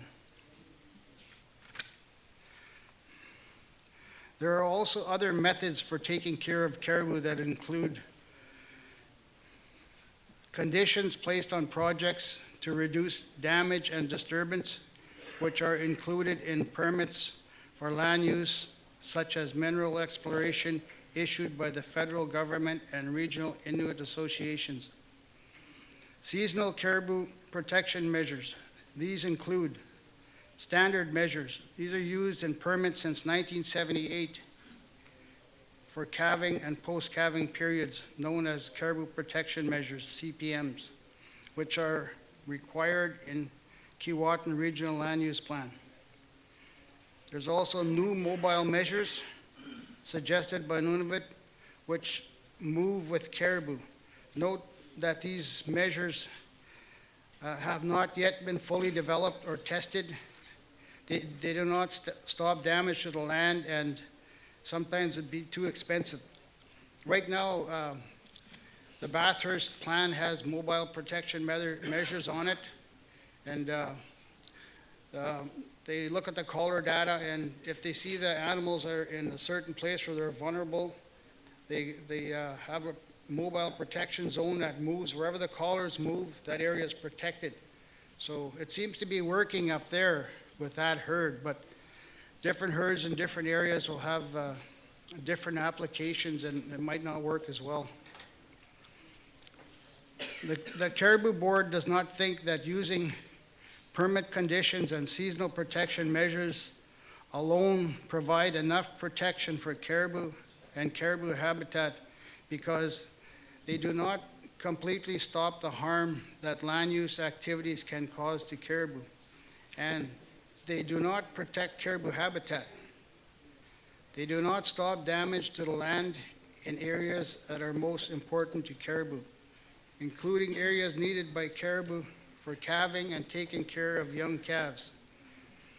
This occurs because permit conditions and seasonal protection measures alone does not keep these activities out of areas used by caribou.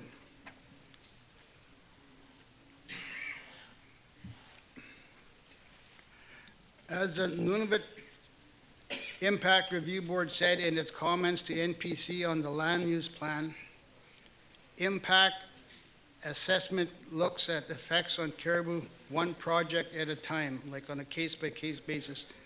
They stated that guidance is needed from the land use plan on regional issues, including protection of caribou habitat. The Caribou Board believes that protection for caribou habitat will not be provided if permit conditions and seasonal measures are used as the only way to take care of caribou. Protected areas are needed to provide habitat protection. I'm going just about as fast as James Eatlook here. I might take his title as the fastest guy around. The Caribou Board's second recommendation to NPC is about areas that are known to be regularly used by caribou during some seasons outside of calving and post-calving, including winter. The BQ Board recommends that some changes be made to the land use plan for these seasonal caribou ranges to provide clearer and more detailed rules for protecting caribou and caribou range from harm in all seasonal ranges. Mapping and location and describing the value of winter range to caribou. I'm not reading out all the script that's here. It's been submitted, it's in the plan, but there's time constraints, so I'm trying to get through this within my allotted time. Thank you. The changes the BQMB Board asked for are needed to make sure that before permit applications are accepted for review, land users would have to agree to follow a set of rules for avoiding harm to caribou and caribou range. And land users would know before they start their work on the land about areas where they need to follow these rules during winter as well as other periods of the year. The Caribou Board suggests that NPC should work on this with the government of Nunavut and the Nunavut Impact Review Board.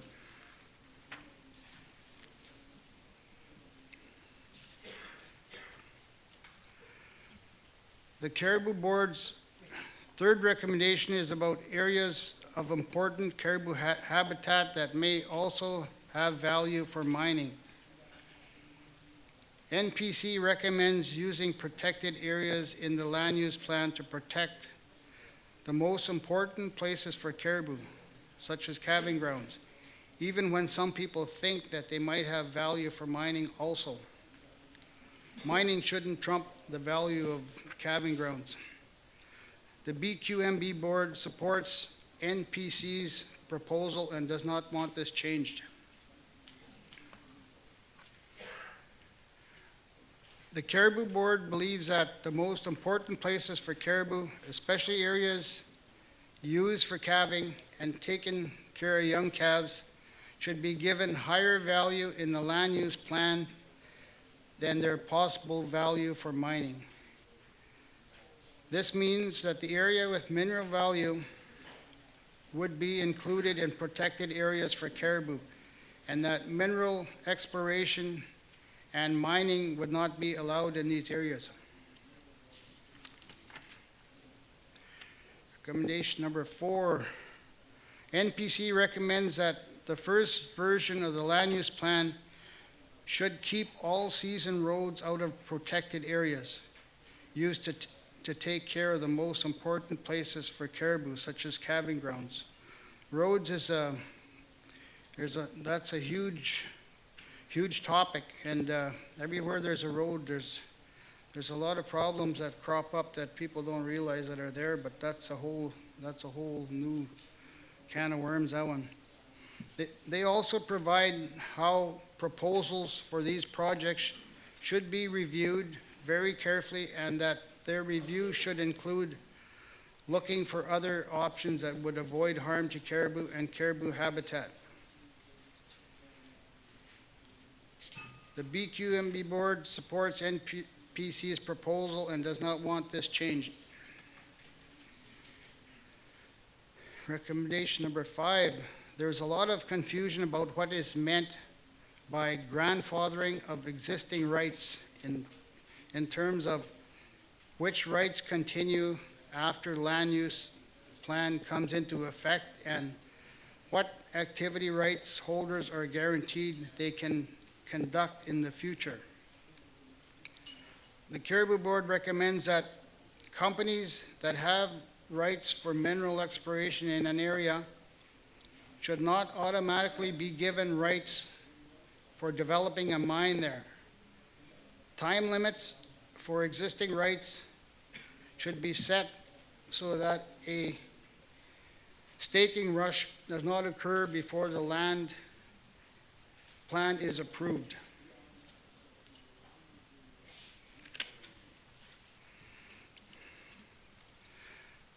Number 6 is about additional research and studies. The Caribou Board recommends further work on the list of research priorities included in the draft plan and provides some preliminary suggestions for additions.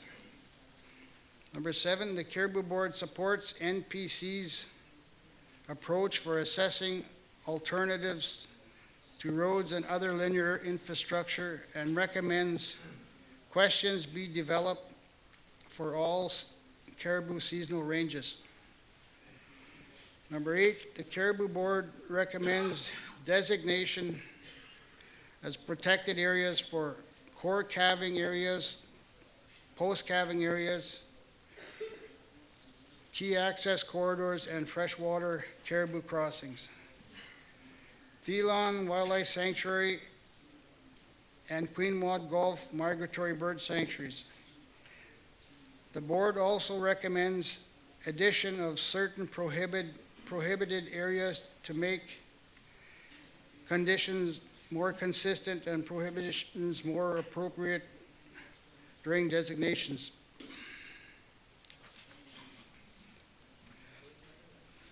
In summary, while trying to figure out what the role of the Nunavut land use plan should be for helping take care of caribou and the land, the Caribou Board would like to remind everyone that the caribou herds are shared by many Indigenous people who live both in and outside of Nunavut.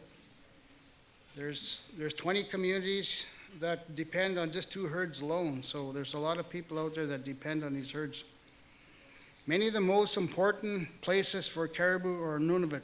This is where all the calving grounds are, and the caribou spend the majority of their time in Nunavut.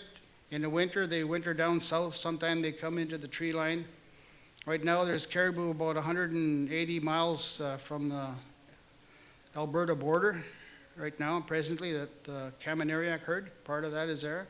So they range far and wide, and they feed a lot of people, so they're very important to everybody. The Caribou Board believes that the Nunavut land use plan could help take care of caribou and the land by avoiding harm to both caribou and the land in the most important places, such as areas needed by caribou for calving and taking care of young calves. Protecting those areas in protected areas, protecting those places in protected areas. Acting carefully and not taking risks that may result in harm to caribou over time. Making changes if needed when we learn more about caribou and how land use affects them. We can make changes to these plans as new information comes aboard. We get new caller information. This kind of stuff helps support any changes that have to be made to the plan. So in conclusion, the Caribou Board believes that the Nunavut has a great opportunity to use land use planning carefully and wisely. If the people of Nunavut choose to use their land use plan to help safeguard caribou and the traditional cultures of Inuit and other indigenous people that have shared the caribou herds for thousands of years, this should be viewed as a big success for everyone to celebrate. Thank you for this opportunity to present the views of the BQMB board. Thank you. Thank you.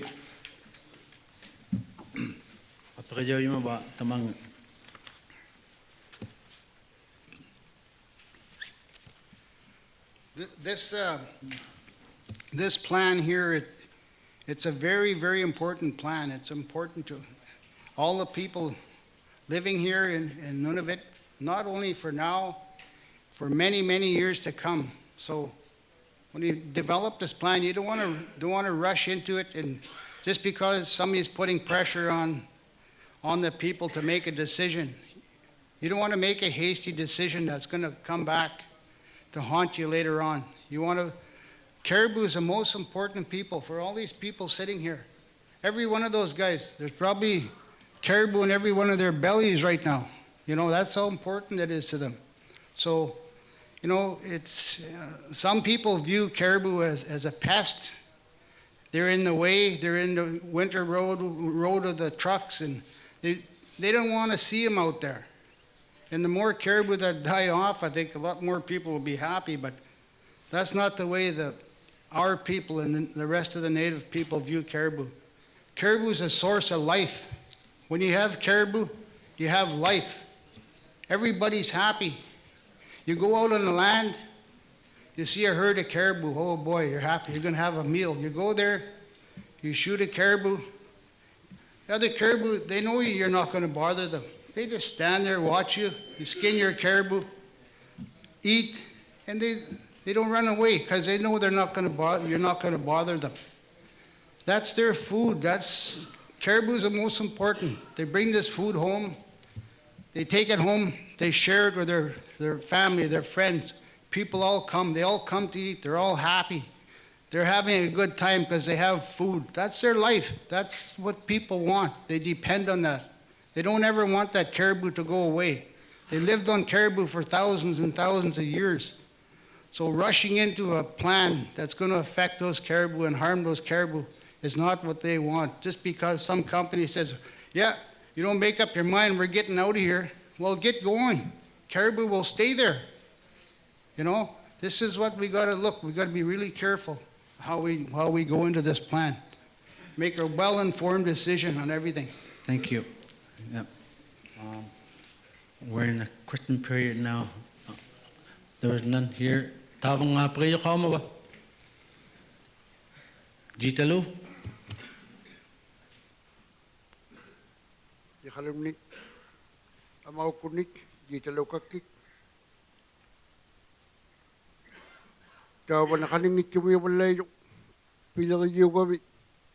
Man na Qikiqtani imik ko kau yung may yaw siya matilyo. Apiri bagit tay kuali uyakan niya tawa ni pilang walay yung tay kuali tamak kuno nga tutunu piwalo kano. Lugo taw siya mamangata inigibatangin ni taan apik ko siya ka. Nakumay.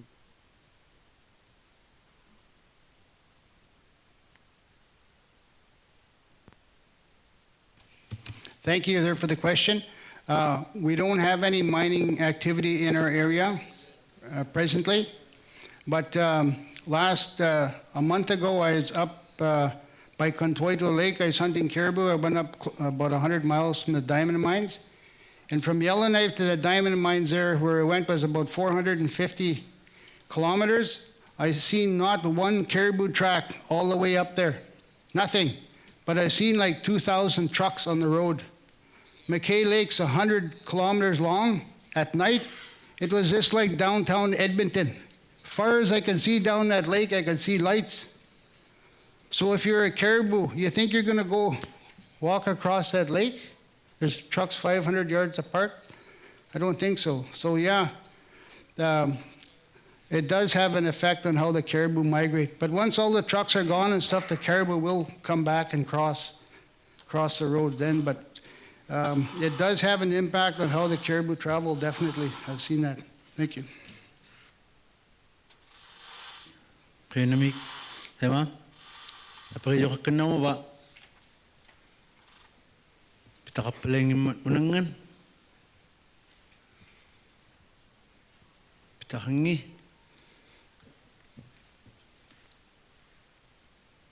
Alan?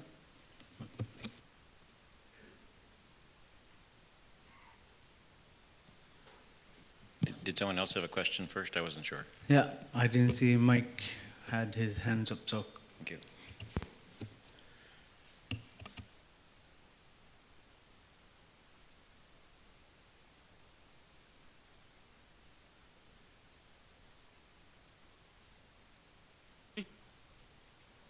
Okay.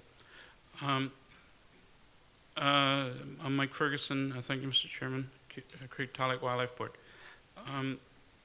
I want to ask, instead of talking specifically about Beverly Common or Jawak caribou, I want to ask a more general question.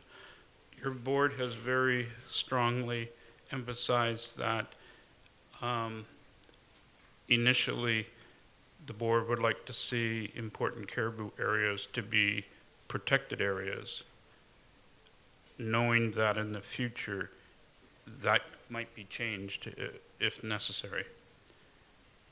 Other presenters here have suggested that a different category, special management areas with possibly weaker protection of caribou should be used, also knowing that it could be, the protection maybe could be increased in future revisions. It's two different strategies on how to initially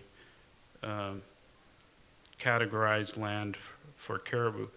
I'm wondering, since you're advocating one particular strategy, what do you see as the dangers for caribou if the weaker category of protection is given to them with the idea of increasing in the future? What is the specific danger of that other strategy that you are not advocating? Okay, I'm just going to speak for myself here, not the board, I guess, but I am representing them. I think by going to a weaker protection at this point, when the caribou herds are so low, every herd is down all over.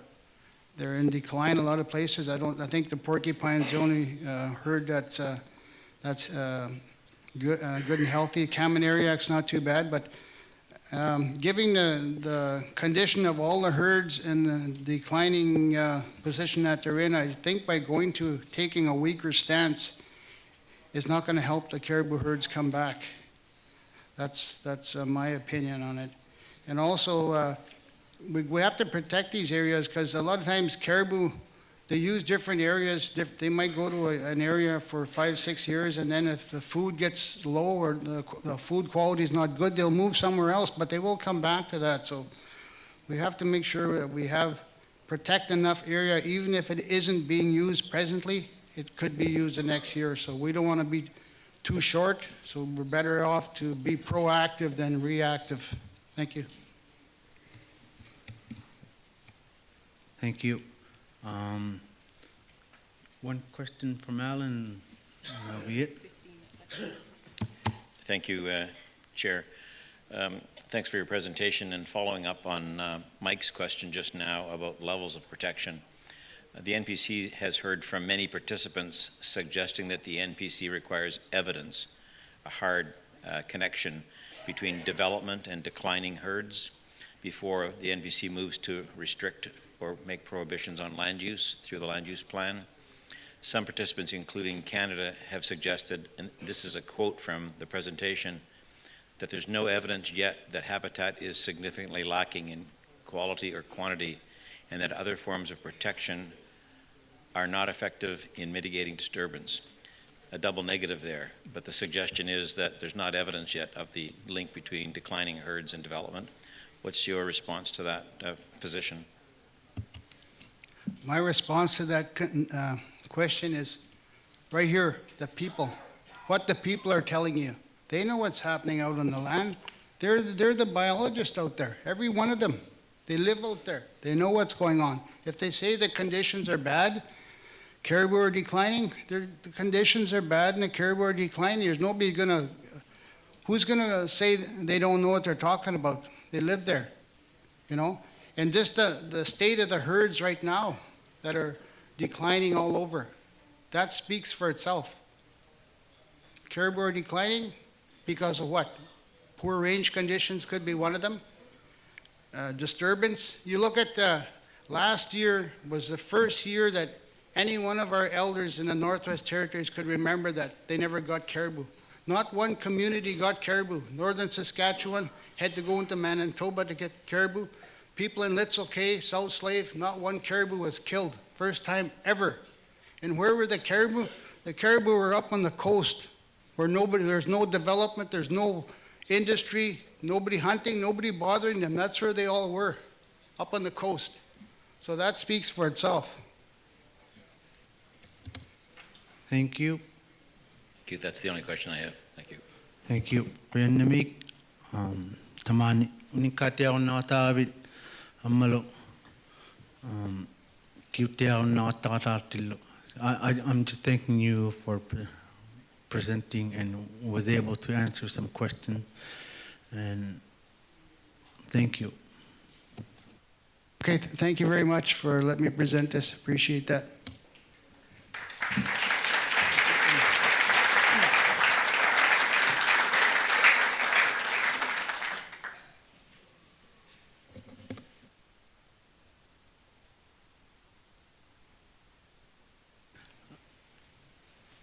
Okaonay miyaku tidikakalwang okakasonaka Qikiqtani Renewable Resources Board. Is that how you say it?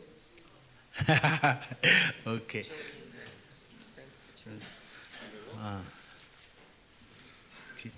And same thing, 20 minutes and 10 minutes for questioning.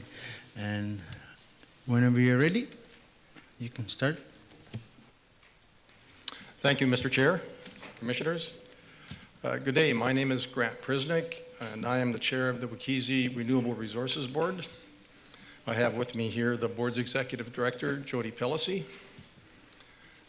Before we proceed any further, I'd like to say that the board's presentation on screen today is in English only, but all our other documents, our expert report summaries, and written submissions submitted in November 2016 and January 2017 were provided in Inuktitut, Qikiqtani, English, and French.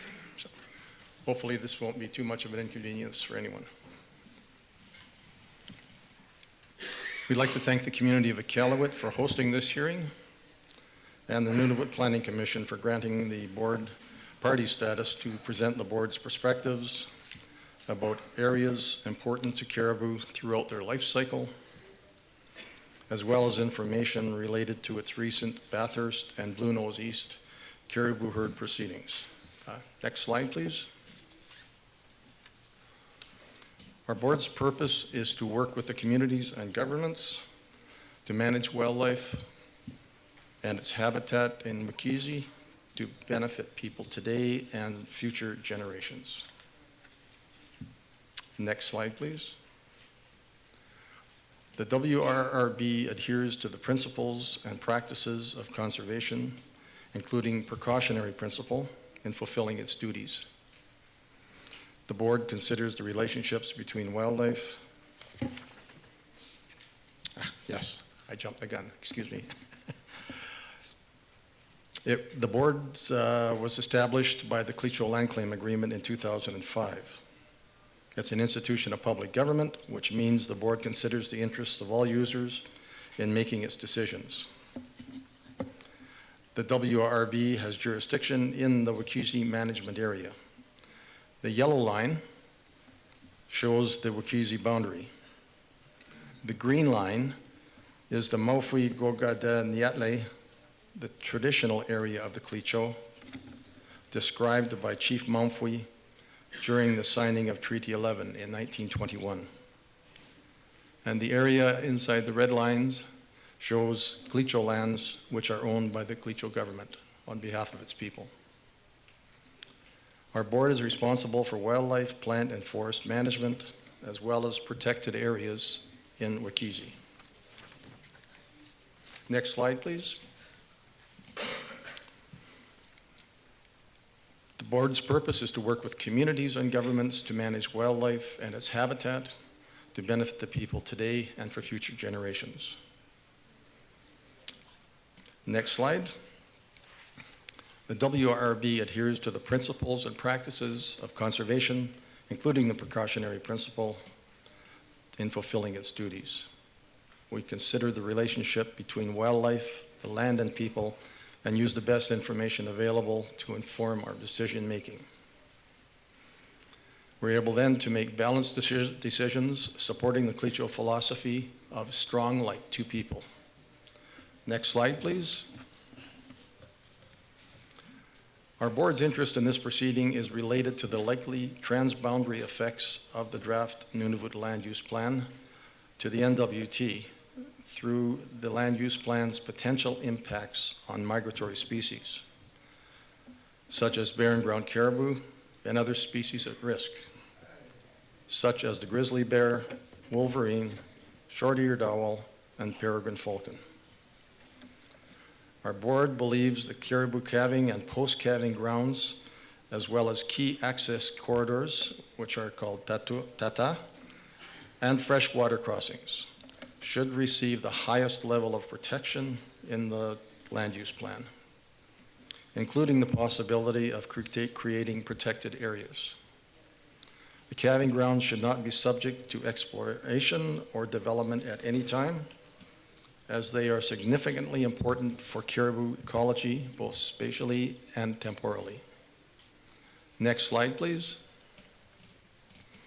The protection of key caribou habitats is a major concern for conservation of a number of barren ground caribou herds, notably for the Bathurst herd and the Blue Nose East herds that overlap both Nunavut and the NWT.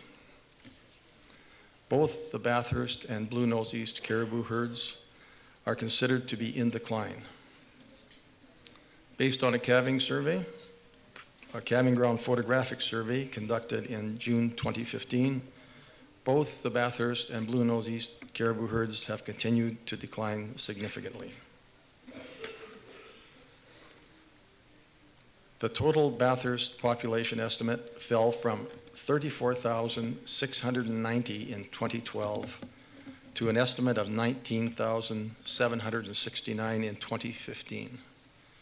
That's a decline of approximately 40% over 3 years, and a decrease of 96% since the peak population estimated at 470,000 in 1986. The total Blue Nose East population estimate fell from 68,295 in 2013 to an estimate of 38,592 in 2015. That's a decline of approximately 43% over 2 years. Next slide, please. In December 2015, the Clecho government and government of the Northwest Territories, Department of Environment and Natural Resources submitted the joint proposal on caribou management actions for the Bathurst herd, 2016 to 2019, and the joint proposal on management actions for Blue Nose East caribou, 2016 to 2019, to the WRRB, which proposed restrictions on hunter harvest, predator management, focusing on wolf-related actions, and ongoing biological monitoring. After review and analysis of the proposals, the WRRB complied with the Clecho Agreement and initiated the 2016 Bathurst Caribou Herd Proceeding and the 2016 Blue Nose East Caribou Herd Proceeding in January of 2016. Throughout the proceedings, our board repeatedly heard from governments, communities, and members of the public of their concerns over the continued decrease of the Bathurst and Blue Nose East caribou herds. Vital rates associated with the herds, including cow survival rate, calf recruitment, and pregnancy rate, as well as impacts of environmental factors and extensive exploration and development on the herd's annual ranges. They all indicate that the herds are likely to continue to decline in the near future. Next slide, please. Therefore, the WRRB concluded, based on all available Aboriginal and scientific evidence, that a serious conservation concern exists for the two herds and that additional management actions are vital for herd recovery. Our board determined that the total allowable harvest of 0 shall be implemented for all users of the Bathurst caribou herd within Wekisi from 2016 to 2019. And the board determined that a total allowable harvest of 750 bulls only shall be implemented for all users of the Blue Nose East caribou herd within Wekisi for 2016 to 2019. While the Clecho and other traditional users stand to lose a close connection with caribou and the land, it was noted that any harvesting from the Bathurst herd is no longer scientifically or culturally viable. Further, while a harvest closure or limited harvest does not ensure that the herds will stabilize or recover, harvest limitations based on the precautionary principle will eliminate or reduce any direct and/or additional sources of mortality to the Bathurst and Blue Nose East caribou herds caused by people. Next slide, please. In addition, the WRB recommended the development of criteria to protect key caribou habitat, including water crossings and tata corridors between the bodies of water, by using the conservation area approach in the NWT's Wildlife Act, offsets and values at risk in a fire management plan. The board also recommended the continued refinement of the inventory of landscape change, the monitoring of the effects of development on caribou and Wekisi, and the development of monitoring thresholds for climate indicators. Next slide, please. Further, the completion of the Bathurst Caribou Herd Range Plan and a long-term Bathurst Caribou Management Plan were requested, with measures to be implemented in the interim to provide guidance to users and managers of the Bathurst Caribou Herd range.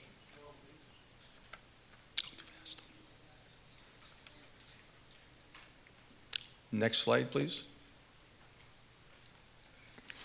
A plan for the Cape Bathurst, Blue Nose West, and Blue Nose East Barren Ground caribou herds to address caribou management and stewardship over the long term was prepared by the Advisory Committee for Cooperation on Wildlife Management.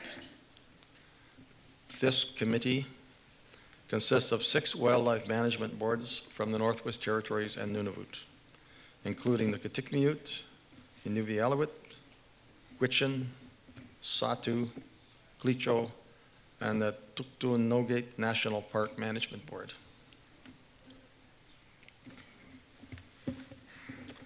The Taking Care of Caribou, which is the Cape Bathurst, Blue Nose West, and Blue Nose East Barren Ground caribou herds management plan, was developed by a working group in consultation with most of the communities that harvest from the 3 herds.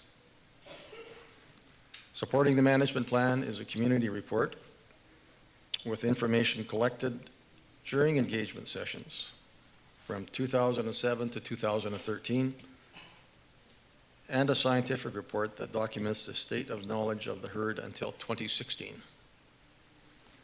The management plan provides a framework for monitoring the herds both scientifically and by communities, making decisions and taking action. The management plan is a working document used in developing specific management tools such as action plans for those three herds, the Cape Bathurst, Blue Nose West, and Blue Nose East Barren Ground Caribou. The action plans are being finalized with the expectation to submit to governments by the end of this month. Next slide, please. Qikiqtani harvesters have been limited in their harvest of the Bathurst and Blue Nose East caribou herds in order to allow the herds every opportunity to recover and increase in size. Activities on calving and post-calving grounds, access corridors, and freshwater crossings may put the herds at further risk and ultimately affect harvesting opportunities for Qikiqtani and other harvesters in the Northwest Territories. The board believes that maintaining the herd health and harvesting opportunities requires careful consideration and acknowledges that the draft Nunavut land use plan recognizes food security and access to country foods such as caribou are of utmost importance to residents of Nunavut and neighboring jurisdictions. Next slide, please.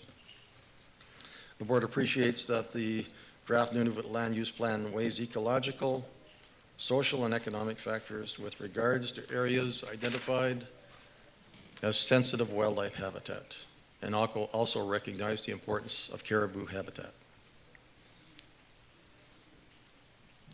The board understands that under the draft plan, core caribou calving and post-calving areas, key access corridors, and freshwater caribou crossings are assigned a protected area land use designation that prohibits incompatible uses. Next slide, please. Our board notes that the Barren Ground caribou have recently been assessed as threatened by the Committee on the Status of Endangered Wildlife in Canada, which further emphasizes the importance of recognizing key caribou habitat areas. In addition to the Barren Ground caribou, the draft Nunavut land use plan will also have transboundary impacts on the NWT on several species at risk that are of particular management concern.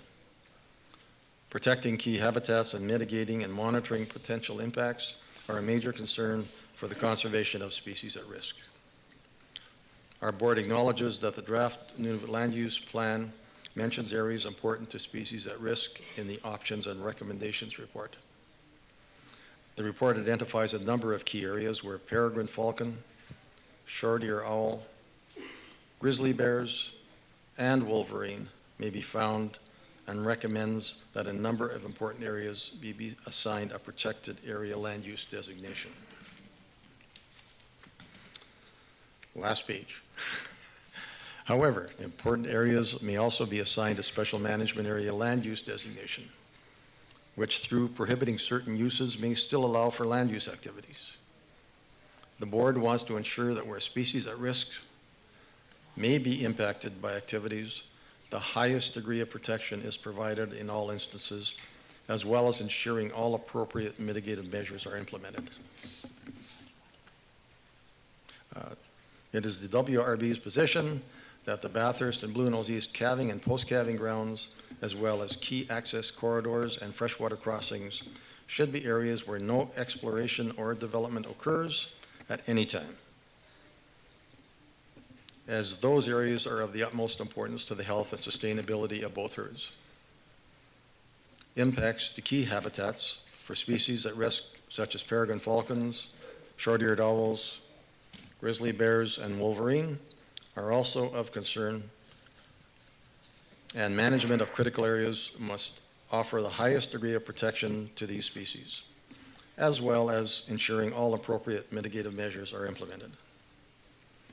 Our board, the WRB, wants to ensure the implementation of the draft Nunavut land use plan addresses the board's barren ground caribou and species at risk concerns, as these concerns highlight transboundary issues that impact the NWT. Thank you very much. That concludes my presentation. Thank you. Tamangan aprejo ka mo ba?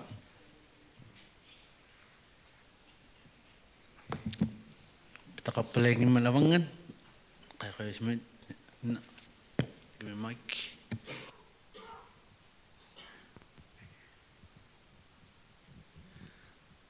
uwanga urai nakatakbik ikpiak tungo tayo. Apakana suktunga taikwa unukwara tuktuk nungu kadaw yuk simayut. Kisumu nungu patak simang mga ta kau yumayawa kanayak tunun uparon ne anguna suktunun uparon ne asyo ko yutuan yakpan. Kuyan naman.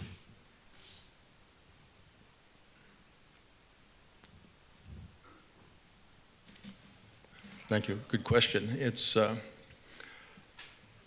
difficult to pin it down to any one thing. It is probably a combination of a lot of forest fires that we've had in the north of Yellowknife and west of Yellowknife in the range. Poor calf survival. A pregnancy rate of cows is dropped. And harvesting has taken place. And Jody, can you think of anything else to add to that?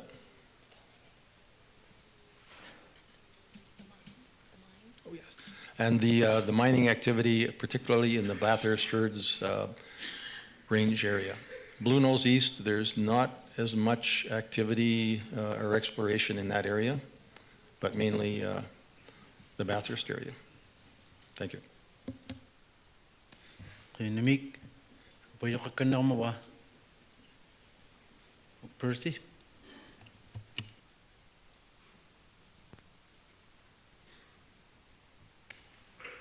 Do you have any mining exploration or mining happening in your area?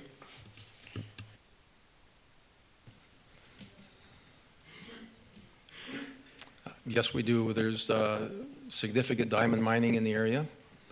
Ekati, Gacho Kwe, Lac de Gras in that area, Divik Diamonds. Snap Lake recently closed. There's a lot of winter road activity supplying all those sites through the winter months. And gold exploration is coming back a bit too.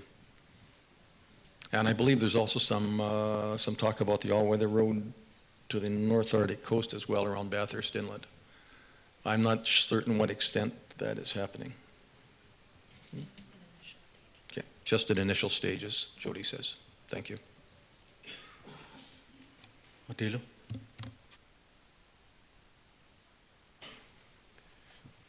O yun ang may kibotak, pero sa kablunak, pang naikunit.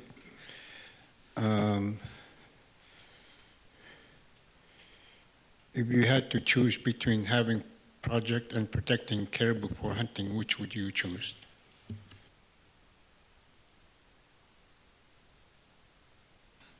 I'm going to be like Earl here and probably say, speaking for myself. No, the board's position was clear in our reports that we submitted to government, that it's critical to protect the calving grounds and the crossings, the water crossing areas, with no activity.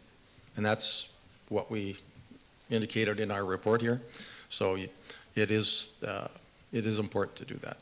And we've got to choose that way for now, especially as Earl said, while the herds are really down and they need a long time to recover. Those big, long 30, 40, sometimes 50-year cycles of recovery that caribou need, we're at the bottom. We're at the bottom of that dip now, and it's pretty deep, so it's a long climb back up.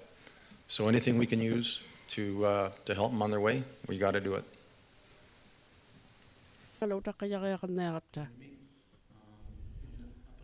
Thank you. Jitalo has wanted to ask a question. Thank you. Jitalo Kakik, Abekaluit. I have a question.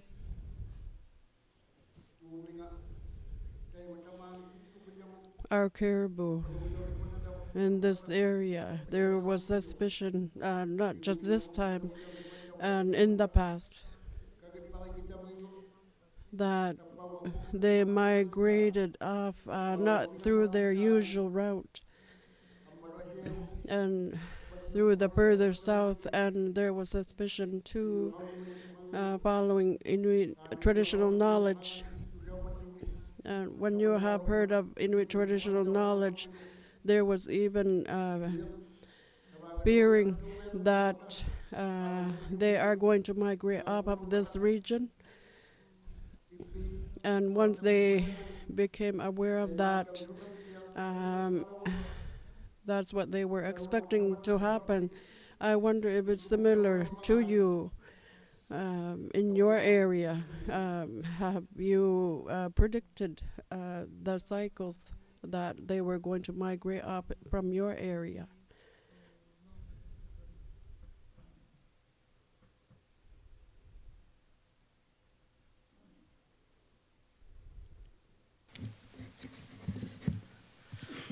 Thank you for the question, Jody Pelosi for the WRRB. The Qikiqtani knowledge that we have heard from the communities has told us that caribou have shifted their calving grounds and shifted their wintering grounds, and that has also been proven through scientific research with collars and whatnot. At this time, though, the belief is that the caribou haven't migrated other places, that the caribou, there just are fewer caribou out there on the land, and so yeah, the herds are in decline. They haven't gone elsewhere, they just aren't there any longer. Thank you.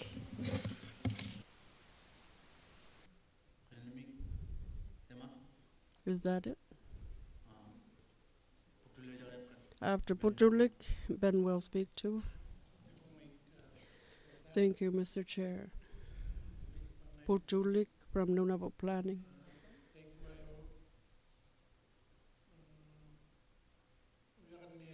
The mining companies, since they have been involved, the caribou in that region and on their mining site, the management plan, have they been actively involved with the communities in that region?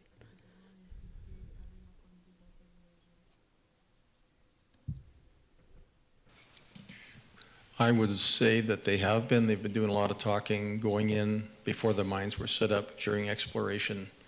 And they're also taking part in monitoring caribou movements around their properties where they're mining. And then I believe they're reporting back too. I think they have to make reports to their monitoring boards. There's different boards set up to monitor activities. So that's what they have reporting schedules. And those monitoring boards do make sure that they prepare reports or ask them for them if they're late. Thank you. Ben?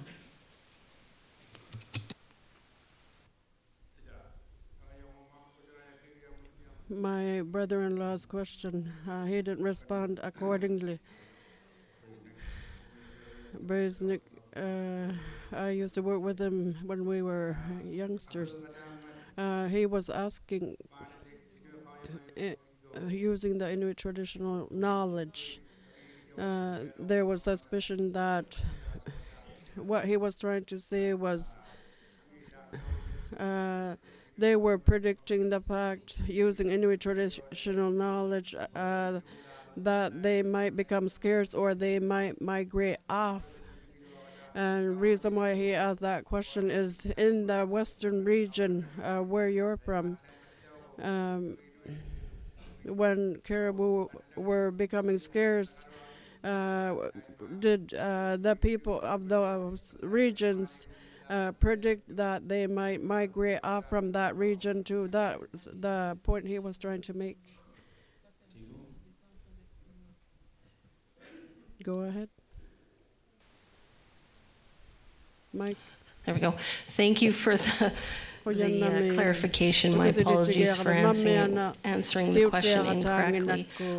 Yes, we have heard through Qikiqtani knowledge that there are cycles in the caribou herds, and there have been times of scarcity in the past, and times of highs, times of lows. There is a prediction that we would at some point go into a low cycle. I don't believe they predicted this low, and that I don't believe they predicted it would happen at this time, just that there have been times of highs and lows in the past. And I'll leave it at that.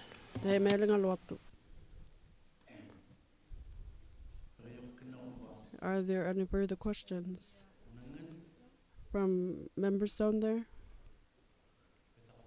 I believe there aren't any. Thank you for your very good presentation and responses. Thank you.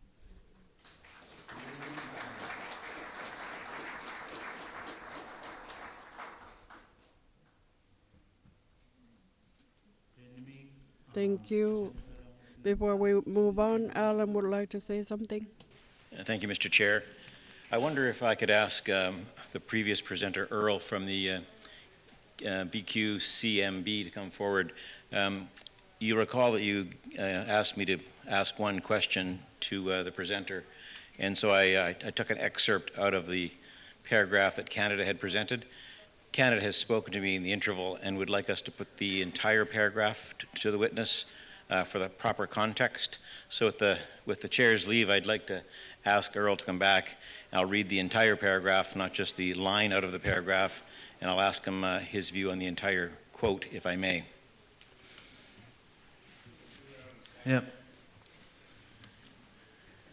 Earl?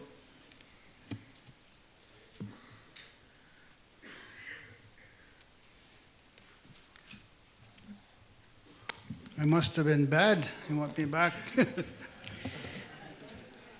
No, I think if anybody was bad, I was the one who was bad trying to speed up the process, and it invariably slows it down. Sir, I asked you a question from Canada's submissions. Just for the record, it's pages 22 and 23 of Canada's submissions, and they were making reference to the draft plan, page 27. I read you part of a paragraph. The part I read you is in the middle. I'm now going to read you the entire paragraph and ask you to comment on it. Canada's submissions. The draft plan on page 27 discusses the risk of disturbance to caribou from activities in certain caribou habitat designations. We agree there are risks to caribou from disturbance, especially during vulnerable parts of their life cycle. However, there is no evidence yet that habitat is significantly lacking in quality or quantity, and that other forms of protection are not effective in mitigating disturbance. Therefore, current efforts should focus on protecting caribou from disturbance while continuing to research causes of and ways to reverse declines. A report commissioned by INAC in 2007 to assess the effectiveness of caribou protection measures found that conditions on land use intended to avoid disturbance of caribou have been partially effective and could be more effective if adapted with updated monitoring and analytical techniques. There's the full paragraph that I didn't read to you.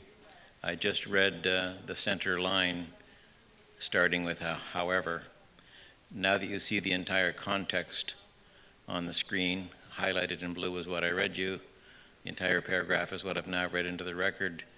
Do you have any comments, please? Thank you. No, it still doesn't change my answer. Thank you. Thank you.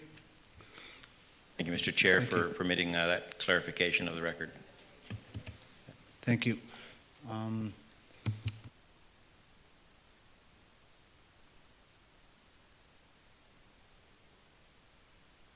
Sharon,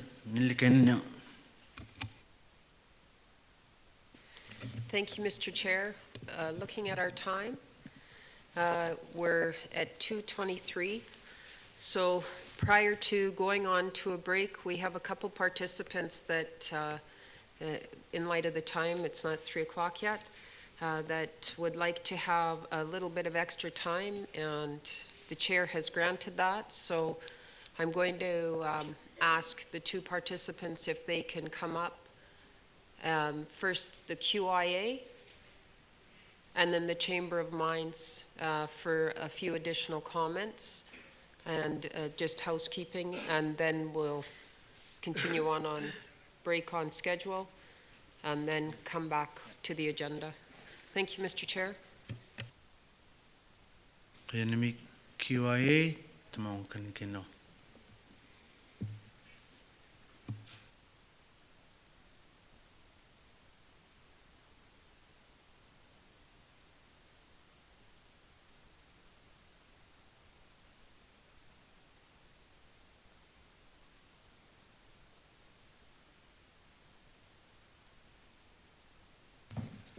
Yep, bigatin na ko. Hi again. I'm back.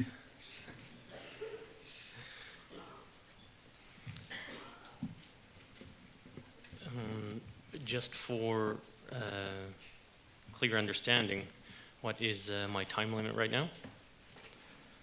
10 minutes. Okay, can that be reset and start now?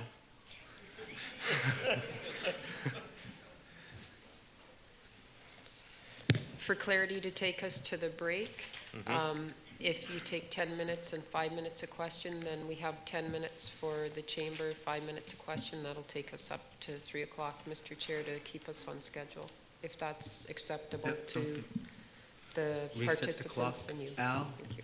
starting now. Okay, thank you. I just want to thank you once again just for being given this extra time. I began yesterday with a 4-page presentation, and I made it to page 2, and so I'm here to finish the other half, so thank you again.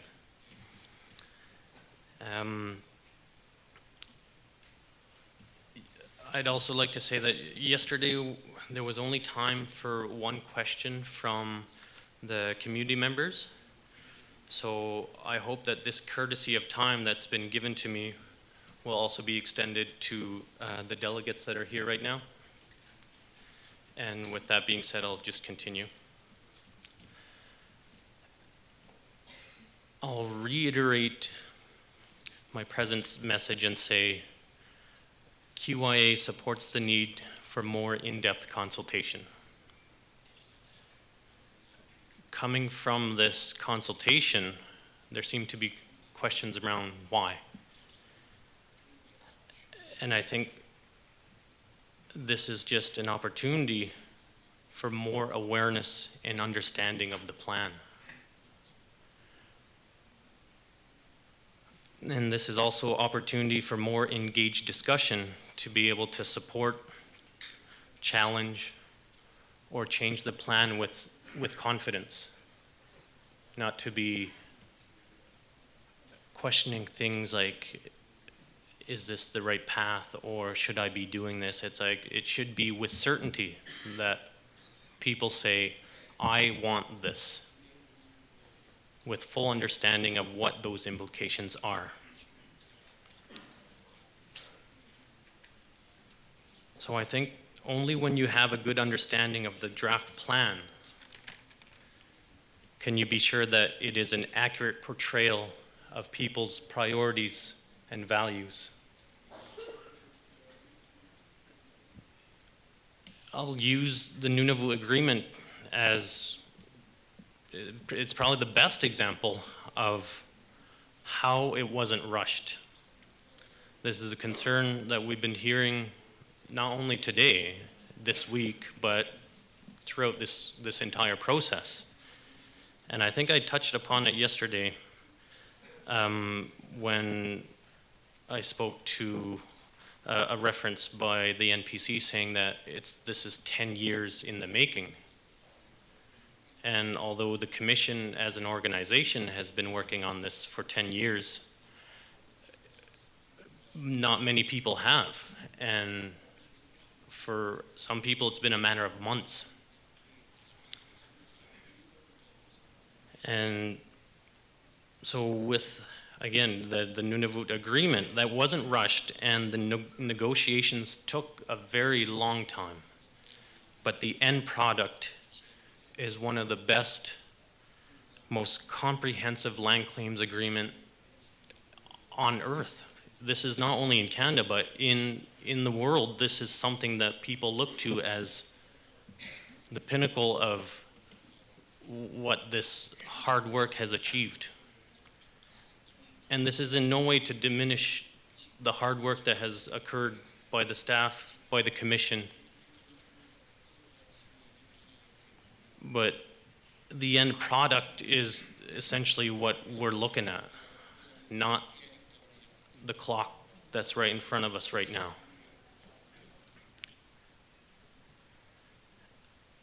So I just ask, why is there a rush to finish this? Another point I want to make is about how the commission has noted that the plan is not perfect and that amendments can be made. This is true, but the way the message is being conveyed is that the amendments is almost like a safety net. Say, if we get this thing not very accurate, or if we get it wrong, we can amend it. But the amendment process is complex, and it shouldn't be used as a safety net. And I think that's one of the reasons why things have been pushed along a little, is that, well, we can fix it later, we can fix it later. And so I just say, well, just a second point on the amendment process is that it's also very complex. I think it's not as simple as it's being conveyed, and because it does require the levels of government heads to be convinced, and then they must approve it. So although it hinges on, say, 2 government heads saying, yes, let's make an amendment, there's an entire massive process behind that that'll lead to that. And we all know any government process, whether it, anywhere, is just, it takes a while.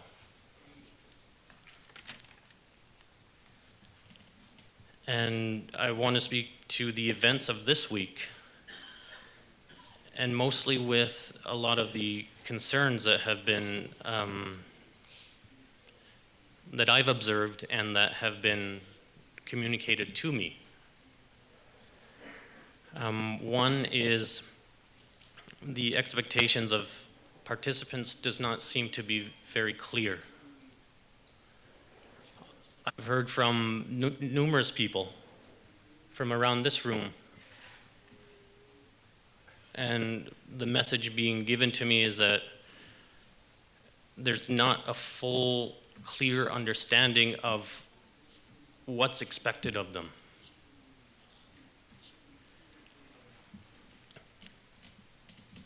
And I think within this process, this is something that I've spoken to, where the expectations do need to be clear. And so the other thing I want to speak to is, I guess it's the approval process, where the notion that no stated objection to an element of this draft plan means that it's approved, or at least it means that there's no objection to it. So silence is not acceptance. If there's no objection, it doesn't mean it was approved. I think I speak specifically to the regional sessions and how there was no objections to the keybird habitat sites. It doesn't mean it's supported. It just, there's no record to say there's no objection, or that there is an objection, sir. So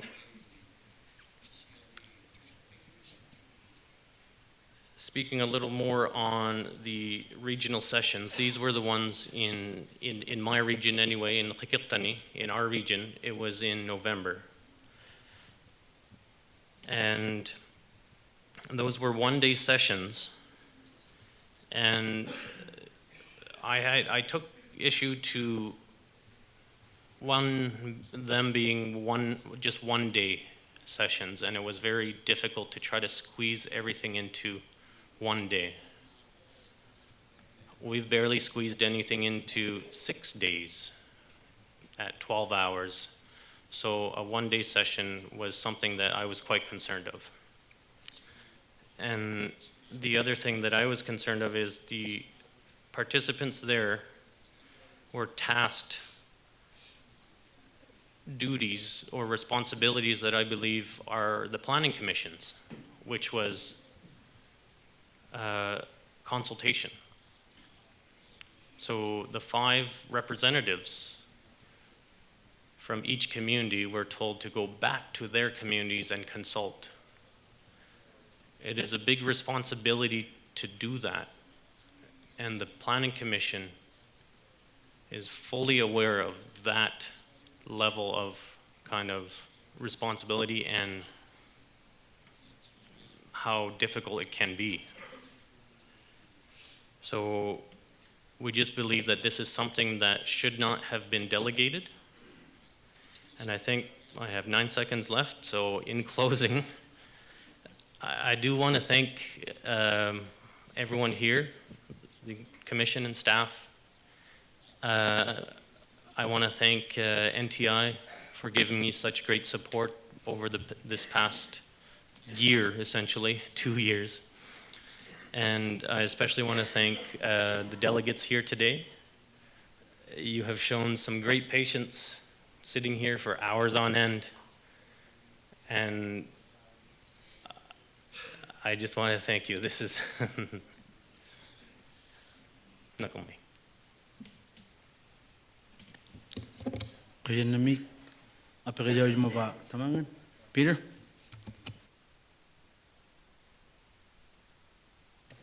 Kiwota, matnawutit, hulamik, apakakalunga, tapos tamani kiwaktuk, kiwai kut, pilari wagigloba, ubali wakati mayuwak, tamna hiwuldak. So right here with me is Bruce McRae. He's a legal counsel at QIA. And he's very new to the file, I want to say, and he just started this week.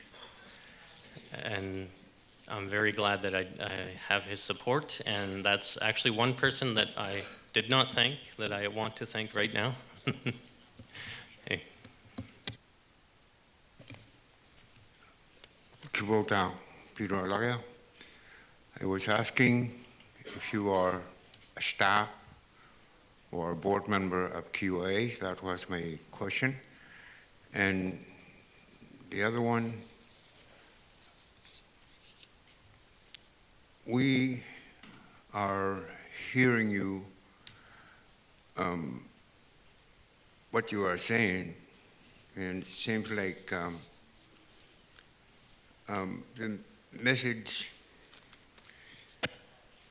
you are giving us seems to be saying slow down a bit. That's what I'm hearing. And if that is the case, the NPC has been working for quite a while, and also, even though we are slow working on this,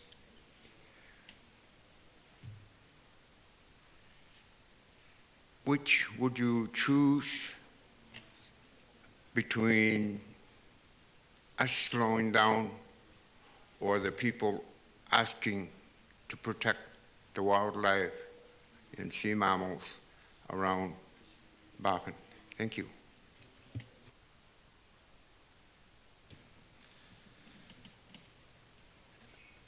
I think, so the question for me, the first one on me being staff for a board, so I am staff, so I am in the lands division.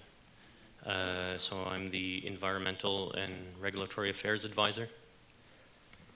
And to the second question, I think this question was also posed yesterday by Alan about without this plan, there is no protection. So when this plan comes into effect, there will now be protection. So I think the intent of the land use plan is within that the mandate anyway is to guide resource development, to say where you can or cannot do things. So although one of the side products is these protected areas, I don't think that is the strictest kind of approach to take. And also, when it comes to protected areas, I don't think that this is something that should be rushed for the sake of having these protected areas. We want those, there's no doubt about that, but as we move forward, the focus is more so on the accuracy that those protected areas and the special management areas and things like that are reflective of priorities and values. And that's just the type of thing that does take time. So protected areas, yes, if that is indeed what community members want. But the understanding and the involvement throughout making those protected areas is my focus and is kind of the key message, I guess, is in what we're saying in terms of consultation, because it all ties back to understanding and being fully part of the process and not just a passive kind of approval person. Thank you. Thank you. The time is up. Thank you for your question, and thank you for supplementary presentation. Brian? Go ahead.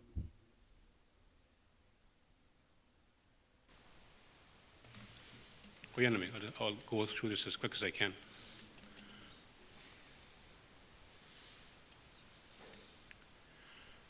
Show the whole Nunavut settlement area, please. More, bring it out. Let me see Qikiqtani as well, please, Peter. Thank you. So, all the red areas you see are little dots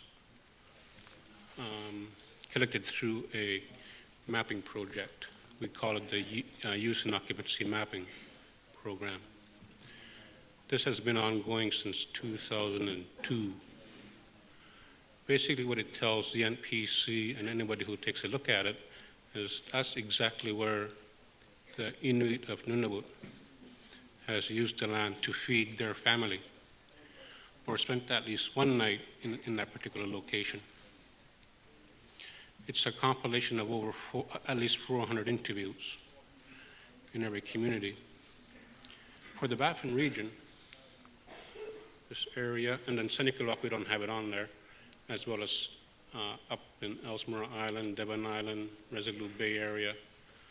Many of those folks that provided that information are sitting to your left. We've interviewed, maybe at least 25 to 30 people from each community. And that data set has helped us kind of fill up this map, valuable areas or valued components of the plan. And so one more comment about that map. Go back to it, please. In 1991, the North Baffin Regional Land Use Plan was approved. And on that map is an area of importance map. That data set was collected between 1986 to 1990, 1989. It was a 3-year project, extensively by the Government of Canada and NBUT. It is exactly the same as this set here. From 1986 to 2010, areas of importance exactly the same. And then further to that, between 1976 to 1983, I believe there was a Nunavut Atlas map developed for use in occupancy, as was a project that happened in 1972 to 1976 for the whole territory. Again, they are exactly the same. Nothing changed through the whole territory. So that information we've used for this process. And again, many of those folks that provided this current data is sitting to your left. Show the Cape Dorset report, please. The Cape Dorset report was developed from a community tour that we did between 2012 and 2014. We went to every community.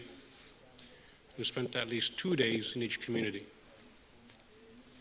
And in those 2 days, the first day, we spent the whole morning with the elected officials. And we kind of walked them through the plan. This is what the plan does. This is what we hope to do in your community. And then that afternoon, we had an open house with the community residents.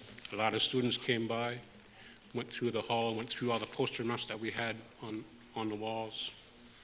We had staff and board members go to the school and speak to the teachers within that 2-day period. In the evening of that first day, we held an information session for the public. At the same time, we collected more data. We also showed them that UOM map. And that helped us identify areas that are important to that community. On average, we had 30 people, 40 people in every community. The Cape Dorset maps, we had 70 people that night. And that was between 2012 and 2014. And we just, as you've spoken to, we just did another set of regional sessions between 6 areas: Katalmeut, Kivalak, Dene, Makivik, North and South Baffin. And again, we've collected more data. So it's not just a one-time session that we've been doing or a sporadic type of activity that we've gone through in the last 5 years. This data collection process has been going on for over 15 years, basically. And all the information it mirrors identically what was collected in 1972 to 76 and between 1986 to 1991. So I just want to kind of mention that for the folks to your left. You seem to be trying to tell them that there was no information or data collection or consultation happening or lack of it. But that's a lot of information that we've collected through the years. And to compare with the land claims agreement process and our process, the folks who went through the land claims process had resources. They had full support from the government, the territorial government. As you probably know, our resources here are quite limited. Steve, Qikiqtani, Asianong Nalomata. Okay. The answer will be much shorter, or the response will be much shorter than that, so I'll be fairly quick. So there was many different references there to previous consultations. These are, of course, very important. And my question is about the 2016 draft land use plan. That doesn't seem to be up there in terms of consultation. Has that plan been brought back to communities? No. And Cape Dorset, the Cape Dorset example seems to be one It's a very good example of success of what you can do with that consultation. How that level of engagement, that detail in participation brings such a great product. So we just ask that that be replicated in all communities. And we just want to reiterate again, this is not, the consultation is only part of it. It's ensuring that there is an understanding. And so does the community understand how the information that was collected during these various consultations, do they understand how it was integrated into the 2016 land use plan? And this is a question that at any given moment I do pose onto community members just to get my own gauging of whether, you know, this is truly, whether it is understood, because it is a big question. It's not coming from me. It's coming from concerns that I simply pass on. So thank you, and I think my time is up. Thank you.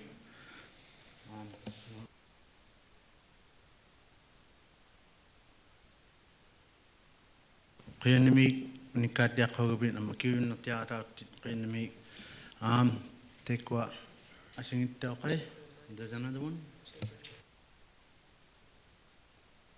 Chamber of Mines.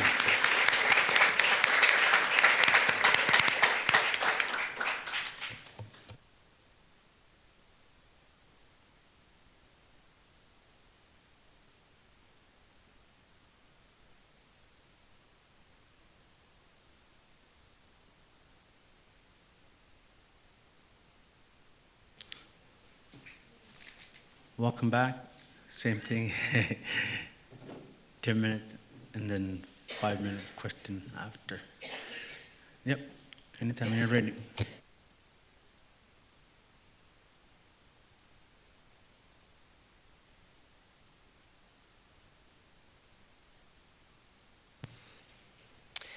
Thank you, Mr. Chair.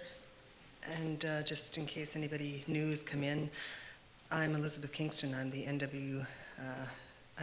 Nunavut General Manager for the NWT and Nunavut Chamber of Mines. And with me is our legal counsel, Christine Cobell. So I've asked Peter to kindly put our presentation back to the slide where we left off this morning. So I think we're live now, so thank you.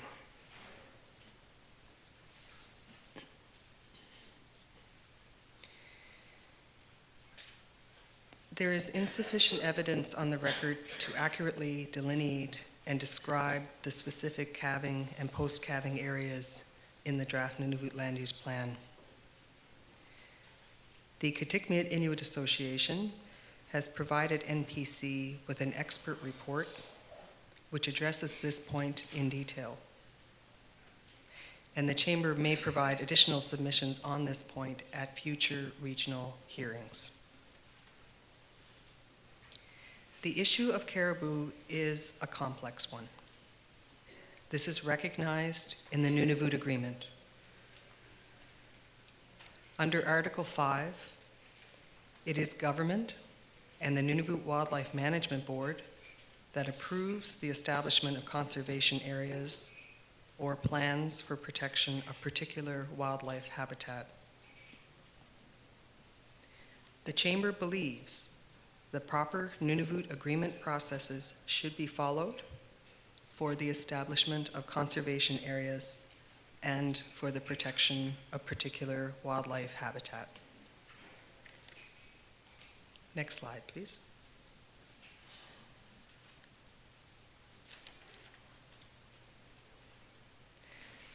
Our members hold mineral rights that are protected under the Nunavut Agreement and Canadian legislation. Under Article 17.1.11 of the Nunavut Agreement, the primary purpose of Inuit-owned lands shall be to provide Inuit with rights in land that promote economic self-sufficiency of Inuit through time in a manner consistent with Inuit social and cultural needs and aspirations. Yet industry has consistently been excluded or undermined in this process. The Chamber's view is that the grandfathering of existing rights on all stages of mineral exploration and development without exceptions should be acknowledged in the draft Nunavut Land Use Plan. Next slide, please.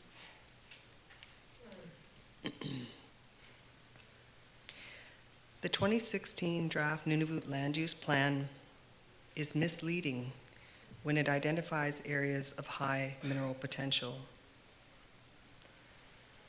Well-known deposits are generally shown on Schedule B. But it is important to understand that so much of Nunavut has yet to be explored.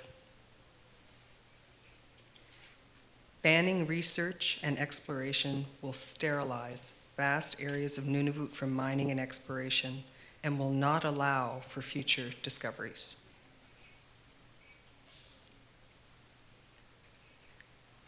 Mineral potential assessments are only as good as the knowledge of the time. Future generations and technologies may identify new minerals that are essential to society and new technologies that can allow access to them with minimal disturbance. The land use plan should preserve flexibility as much as possible in land use designation.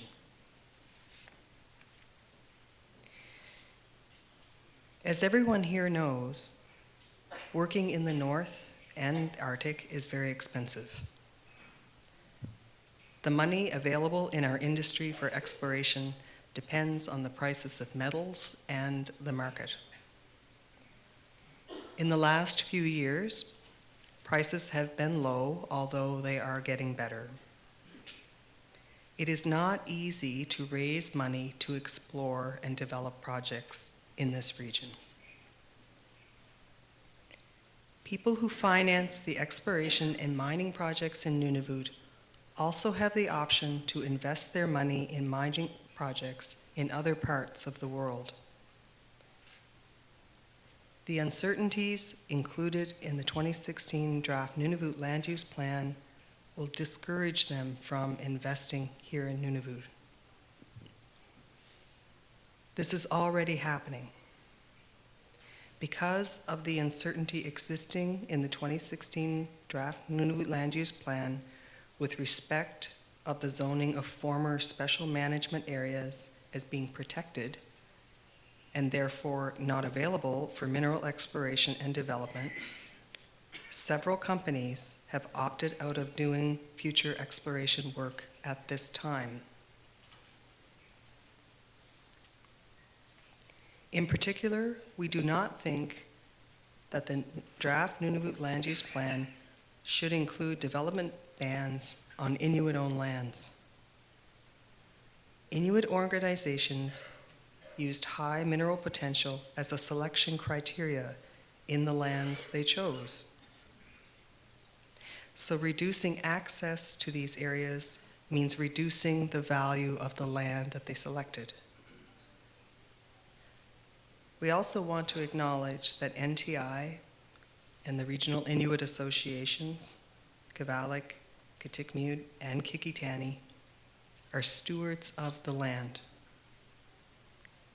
They are very careful when they permit development on Inuit-owned lands and are very clear with industry about their values when we approach them.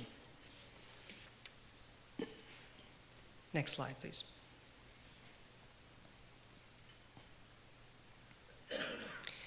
We have heard questions throughout the week about shipping.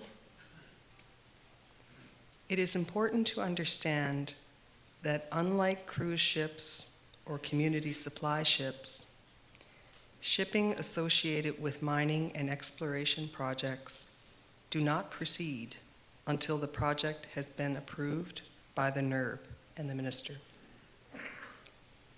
So communities are consulted by the companies, the NERB, and Inuit organization before any shipping is allowed to go ahead as part of a mining project. Cruise ships for tourism do not have to go through that regulatory process right now, but shipping for mining projects does.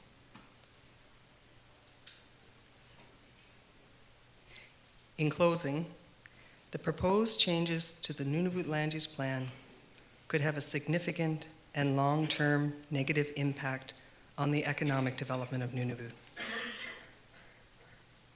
If implemented in its present form, the 2016 Draft Nunavut Land Use Plan will deter investors from funding exploration projects in the territory and will reduce the potential for new discoveries and mining projects that would provide economic and other benefits to Nunavut and Inuit.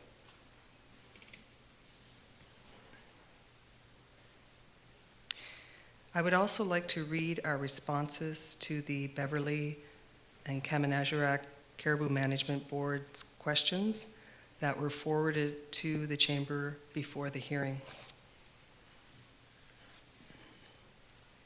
They have two questions. Number one, can you explain what evidence has been used to develop the position that existing caribou protection measures that have been used by the mining industry in Nunavut and the NWT have been effective, particularly since the Government of Northwest Territories monitoring program was discontinued in 1990. This position has been stated in chamber submissions multiple times, including in the Government of Nunavut's recommended caribou protection measures technical review from February 2016. Our response to this question: the Chamber's observations are that the caribou herds continued to increase through the 80s and 90s as exploration and some development occurred in some ranges, and not in other ranges. The herds have since gone through declines. Whether exploration and some development continues in those ranges or not. At a broad scale, there is no correlation between industrial disturbance and herd productivity. Therefore, there is a lack of evidence of a causal relationship, and reasonable logic shows that while some effect is acknowledged locally due to disturbance, there is nothing to suggest that industry has been the cause of the decline, nor will it be a substantial factor in any delay in recovery.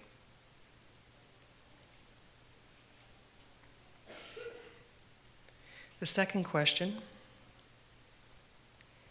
if some form of mobile caribou protection measures are adopted as part of the land use plan or outside of the plan, will industry work together with government agencies and the RIAs on further development of the measures, including testing their effectiveness?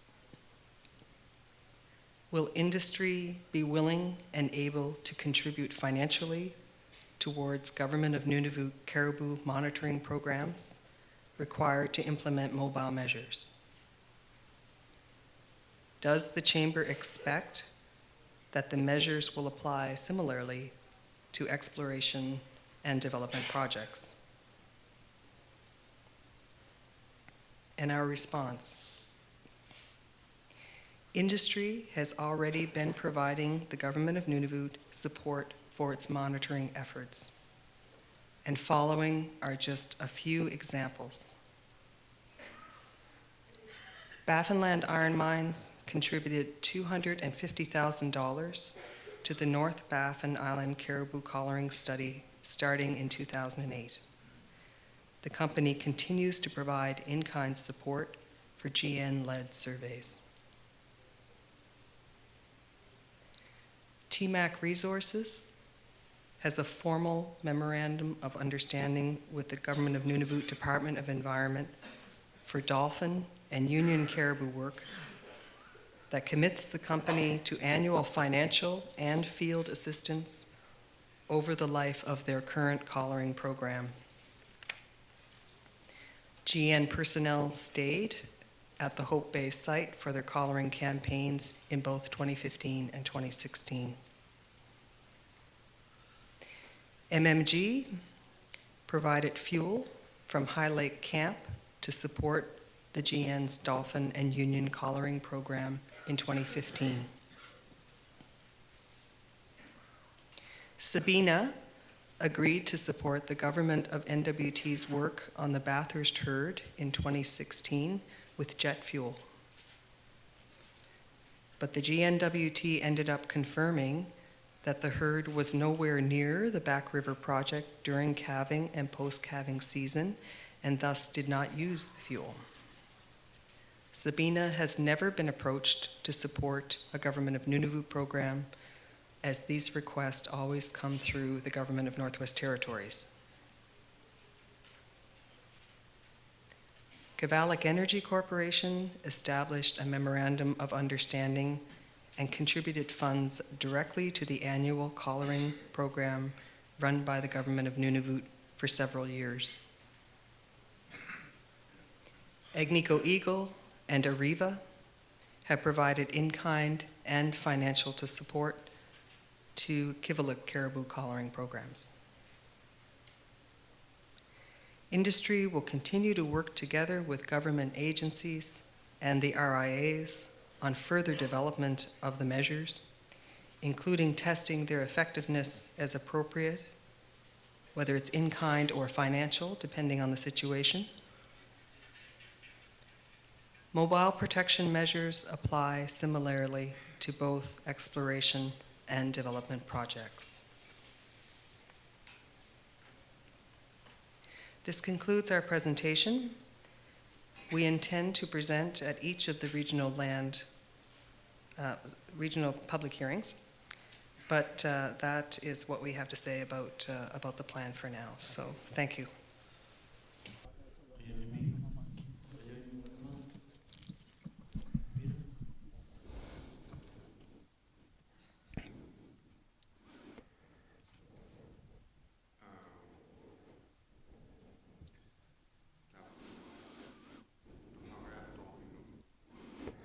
At this hearing, you mentioned that your intention was to attend all 3 public hearings. Your presentation perhaps shorten it in the next meeting, because it appears that all the time is taken to explain what appears to be contrary to a lot of discussion.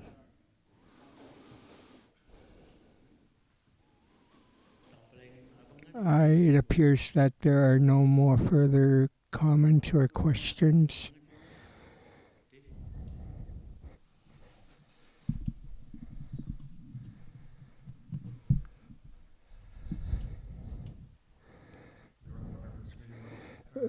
Barnabas. I am with Clark QIA. I just want to understand, at the time,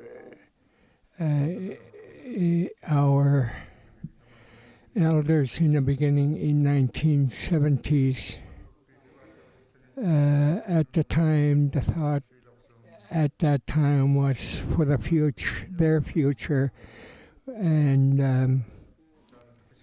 I just want to understand the participants in the early days, and there were a lot of oil and gas exploration.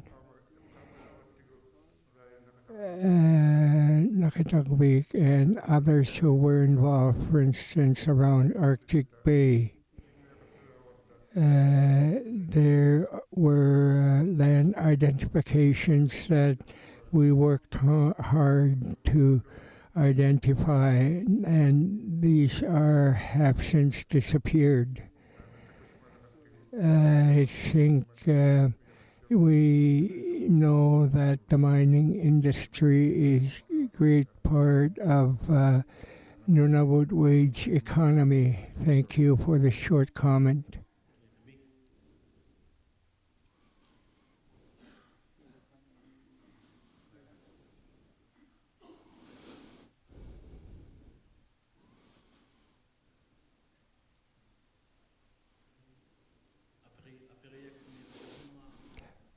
Any more comments?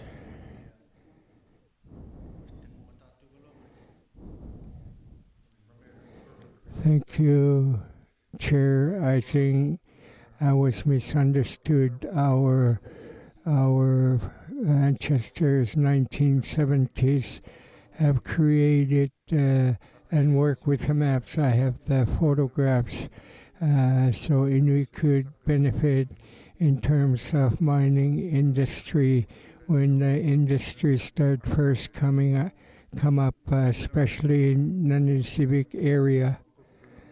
This is so our younger generation can work, and potential many mineral areas were identified of oil and gas, diamond, and other precious metals. Do you have any of this historical mapping? This is directed to the Chamber of Mines. You may proceed with your answer or submit a written answer if you want.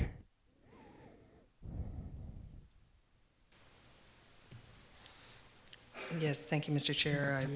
If we had the opportunity to provide a written response, that would be preferable. Thank you. Ya, kiuya wa yakut. Kainemik, apa yo kanno mo ba? Any other questions, comments? Takapaleo niya, kainemik. There's none.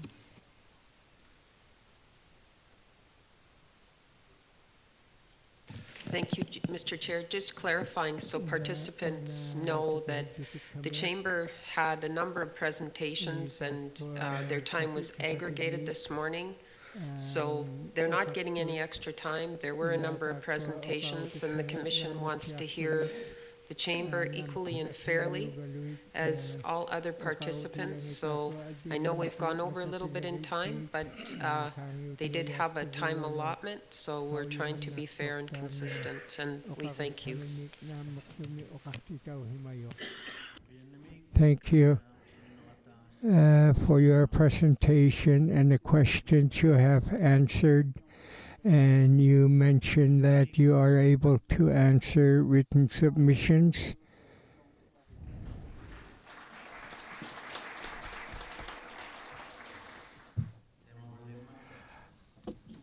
I think we'll proceed.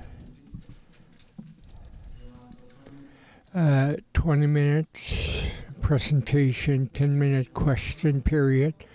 Please proceed. Kaya namikiksotak, mga Jason Akauk. My name is Jason Akauk. I'm the Executive Director for the Nunavut Wildlife Management Board. So first off, we just want to thank the Commission, NPC, for permitting the Nunavut Wildlife Management Board time to present its position. And I think that position was conveyed in our press release, which was released on March 16th of 2016, which is that the Nunavut Wildlife Management Board supports full area protection for caribou calving and post-calving grounds, and this includes key access corridors leading to and from the calving grounds. Full area protection includes the prohibition of industrial activities, including mineral, oil and gas exploration and development, construction of transportation infrastructure and related activities. Speak up. Speak up. Okay. So the details of NWMB's position can be found in the submission that we provided to the Nunavut Planning Commission. What we did provide to the Nunavut Planning Commission was addressed to yourself, Mr. Chair, Andrew Nakasuk, the cover letter, our Caribou Workshop report, the letter to the Indigenous and Northern Affairs Canada Minister, released on April 19th, 2016, our press release, a literature review examining human effects on barren ground caribou, and a map which is up on the screens for everyone to see. So again, I want to reiterate the position of the NWMB. So the Nunavut Wildlife Management Board would first like to state that it is not against responsible industrial development. However, the board is of the view that there must be an appropriate balance between development and protection of wildlife and wildlife habitat.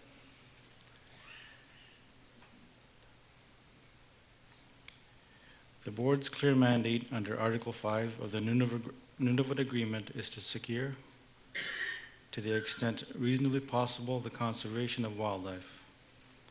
So the NWMB is therefore committed to helping ensure a responsible balance between development in Nunavut and the protection of caribou and sensitive caribou habitat. So accordingly, after having considered available Inuit Qauyumayituqangit and Western scientific information regarding the negative impacts of human land use activities on calving, caribou, and habitat, the NWMB recommends the following position with respect to caribou habitat protection.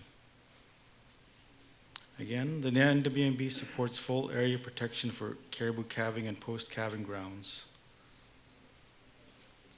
This protection includes prohibition of industrial activities, mineral, oil and gas exploration and development, construction of transportation infrastructure and related activities. I'll just note that this was the initial position of the NWMB back in May of 2014.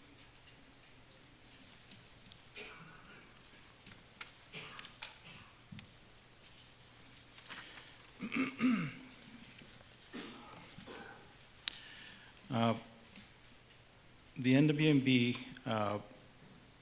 arrived at this position and confirmed this position back in 2014, but was also reconfirmed when the NWMB held a workshop that it hosted back in November of 2014. At this workshop, representatives included delegates from the Nunavut Wildlife Management Board, Government of Nunavut Department of Environment, Nunavut Tungavik Incorporated, the Qikiqtani Regional Wildlife Board, Kiwadlik Wildlife Board, Qikiqtani Wildlife Board, the Government of the Northwest Territories Department of Environment and Natural Resources, the World Wildlife Fund, and the Beverly Qamanaqjaq Caribou Management Board.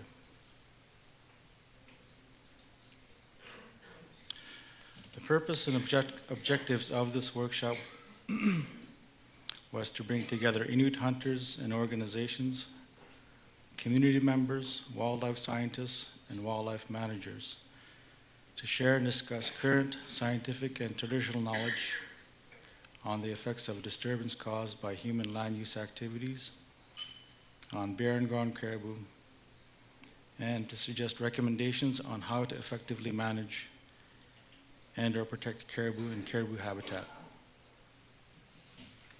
I won't go through the full report. It is available, the submissions, but what I will do is just go through the points of agreement.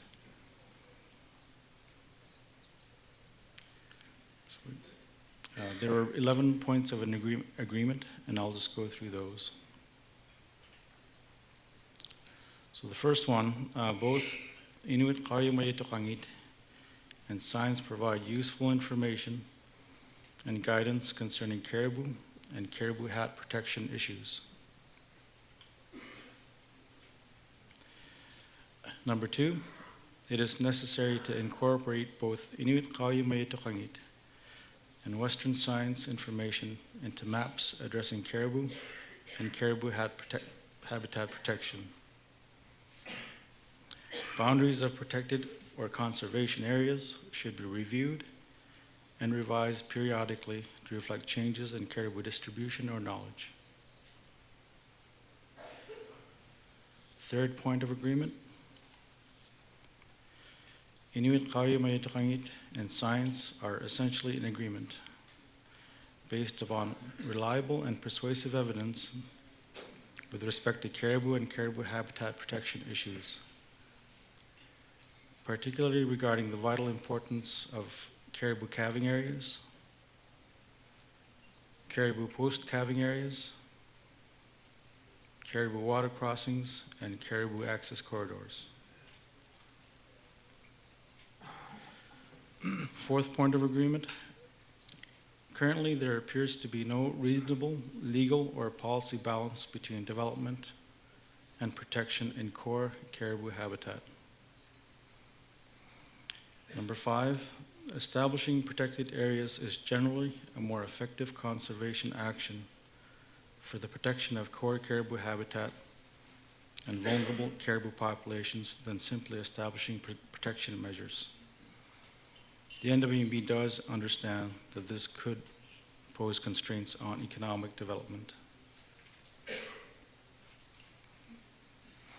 Number 6, particularly concerning the presently low caribou population numbers in Nunavut, the high economic, social, and cultural value of caribou and caribou habitat to Inuit, and ongoing exploration and development activities throughout the territory, it is urgent that prompt and effective steps be taken by management authorities to ensure protection of this irreplaceable natural resource.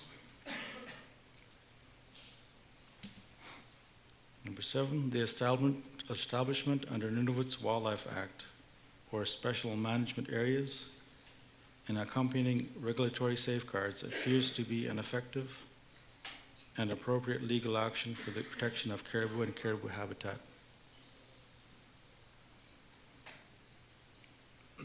Number 8, a caribou zone of influence is a useful concept to apply in considering overall caribou and caribou habitat protection. Number 9, mobile caribou conservation measures designed to conserve caribou use of seasonal ranges as opposed to conservation of caribou habitat deserve further careful examination and consideration. For example, within buffer zones in the vicinity of a protected area or within other seasonal ranges where concerns exist about disturbance to caribou but do not warrant full area protection.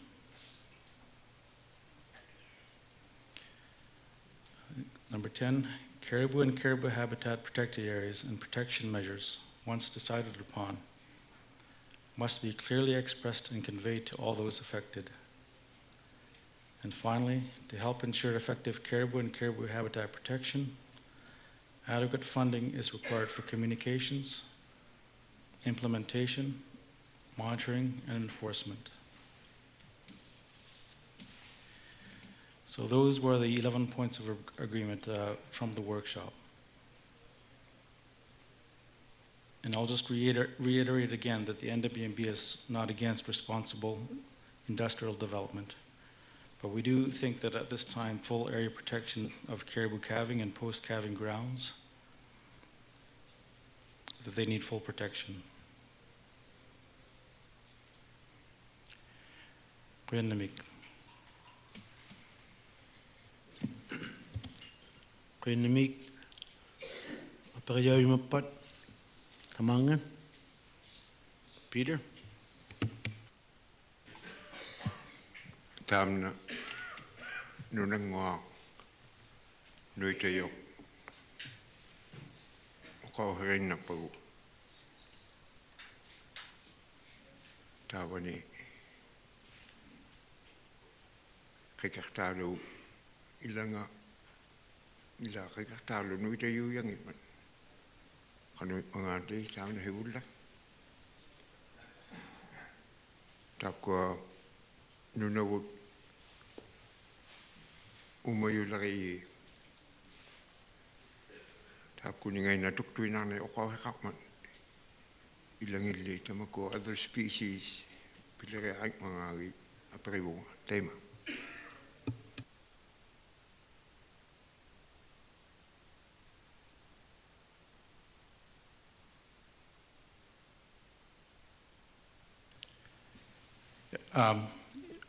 Kuya namig man dito aktan tuktuni kamagi yabutan asiani isa makatta kun nakarak to tak asiani man tuktuni listen no pang naitino tunisibugo. You were also asking about the map here, and yes, this is primarily in the Kivalliq, in the Qikiqtani area. At the time, we don't have enough information to be able to put zones or boundaries in the Baffin region.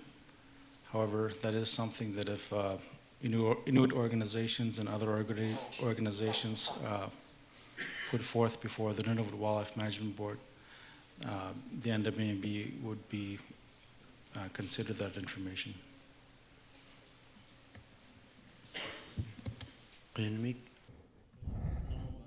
Any other questions? Appears not. Participants? Lupa?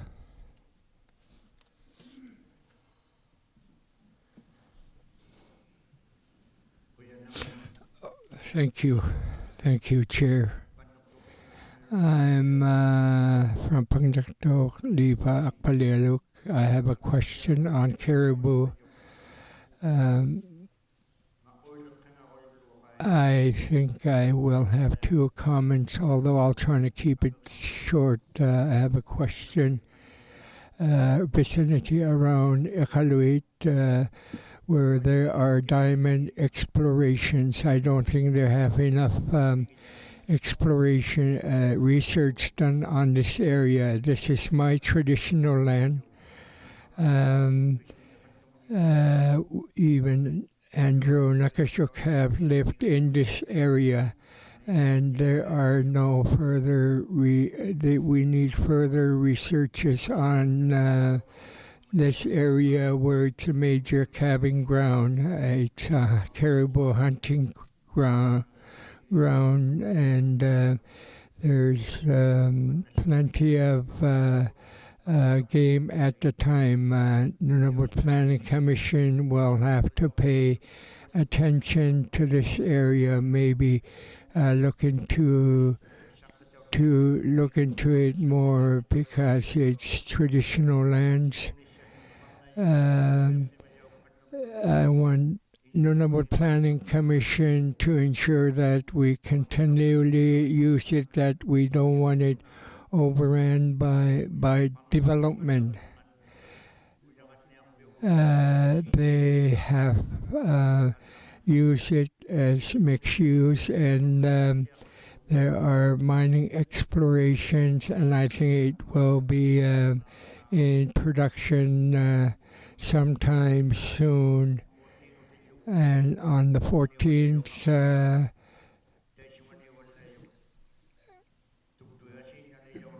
people totally depend on caribou from this region, and at the time we discussed its importance at Baffin QIA regional meeting. I think IQ is overused. It's just a cliche now to meetings and gatherings to look perfect, but researchers and their findings are always the priority, and Inuit culture, IQ, is never a priority. It's just used so discussions can look good and they look and mean well. It's just a general comment to the participants here. So Nunavut government also should hear of this. They should be concerned to the Baffin Island population. Their researches should be concrete and meaningful towards caribou. And another comment on caribou, perhaps like polar bear.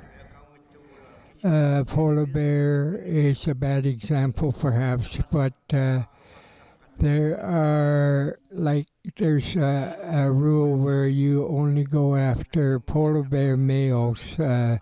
Perhaps that should ease up a bit, where few females should be harvested at time. Please, that's what I wanted to say. And this is for future considerations for all the dialogues and what you said you are saying about the caribou as the government of Nunavut. And here again, Nunavut Planning Commission is saying that they'll do this in tune of IQ.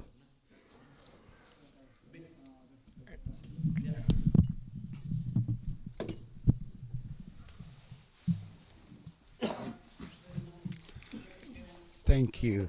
Very similar comment, just a comment.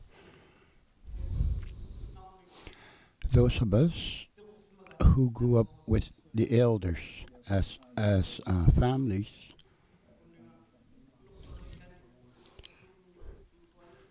and there's a lot of preference by elders to eat calves, but there's no means to do that. But in respect to our elders, and because of our elders, how can we change that? That can also be entertained by another venue, and response given elsewhere also. There are other questions? Go ahead.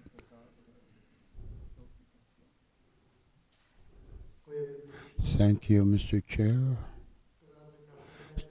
Just a short question.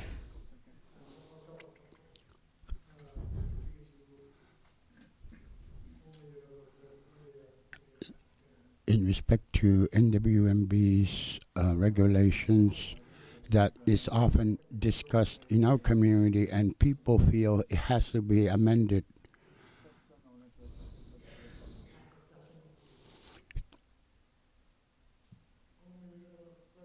NWMB perhaps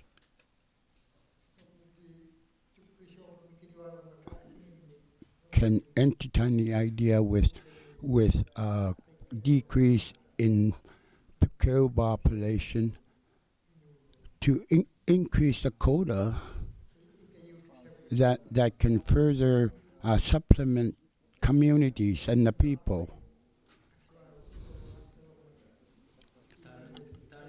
That is also outside the topic and can be conducted in a different menu. It's not part of our hearing. Yes, you can talk amongst themselves regarding your question, but it doesn't really go with our purpose here. Yes, if you have questions to his comments, but anything outside of that, you can discuss it in your community. Right now, we're dealing with the presentation he gave. Yes, I also had a question on Mare River. Was a very important calving ground before mining started. How can we pursue better protection of the wildlife in the area? If you want to answer right away, you can, and you can also you also have an opportunity to answer that question later if you can't answer right now. But if you want to answer it, you can.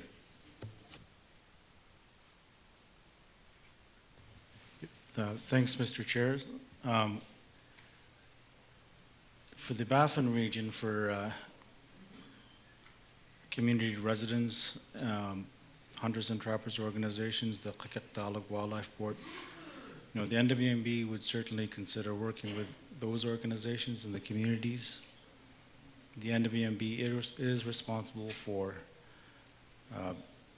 designated areas for consideration for protection. So if that is of concern, I'd suggest working with your HTO, the Qikiqtani Wildlife Board, and the Nunavut Wildlife Management Board would be in a position to work with those organizations.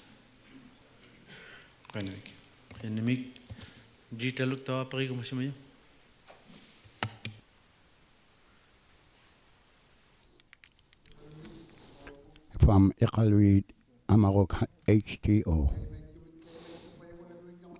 I think we're going to be talking about similar comments. So I'll just say that areas of mining interest sometimes there are people who feel they have ownership of some territories, and I wanted to mention that. But I would like just to add now that there are birds that are migrating our way now, or areas in our vicinity. The women spend their summers and enjoy berry picking, and sometimes they have no berries to pick because of increase in birds that are affecting berry pickers. Thank you. Ben, you also had a comment? Yes. Thank you. Kuyan na may takwa kati may isangan nyo akong nasi. I want to go home. No. I have one question. Yes, there are. When we were in the Baffin region, and I don't really want just discuss caribou. There are other wildlife species that must be of concern, which I believe NWMB should be concerned of, particularly marine life. And the public institutions that were created, Nunavut Marine Council, for example,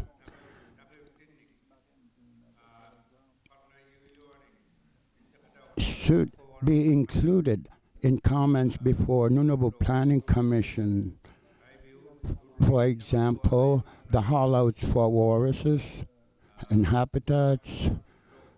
Often, problem is viewed with cruise ships approaching these walrus hollouts, and with increasing concern and traffic and increase in tourists.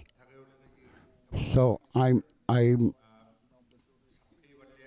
think, isn't it the time now to start developing regulations or policy along in working relationship with NPC, because right now there don't seem to be any restrictions for the cruise ships to go here or there.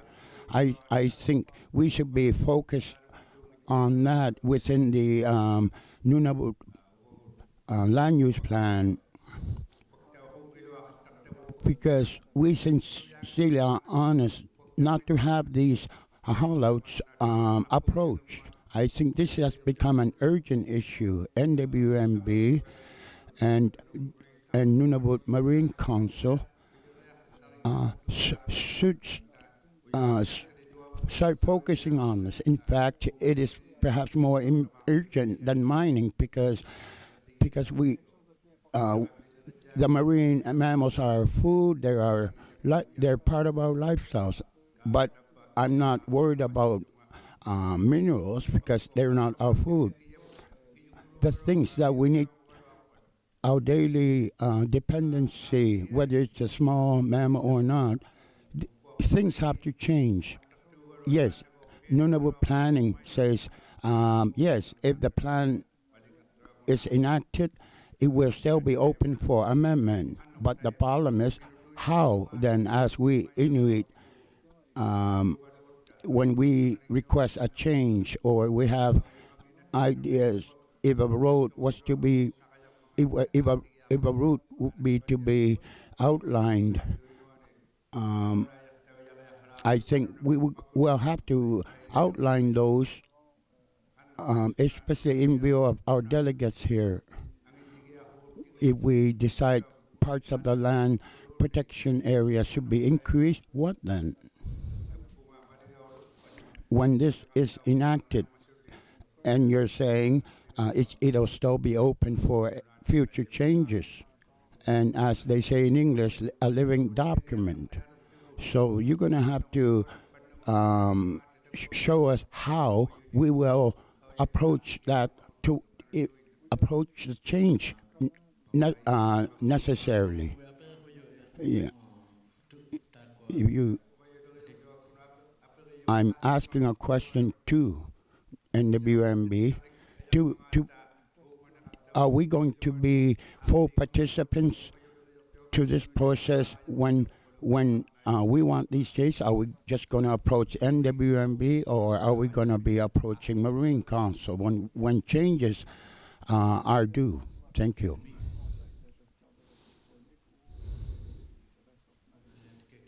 Who can answer that? Oh, go ahead. Thanks, Ben, for the question.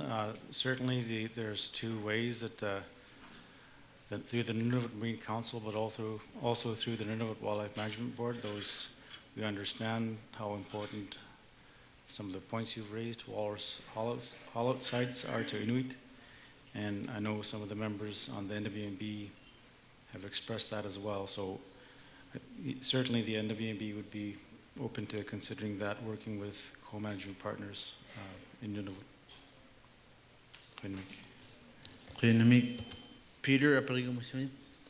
Peter, you had a question? Mr. Chairman, thank you. Peter Alarer, NPC. I'll make it short. The presenters before us,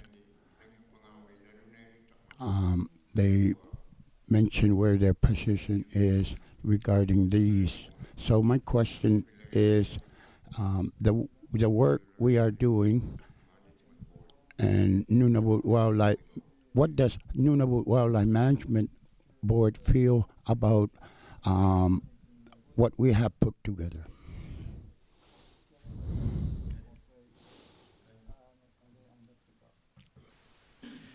I'm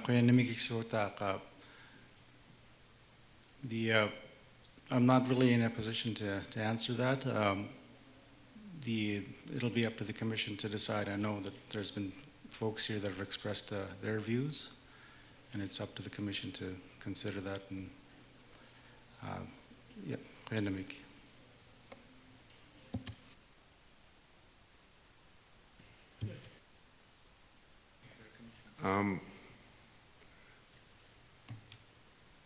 what I was asking is,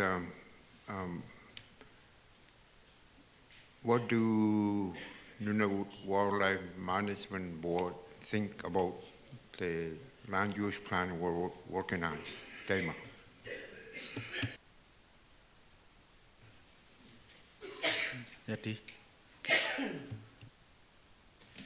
Yep, Renamik, the NWB has provided its position on caribou protection, and the latest draft, first off, the position is in line with the Kiwadlik Wildlife Board, which is full area protection of calving and post-calving areas. We understand that the current level of protection exceeds it. As it is now, I think it's in the hands of the Planning Commission to decide, given what you've heard.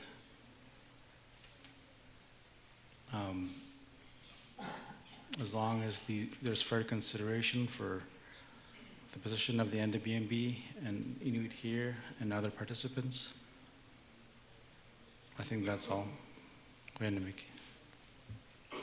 Renamik. I think the time has lapsed. We're past the time allotted. We may ask at any other time or by way of a letter. And again, thank you for a good presentation and good responses.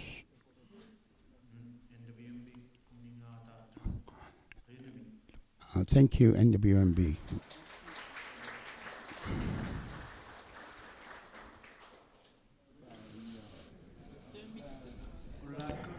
Good morning.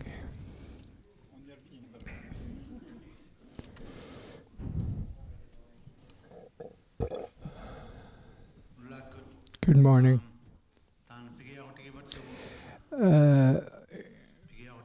Is it on?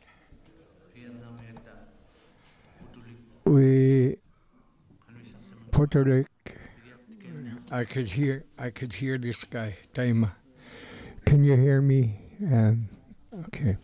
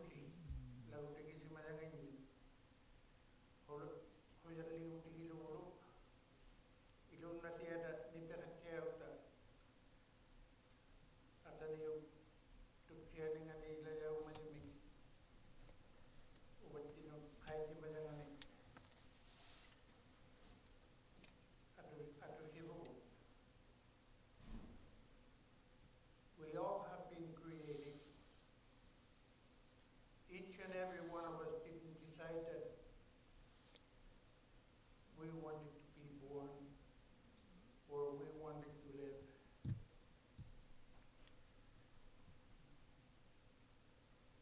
And for that reason, the prayer that was shown by the Lord to his disciples has come to us as well. So each of us will say the Lord's Prayer together. The Inuit will do the prayer in their language,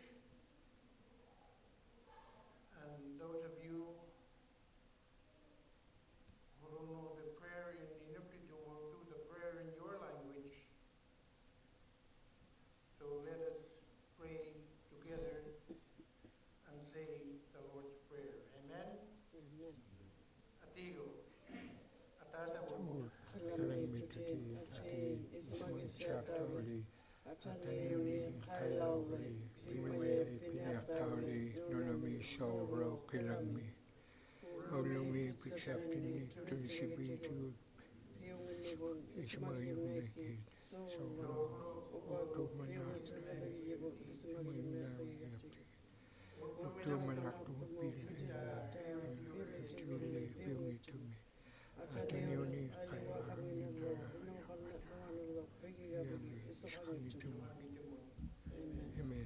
Amen. Amen. But it's okay.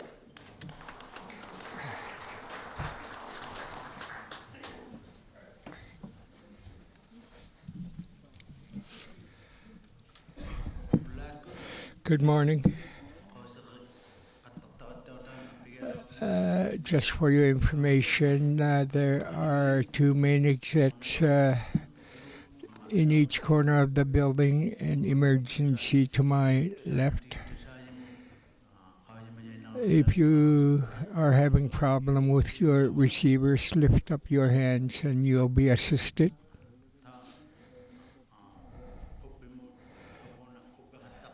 There are washrooms next to the main entrances. Invited guests to my left and presenters before us. If you have your cell phone, turn it off, please.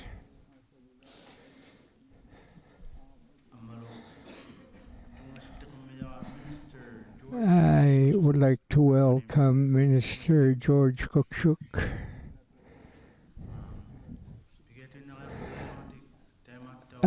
You may proceed.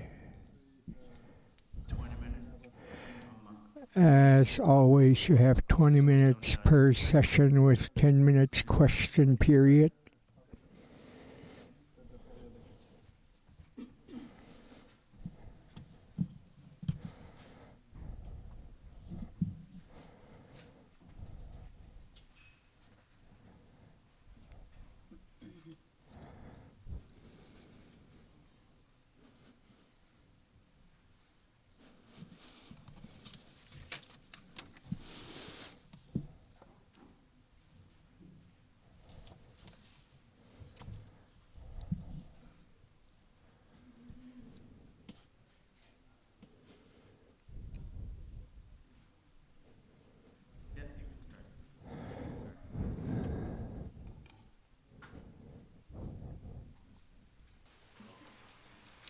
Good morning. Thank you, Mr. Chair. I'm Elizabeth Kingston. I'm the General Manager for Nunavut with the NWT and Nunavut Chamber of Mines. And with me is our legal counsel, Christine Cobell.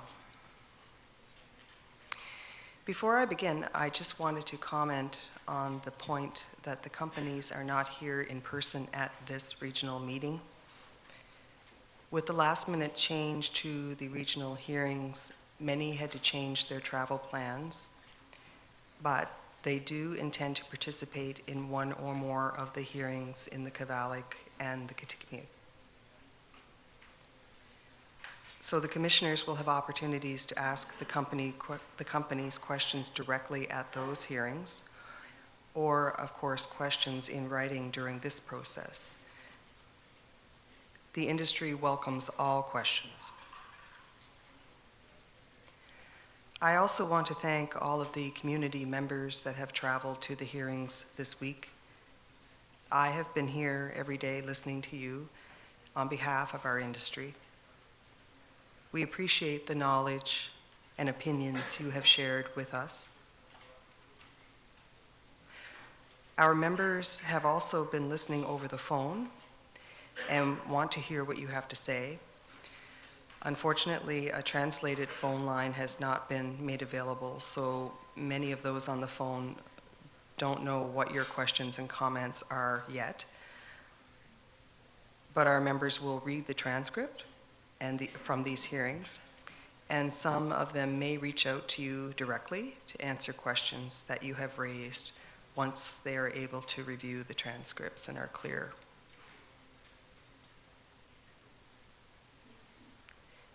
That being said, Agnico Eagle was able to give me answers to some of your questions from yesterday to share, two in particular. With respect to the life of mine, Meladine has a 2-year construction period lasting from 2017 to 2019 and an expected 13 years of operation from 2019 to 2032. There will also be a 10-year closure and post-closure period from 2033 to 2043. Meadowbank and Amaroq will operate until 2022 if Whaletail Pit is approved, and closure and post-closure will continue from 2023 to 2033.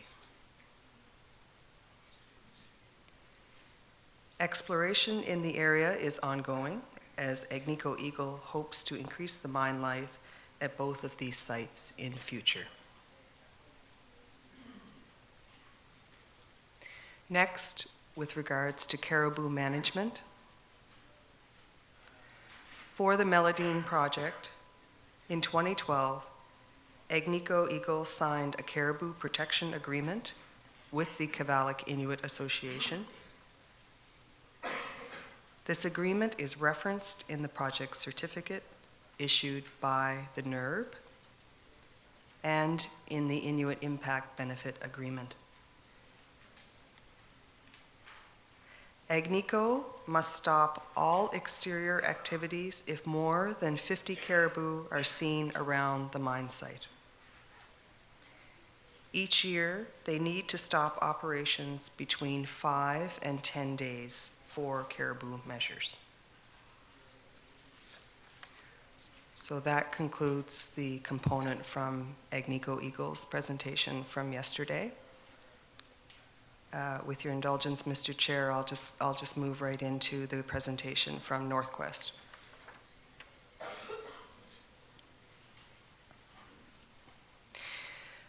Northquest Limited is an Ontario corporation incorporated in 2008. Northquest currently has one exploration project in Nunavut, the Pistol Bay Gold Project, which is located on the west coast of Hudson Bay, approximately 60 kilometers south of Rankin Inlet. The community of Whale Cove is approximately 14 kilometers south of the east boundary of the property. The project is comprised of 825 square kilometers of unpatented mineral claims. To date, $22 million has been expended on exploration activities by Northquest. Throughout the development of the project, Northquest has worked cooperatively with the community of Whale Cove. During 2015-2016, Northquest spent in excess of $1 million in goods and services from local businesses. During the 2016 field season, 18 community members were employed. Should the project proceed to exploitation, the expected level of capital investment is in excess of $300 million and should provide ongoing employment of 400 to 450 permanent staff.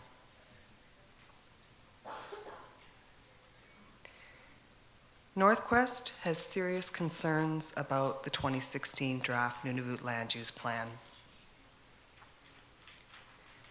Rather than balancing various rights, interests, objectives, and concerns of the various stakeholders, the draft plan takes a largely prohibitive approach to land use planning by imposing protected area designation over large tracts of land, thus prohibiting many activities that would benefit the socio-economic development of Nunavut and Nunavummiut.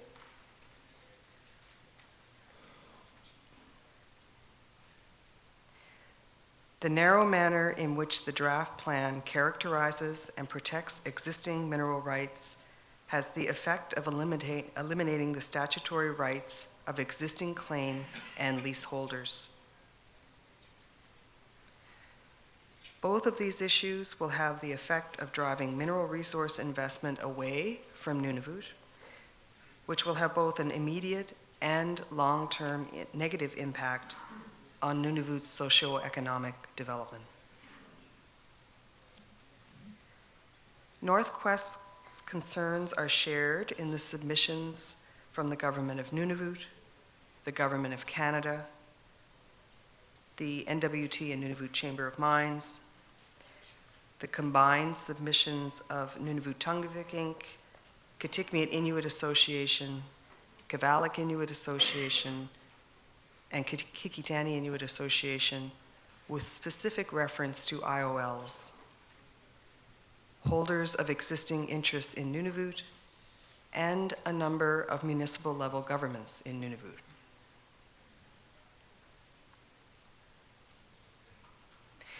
The Nunavut Agreement is the constitutional basis for land use planning in Nunavut. The agreement and its enacting legislation are based on established land use planning principles of balancing competing public and private rights, interests, objectives, and concerns. Northwest understands the need to take into account and reflect the unique history, geography, wildlife, culture, and traditions of Nunavut and of Inuit. Northwest is supportive of the land use planning process and the need to establish protected areas. We believe that land whose protection is essential for environmental or human needs must be protected. We also believe that building a robust minerals industry is critical for socioeconomic development in Nunavut. The NPC's role is to strike that difficult balance between these competing goals. We believe that the amount of land currently designated as protected area does not achieve an appropriate balance of competing rights and interests, and that the draft plan is significantly imbalanced in favor of land conservation. Further, the draft plan ignores the fundamental principles of land use planning, which are set out in the Nunavut Agreement, by taking a prohibitive approach rather than providing for managed and mixed-use areas. Comparatively, little land is designated as special management areas. This takes on a particular significance in the development of mineral resources, as many of the protected areas are superimposed over areas which have been identified as having significant mineral potential.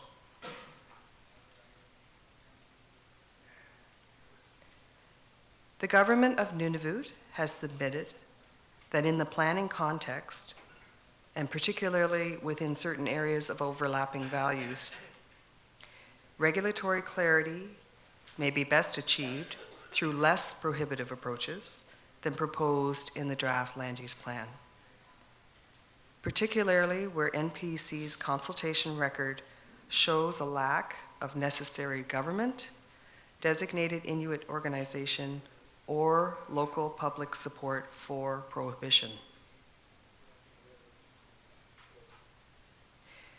The Government of Nunavut cites the 2012 Dillon Consulting Limited independent review of the land use plan, which asserted that special management areas designations may be most appropriate and sufficient in determining harmful disturbances in wildlife within critical habitat, particularly given the existence of safeguards for caribou and other wildlife at other stages of the integrated regulatory process. Northwest agrees with this.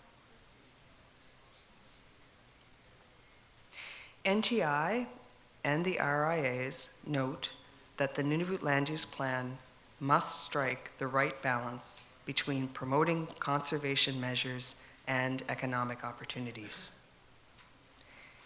NTI and the RIAs specifically state that they believe that the right balance has not been struck as a result of the considerable proposed application of prohibitions of activities on IOL subsurface lands,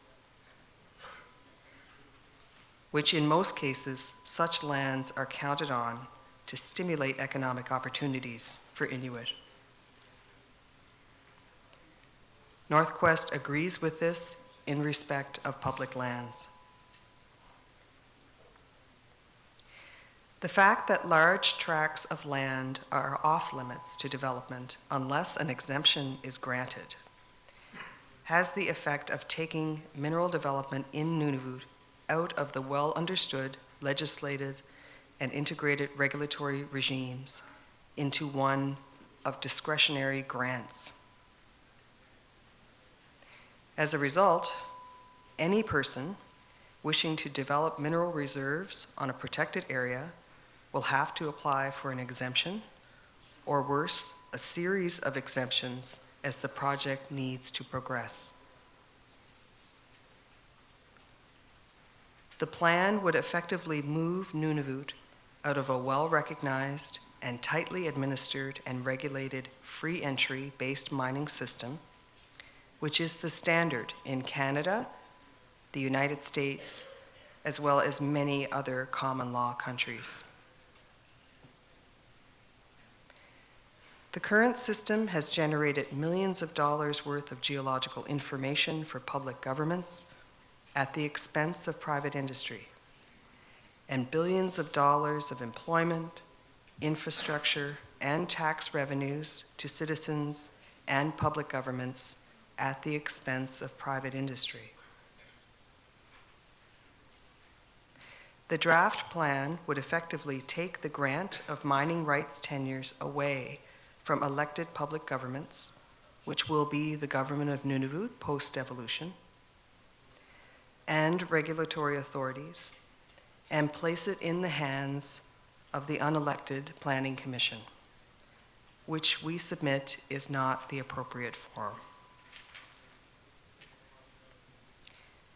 The current mining system is subject to the obligation to consult with Inuit and is also subject to extensive integrated environmental and other land and water use and regulations administered by institutions of public government as envisioned in the Nunavut Agreement. This system already serves to protect the broader public interest and the specific interests of stakeholders, while at the same time providing the mining industry with a certain and transparent system of regulation necessary before committing large amounts of capital.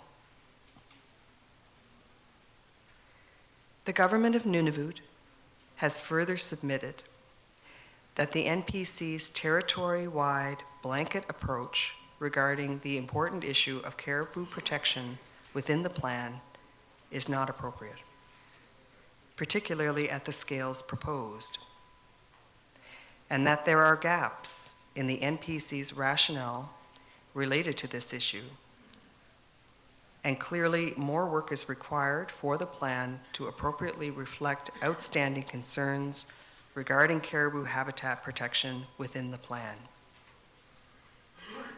Northquest agrees with this. The government of Nunavut recommends special management access designations for calving areas, key access corridors, post-calving grounds, and freshwater crossing and administration on a case-by-case basis, provided that there are sound mitigation plans with seasonal restrictions on activities that are vetted through the appropriate existing regulators. Northquest also agrees with the government of Nunavut's position that with effective mitigation measures and monitoring programs, mineral exploration and development activities can coexist with sustainable development and caribou calving post-calving grounds, and access corridors. Northquest's other particular concern is the failure of the draft plan to effectively recognize the rights of existing holders of mineral rights. The draft plan indicates that each successive stage of a mining project is a new proposal. As a result, the current statutory right of a holder of a mineral claim to proceed to a mining lease, subject to meeting rigorous prescribed conditions, has been removed.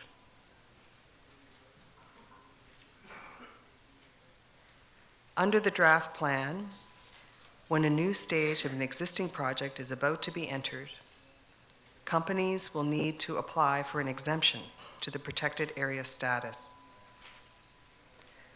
The granting of an exemption is discretionary, and there are no objective or certain criteria outlining when an exemption might be granted. Mining companies will be very reluctant to invest time and money in the harsh climatic and geographic conditions of Nunavut in these circumstances. The 2016 draft Nunavut Land Use Plan, through the designation of extensive protection areas that prohibits industrial land use activities, actually removes decision-making authority from the designated regulatory authority and affected communities. Each designated protection area effectively supersedes the remainder of Nunavut's integrated regulatory system as envisioned in the Nunavut Agreement, and limits the ability of the government of Nunavut and local communities to make decisions to grant rights for the utilization of lands in a manner that best balances conservation and provides economic opportunities in order to develop vibrant territorial and local economies. Northquest believes your time is up. I just wanted to let you know. You're out at the end, or did you want to say something? Go ahead. Thank you, Mr. Chair. Christine Cobell, legal counsel for the Chamber. I just wanted to know, and I'm not sure if you noticed, but I think Ms. Kingston started by answering some questions from Agnico, and I noticed the clock had started for Norquest early, and so I think they have about 4 minutes remaining in the 20 Okay, minutes. yeah. That would be fine. He's signaling. I'll give you another 5 minutes. Thank you. Thank you, Mr. Chair. Northquest believes that all existing rights must be grandfathered and is in agreement with the Government of Canada that the grandfathering of existing rights at all stages of mineral exploration and development, without exception, should be included in the Nunavut Land Use Plan. Mining is the largest private sector industry in Nunavut. It represents hundreds of millions of dollars in expenditures and creates significant economic opportunities for residents and businesses in Nunavut. In 2015, $203 million was spent in Nunavut on mineral exploration. The mining industry will hesitate to invest the significant capital required to develop mineral projects in Nunavut if, as outlined in the draft plan, they have no certainty that they will be allowed to develop a project beyond exploration, through development, and to the exploitation stage. This will severely hamper the socio-economic development of Nunavut. The impact of the draft plan as it applies to Northquest is significant. The Pistol Bay project falls almost entirely in a proposed protected area. The Pistol Bay project is currently at the exploration stage. Because existing rights are not effectively grandfathered under the draft plan, Northquest will need to apply for an exemption to progress to a mining lease, which places Northquest's current investment of $22 million at risk and makes future development uncertain. While Northquest is committed to developing the project, its parent company has an obligation to shareholders to deploy capital where there is an acceptable level of risk. With no certainty that Northquest will be allowed to continue beyond the exploration phase, the risk to capital becomes a question. This will represent an economic loss to Nunavut and to the local communities of Whale Cove and Rankin Inlet.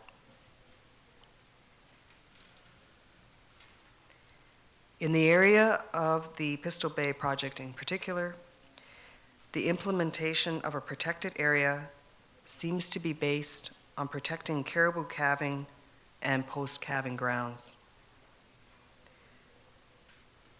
Northquest recognizes the importance of hunting and trapping in the community of Whale Cove and to Nunavummiut and Inuit.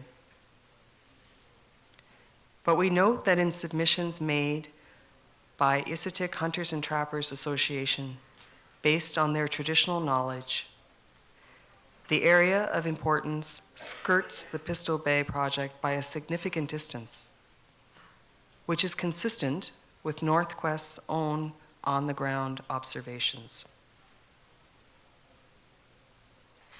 This suggests that the protection of caribou could be achieved by designating a much smaller area as a protected area. The NWT Nunavut Chamber of Mines extensive caribou study also suggests that there are alternative approaches that can be more effective in the protection of caribou than designating large areas of land as off-limits. It is important for the future socioeconomic development of Nunavut to get the balance right between development and protected areas.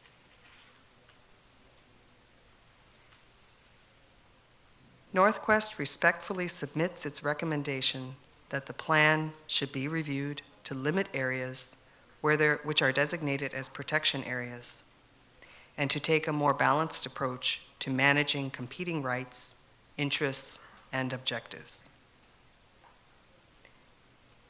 In the case of the protection area in which Pistol Bay is located, we suggest that the evidence does not support creating a broadly prohibitive protected area where mining is excluded.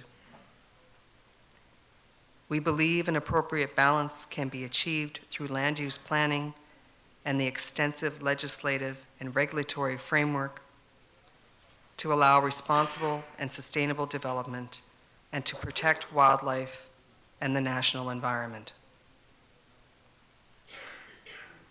We further submit that the plan must be amended to allow for the effective grandfathering of all existing mining rights to protect the investments which have already been made, with the comfort that these projects are subject to an existing comprehensive and integrated regulatory regime for the balancing and protection of competing interests.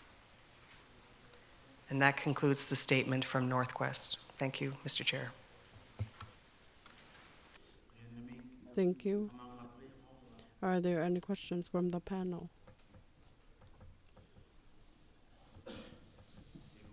Peter?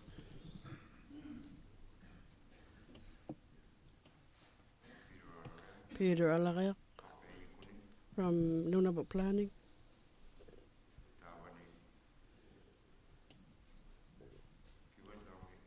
In the Kibal region. I know they will be presenting again when they come to our region, but since they're here and they're in front of us, I would like to ask how many employees do you have that are from the Nunavut region?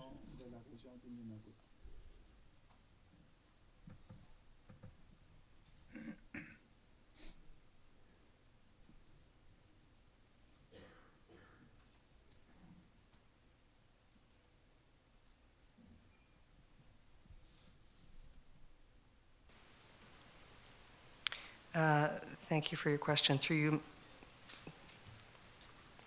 Mr. Chair. The statement indicates that during the 2016 field season, 18 community members were employed from Whale Cove.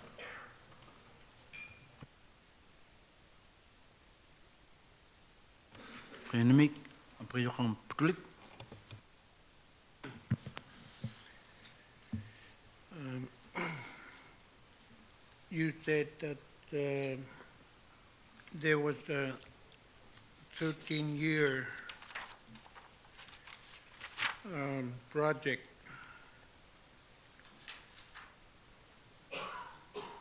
It had a 13-year lifespan, and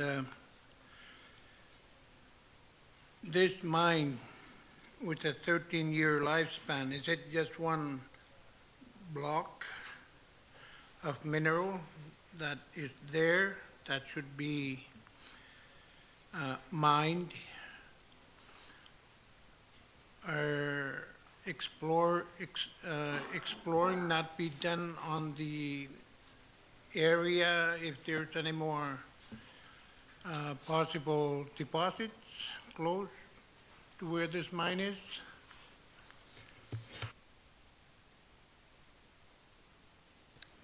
Go ahead. Thank you. Through you, Mr. Chair, that would be a question I'll have to take back to the company to provide a proper response. Thank you.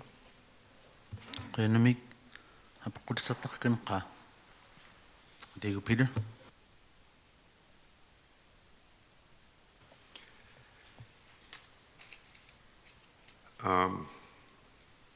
If this map that you have is the Pistol Bay claim,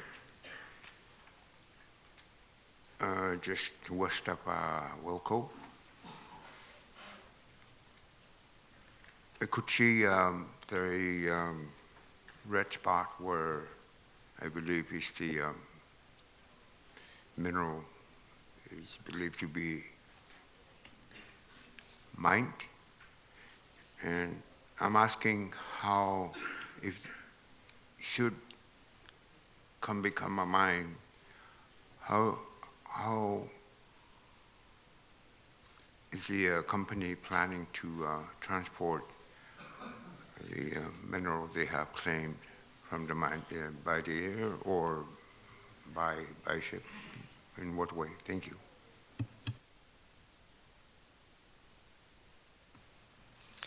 Thank you for your question.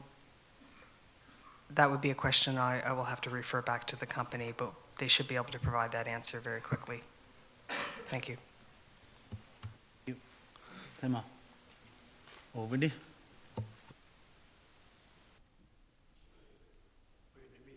Thank you, Mr. Chair. My question is,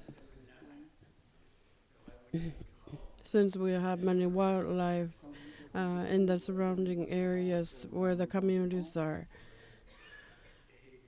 and we also have lakes that have fish, that habitat in the lakes, and we have many different wildlife.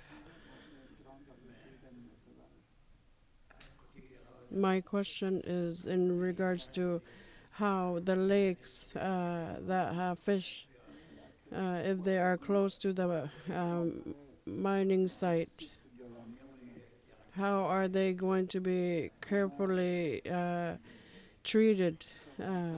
Has this been thought out carefully? That's my question.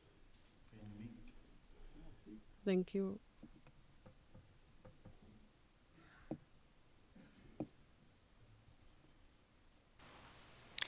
Thank you for your question.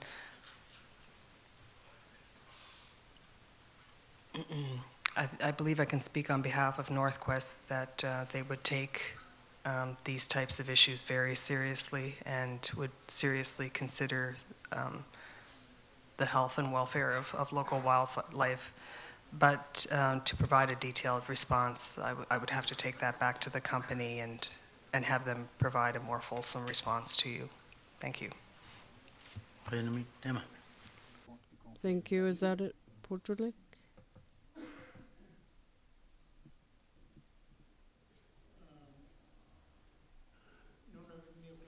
I am from the Nunavut region.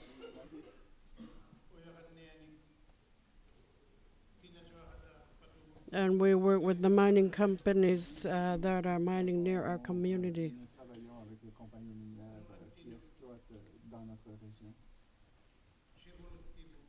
Our community leaders.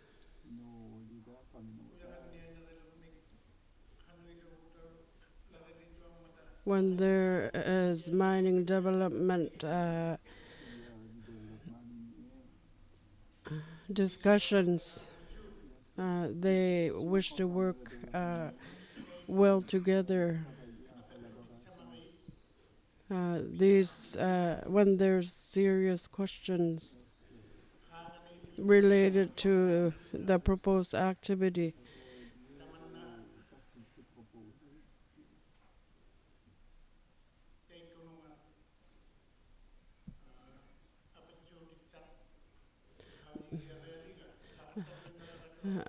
if you keep saying I have to take your question back and we'll give you a proper response, when there is a public hearing in the Qikiqtani region,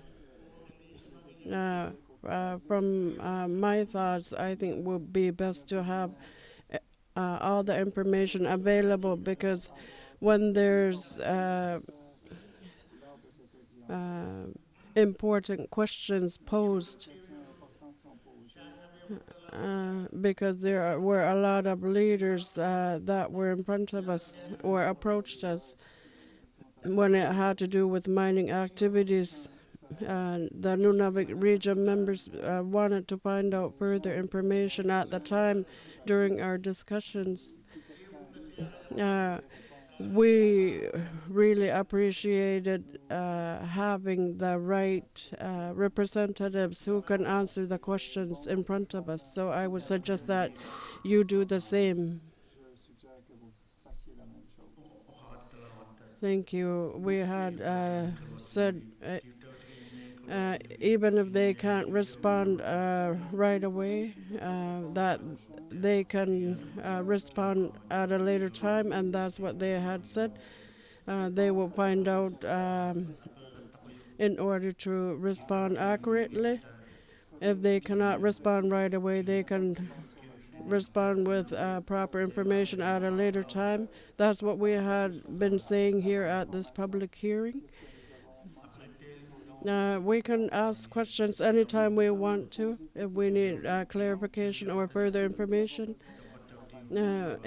Even if they can't answer us right away and respond later, it's fine. We want to treat them the same way here at this public hearing. Are there any further questions from this panel? I believe there aren't any. Your time is up as well. Alan? Thank you, Mr. Chair. I just wanted to interject so the record was clear. Participants such as the mining companies and many other people have been invited to come to any or all of the sessions, and so you're quite correct that while the questions can be put to any participant, it's certainly well within their right to reserve and give answers later.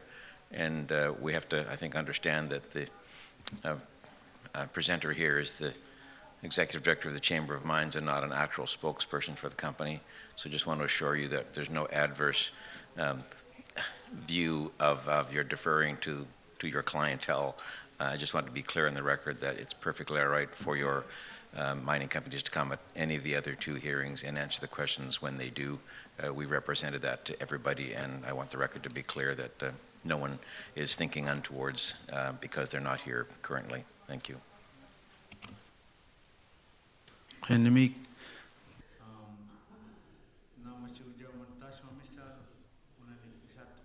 There was a member who raised their hand down there. You can also submit it as a written question. And we need to move on to the next set of presenters.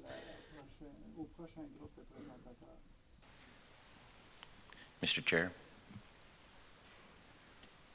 Go ahead. Thank you. It's been the practice that the chairs asked Commission Council, for the record, me, Alan Blair, to ask questions at the end of each presentation. In this case, I think any questions that I would put to the presenter, I would do at the end of all of the presentations. I think that makes some sense. And I also just want to let the presenter and the board know, and indeed those present, that I expect that you'll be deferring to the mining companies when they're present.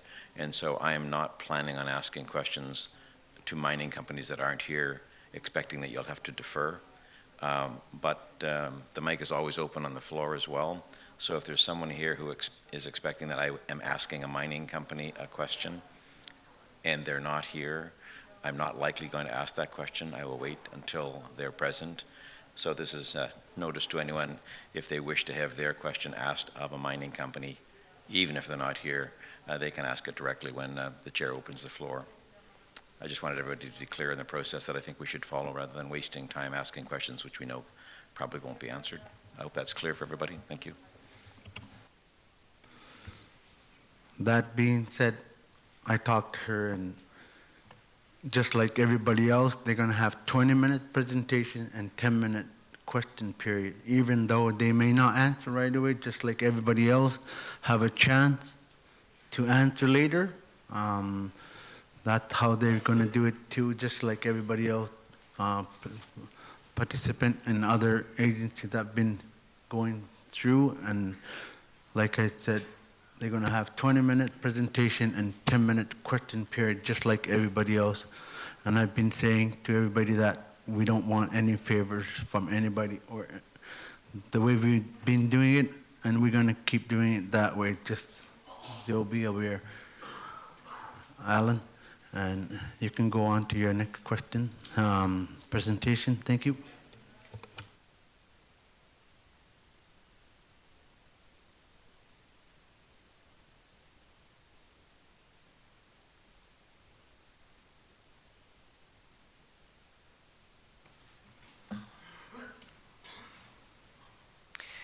Thank you, Mr. Chair, and thank you for the helpful comments from the panel and from Mr. Blair. The next statement I'll make is on behalf of North Arrow Minerals. North Arrow Minerals is a junior exploration company based in Vancouver. North Arrow explores for diamonds throughout Canada, including active mineral tenures in all 3 regions of Nunavut. North Arrow has followed the Nunavut land use planning process from the beginning, and we are deeply concerned that significant changes reflected in the 2016 draft plan represent a serious departure from the principle of developing a balanced land use plan. The North Arrow team has explored for minerals in Nunavut for over 40 years, and this exploration experience provides a unique viewpoint and knowledge base that is useful in commenting on the draft plan. As a result of the shift towards an unbalanced plan, North Arrow applied in September 2016 to become a formal participant in the planning process. North Arrow appreciates the opportunity to provide its opinion and comments on several matters related to the land use planning process and the 2016 draft. The first comments relate to the fit of the plan with the integrated regulatory system.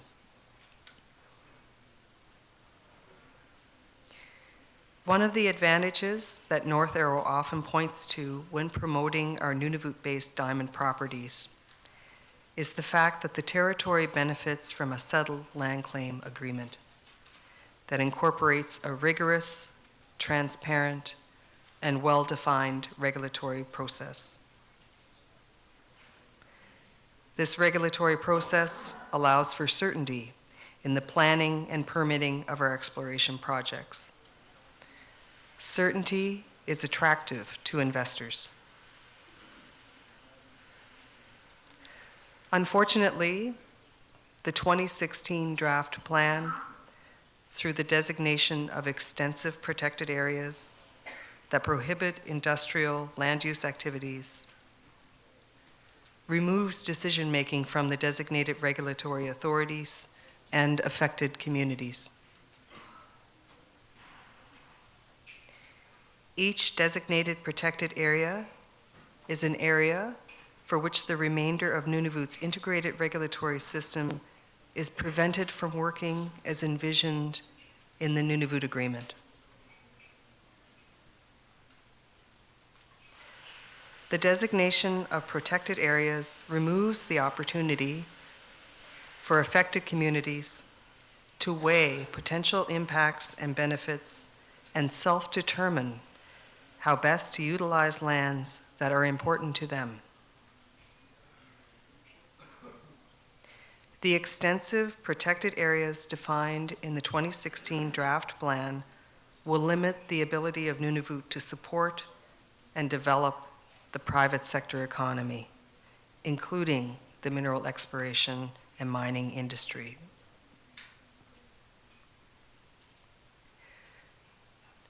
North Arrow strongly urges the NPC to carefully consider the number and extent of any protected areas within the final land use plan and impose explicit land use prohibitions only in cases where there is broad consensus and it is considered that the integrated regulatory system cannot adequately mitigate the impacts of potential land use activities. The plan should acknowledge that large parts of Nunavut are and will remain effectively protected from development by the very real barriers of extreme climate, remoteness, and lack of infrastructure.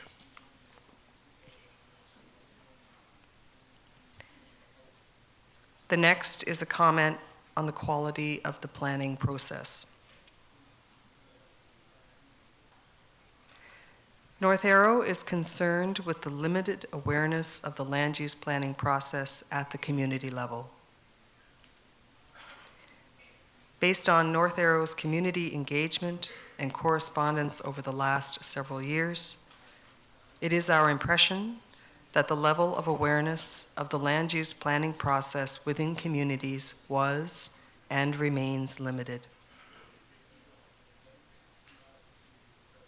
As an example of this, one of the significant changes in the 2016 draft plan is the extension of land use designations onto municipal lands. This change is of direct importance to North Arrow, as it includes the extension of a protected area onto Najat municipal lands, incorporating North Arrow's advanced Q1-4 diamond deposit.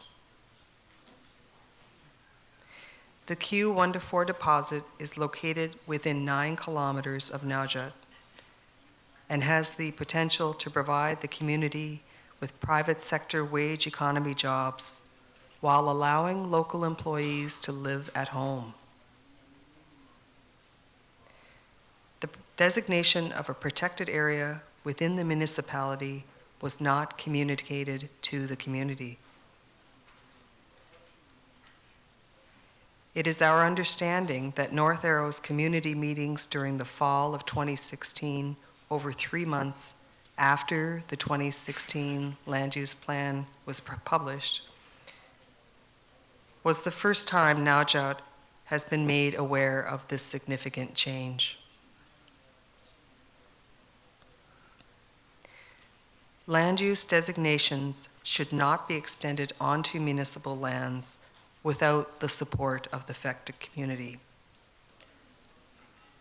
The NPC should engage in full consultation with communities whose municipal lands are impacted by changes in the land use designations introduced in the 2016 draft plan, including a balanced discussion of the potential short-term and long-term impacts of the plan. Consultation should be clear and balanced, and any mineral rights holders should be invited to take part.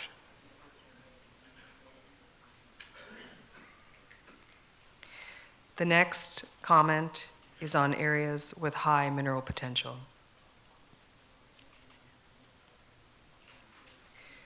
Areas of high mineral potential have been developed as part of the planning process using the best available public geoscience information. However, the land use plan should acknowledge that the level of geoscience knowledge in Nunavut is limited, and that over time, geological concepts used to identify mineral potential may change. As an example, had the NWT gone through a similar land use planning process prior to the discovery of the diamonds in the territory, the Lac de Gras area would certainly have fallen outside any defined areas of high mineral potential. Yet, since their discovery, these diamond deposits have been the single biggest driver of the NWT economy. It is therefore very important to recognize that areas located outside the areas of high mineral potential defined in the 2016 draft land use plan also may have mineral potential. In fact, several of North Arrow's mineral tenures are located outside of areas of high mineral potential, including some tenures that host diamond-bearing kimberlites.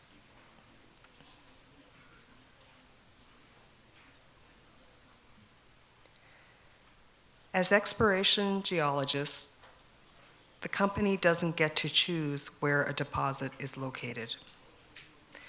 They do, however, need to work diligently and systematically to find one. Prohibiting the opportunity to conduct mineral exploration and develop mines within areas of high mineral potential will prevent future generations of Nunavummiut from realizing opportunities for economic development and wage economy jobs.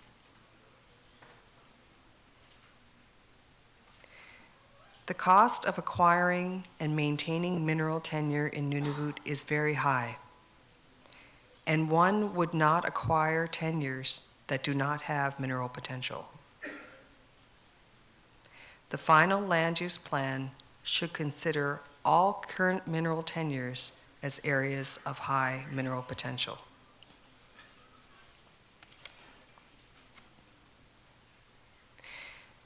The next comment is on designation of caribou calving, post-calving grounds as protected areas. The 2016 draft plan designates caribou calving, post-calving grounds as protected areas, regardless of mineral potential. This represents a significant change from the 2014 version of the land use plan. The designation of protected areas, regardless of mineral potential, effectively takes control of the potential development of mineral resources in these areas away from Nunavummiut and local communities.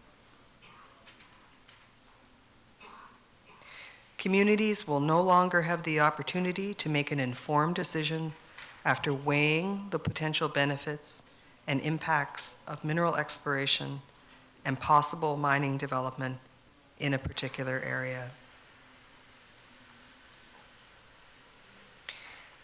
Defining caribou calving, post-calving grounds as special management zones would allow the integrated regulatory system to weigh individual projects on a case-by-case basis and take into account input from locally affected communities in determining the management requirements for each proposed protected area.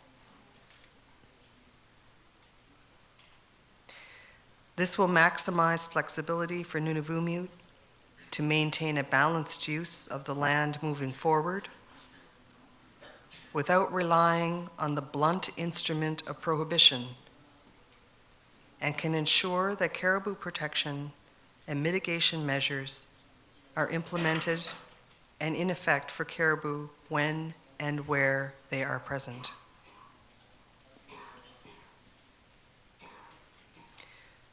The next comment is on the defined extent of caribou calving, post-calving grounds.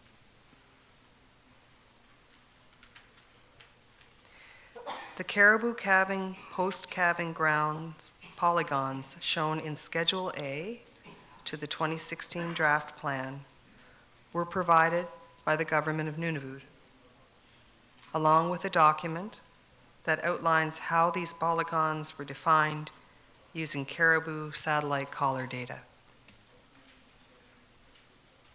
To our understanding, not one polygon has been subsequently modified throughout the planning process.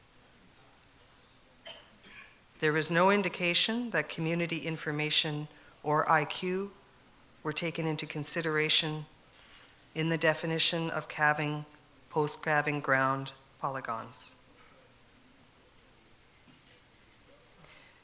Despite requests by participants including NTI and the NWT Nunavut Chamber of Mines, the underlying caribou satellite collar data have not been provided to allow for a review of these designated protection areas.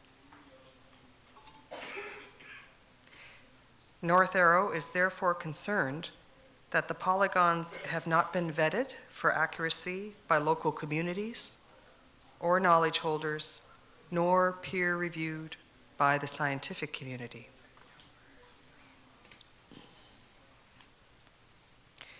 Most protected areas in the 2016 draft plan are caribou calving, post-calving grounds. Considering the near total restriction of land use activities represented by these protected areas, it is very surprising and concerning how little scrutiny these calving, post-calving polygons have been subjected to during this land use planning process.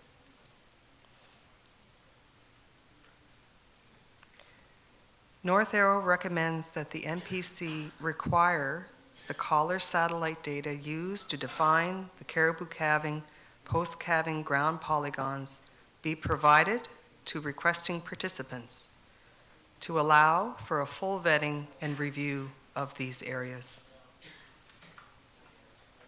Furthermore, a rigorous, open, and transparent review of the caribou calving, post-calving ground polygons should be undertaken on a polygon-by-polygon basis. The review should include all interested participants, including impacted existing rights holders.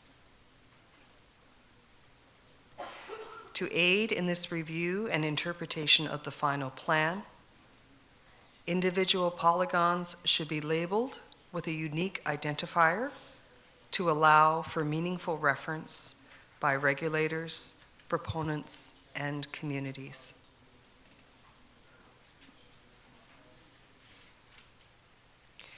The next comment is relating to tundra wintering caribou herds with special reference to the Wager Bay caribou herd.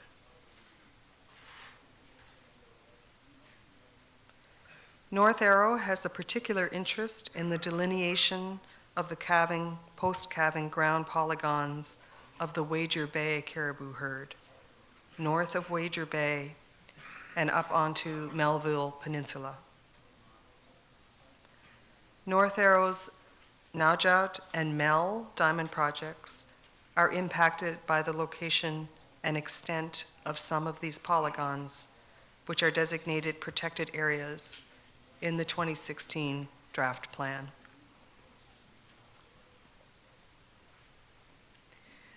The Wager Bay caribou are tundra wintering caribou.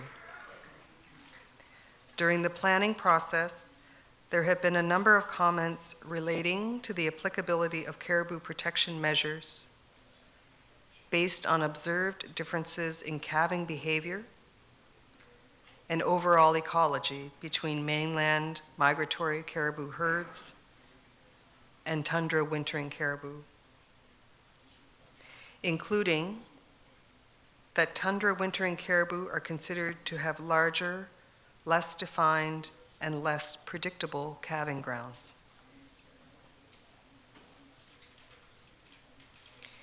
Delineation of the Wager Bay calving herd, calving, post-calving polygons, is based on caribou satellite collar data.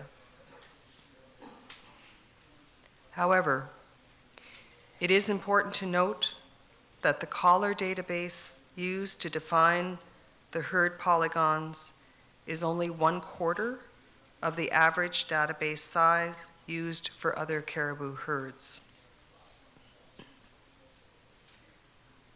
Furthermore, most of the Wager Bay caribou herd data are over 10 years old. And of all the mainland caribou herds, Wager Bay caribou have the lowest probability of group membership. The foregoing would suggest that the Wager Bay caribou herd is data deficient. This data deficiency and potential differences in calving behavior should be taken into consideration when evaluating the Wager Bay caribou herd range polygons.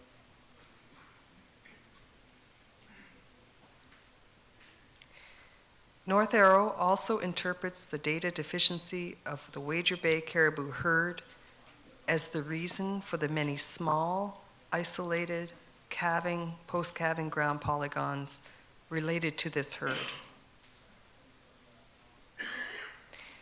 These small polygons likely reflect the limited available data and dispersed calving behaviors of these caribou. I'm going to have to stop you there. Your time is up. And if there's any question,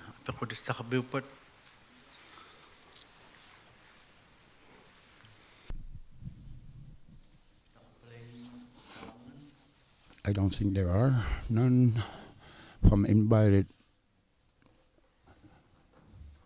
delegates. Abraham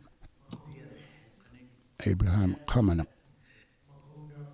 I have two questions. If the mine opens, would it be an open pit mine or an underground mine? That is the first question. And the latter question, if the mine closed and contamination made in Naujaut area, would the community be relocated? Those are my two questions. Thank you, Mr. Chairman.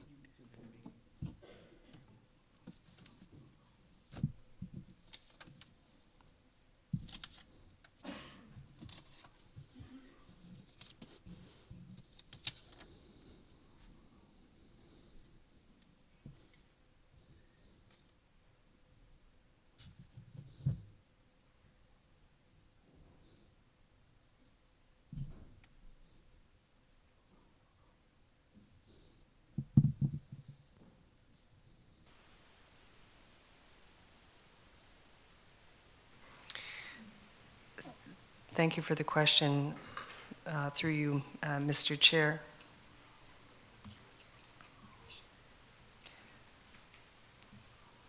In response to the second question, it would be highly unlikely that a community would be moved as the result of a closure of a mining project.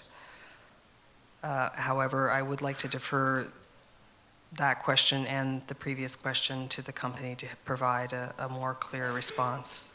That would be an important question to answer. Thank you. Thank you.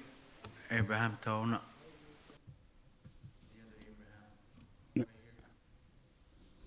Abraham Ipa. Abraham coming up from Hall Beach HTO. I want the hearing to be effective, so I won't really comment too much, but it's been mentioned that NPC plan stage will it will be a problem to miners or private enterprise naturally. And I will comment that for a number of years now, North Air Minerals, you mentioned that they've been up here for a long time, using their practices and with changes coming, naturally the barriers are coming.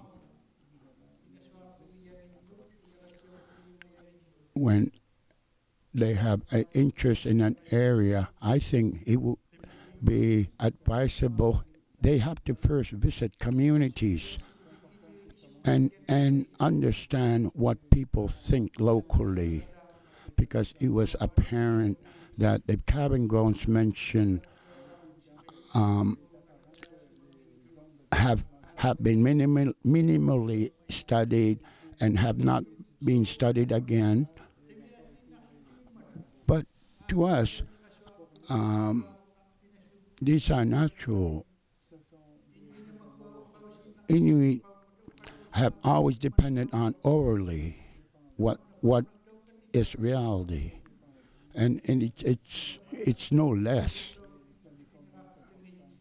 And the barriers you mentioned or obstacles that may arise from the plan, if a mining starts and if they would and they'd like this a site, they're here to make money, and because it's a byproduct. So that's how I perceive it. Yes, I have no problem with creating jobs, but I've always urged that we have to be involved. If they want to mine in our area, for example, the community should be full participants, so the community can be fully aware. I say that because in Inuktitut language, it is structured in a way. For example, let's look at Mare River. They want to set up a deep sea port on the east of Baffin, or go by on the west mine, because they're looking at costs. But they should be aware of their costs. They should say to themselves, I don't have enough funds, so I can't do this. Otherwise, you're going to have constant problems.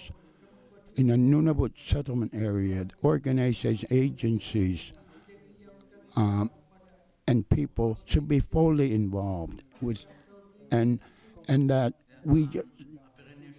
Are you trying to ask?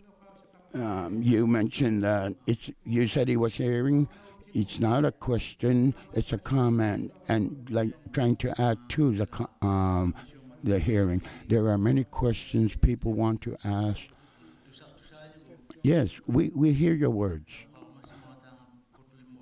Before we move on to Putulik, there was another comment.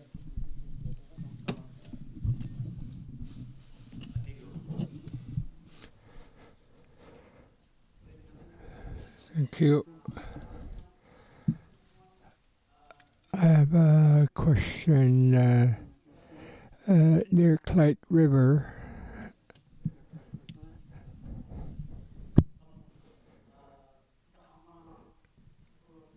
I have not seen any mineral exploration near our communities. Will there be any activities near our area?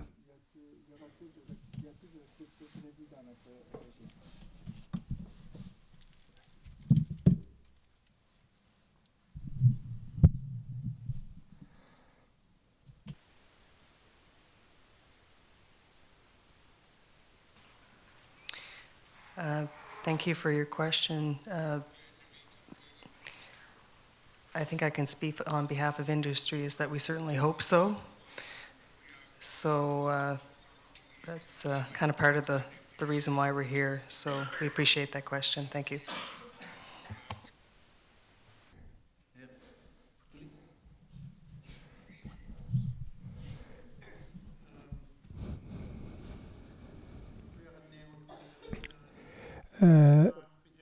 The mining companies are always utilize huge ships to deliver minerals to industries somewhere, and huge docks are usually built as well.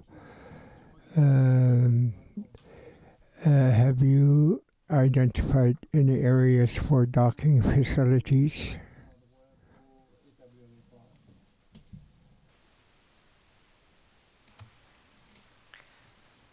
Thank you for your question. With respect to the North Air Minerals projects, I'm not aware of plans for building dock facilities.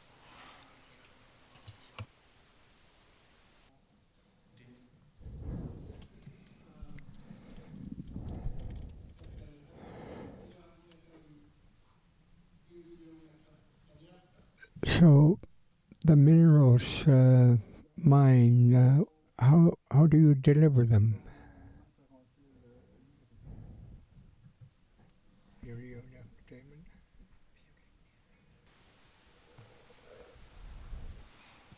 Thank you for your question, through you, Mr. Chair.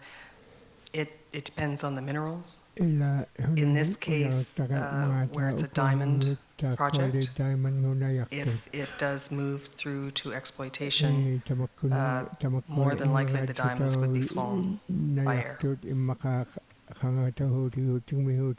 Thank you.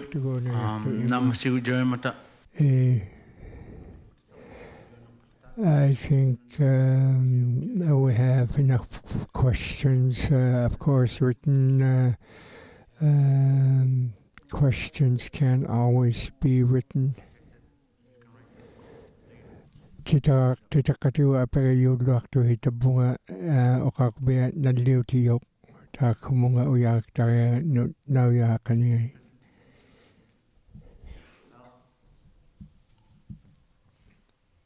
Thank you, Mr. Chair. I understand that this is a long process, and we've just received word from TMAC Resources. I do have a prepared statement from them, but they have offered to defer their presentation until, I would imagine, the Qikiqtani regional hearing. So if that is agreeable to the panel, we can defer that presentation, and then that would conclude the member statements that I have, and then I could just simply move into the final comments from the Chamber of Mines, if that's agreeable to you. Yep, you can do that.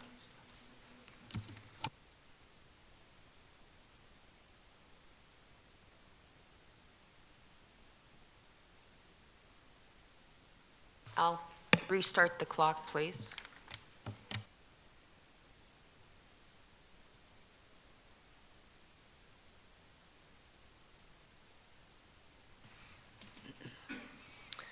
Okay, thank you, Sharon.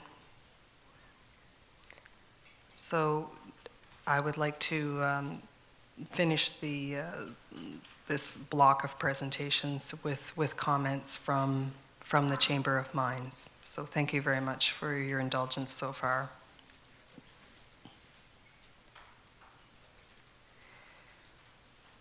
The Nunavut Land Use Plan is a very important document for the future of Nunavut.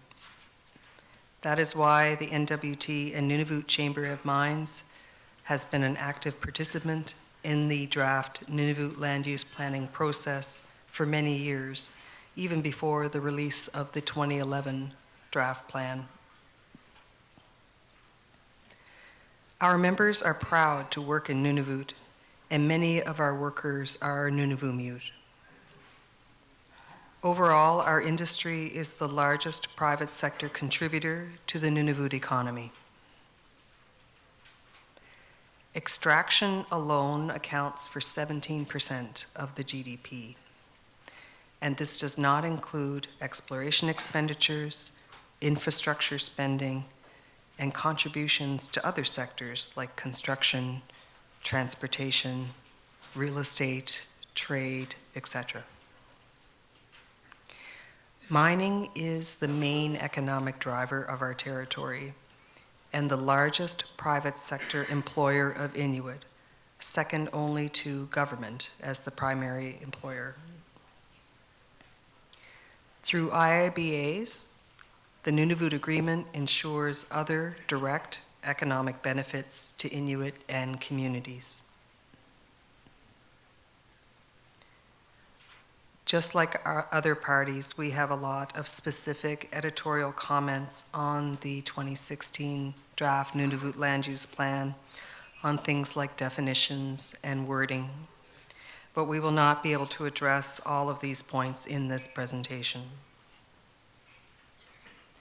During this regional presentation, or regional hearing, we are providing feedback on the following general themes: industry's role in the Nunavut regulatory regime, sustainable development, caribou, existing rights, Nunavut's mineral potential,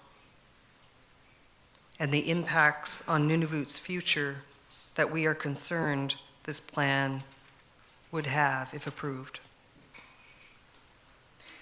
We intend to speak at each of the regional hearings and may have comments on additional topics at those other hearings.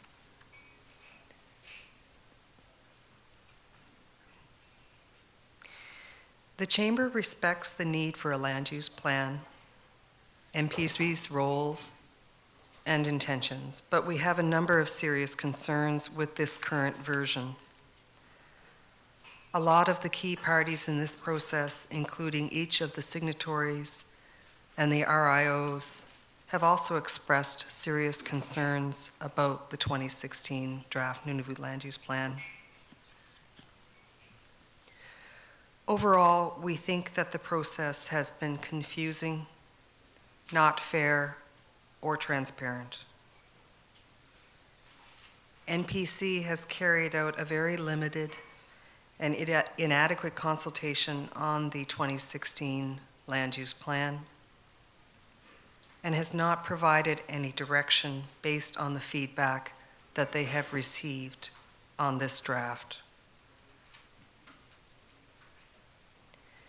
We believe that these hearings should not have been scheduled until the NPC provided an updated plan and carried out a proper, transparent, and balanced consultation with all stakeholders, including reasonable timelines. This is still our view. Nunavummiut need a fair chance to understand the downside of development bans that NPC has included in the land use plan, and to discuss in their own communities and decide whether they agree with them. As the NPC said in the video we saw on the first day of the hearing, since the 2016 draft Nunavut Land Use Plan was released, that it is a sprint to the finish. Respectfully, we think that something this important with potential to impact generations of Nunavummiut should not be rushed.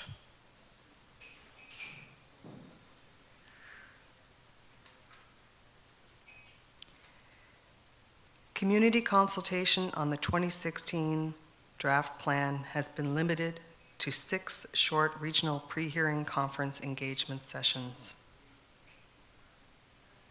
One example, the Pond Inlet consultation session on November 4th, 2016. 22 NPC staff and consultants attended, but only 3 members from Arctic Bay and Clyde River, and 5 members from Pond Inlet.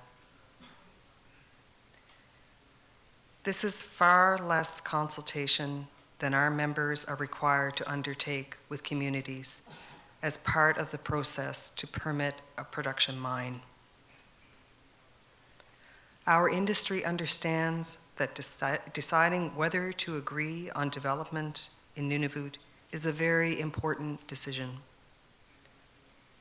That is why it's important to go back to the communities many times to ensure that they understand the project that is being proposed and they have a chance to tell us what they think about it, what areas are sensitive, and to tell us how we can make it better.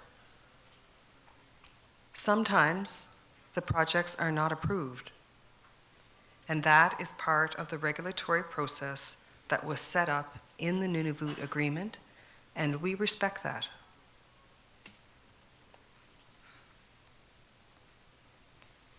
The Nunavut Agreement provides for processes to accomplish conservation aims while allowing for benefits of Nunavummiut. Articles 8 and 9 are specifically designated to protect land and marine areas in Nunavut. The regulatory regime requires that industry work collaboratively with and take direction from regulators, including the NERB, the Nunavut Water Board, and territorial and federal regulators, to ensure that the negative effects of exploration and development are minimized and that the positive effects are realized. The process includes assessment of potential project effects, cumulative effects, including caribou, and potential for effects on other wildlife, and development of mitigation and manageable measures that apply best science and are built on past experience in the North.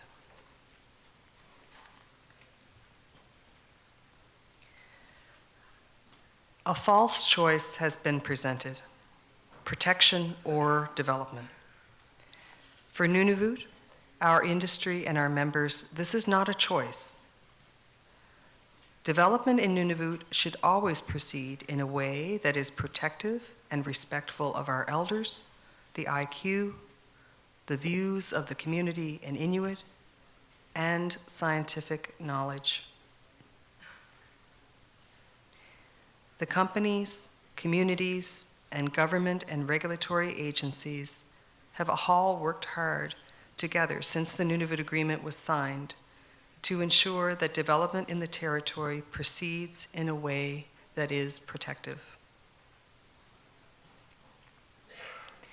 We do not think that most of the development bans in the current land use plan will help increase environmental or cultural protection in Nunavut, but we do believe it will harm Nunavut's economy.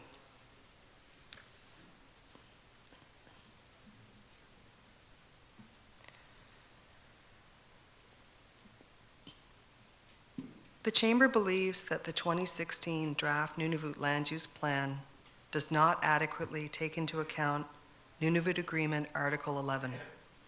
In developing planning policies, priorities, and objectives, factors such as economic opportunities and needs should be taken into account.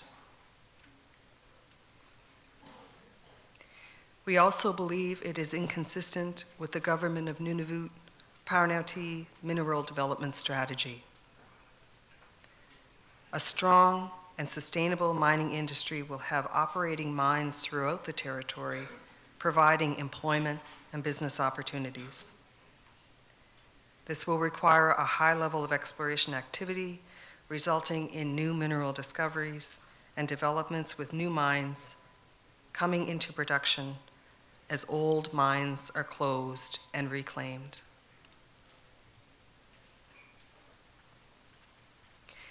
A healthy minerals industry and the responsible economic development it can bring is critical to the future economic prosperity of Nunavut and its people. Mining gives direct benefits to the individual Inuit and Nunavummiut that our industry is able to hire at our projects. Hiring is something that is addressed in every Inuit Impact Benefit Agreement, and it is something that every regional Inuit association is careful to address. The Nunavut Agreement also makes sure that all Inuit benefit from each mine. Before we are able to explore a mine or property, we need to get our mineral rights from either NTI or the Government of Canada. If we are successful and are able to produce minerals from the property, we need to pay a portion of those profits back, and that's called a royalty.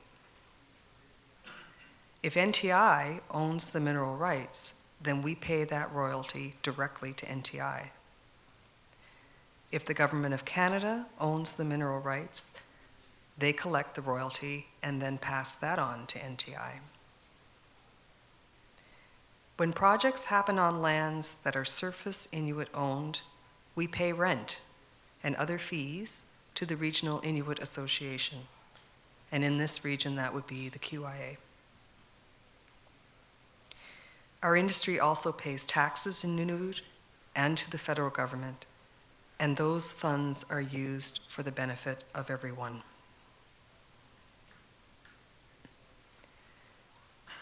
The 2016 draft Nunavut Land Use Plan recognizes there are data gaps in our knowledge in the Arctic.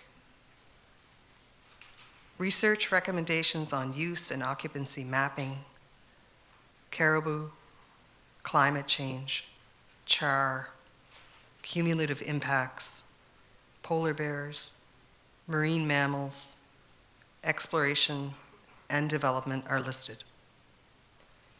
However, only what the 2016 draft Nunavut Land Use Plan defines as non-exploitive scientific research is considered to generally conform to the Nunavut Land Use Plan and may occur in any land use designation. Non-exploitive scientific research is defined as research whose objective is not the development or extraction of renewable or non-renewable resources and uses scientific methods of data collection whose procedures and outcomes adhere to recognized ethical parameters of non-exploitation. Research related to activities such as oil and gas exploration and production and mineral exploration and development is prohibited in a number of designated protection areas. The Chamber strongly objects to including restrictions on research within the land use plan. The research that is carried out on behalf of mineral exploration and development companies in Nunavut relies on both scientific methods as well as traditional knowledge. This research is relied on to support our members' applications to regulatory and Inuit authorities, but also has served to contribute important scientific information to the body of knowledge that we have about Nunavut. The Chamber does not understand why the 2016 Nunavut Land Use Plan would seek to prohibit future collection of such knowledge. Next slide, please, Peter.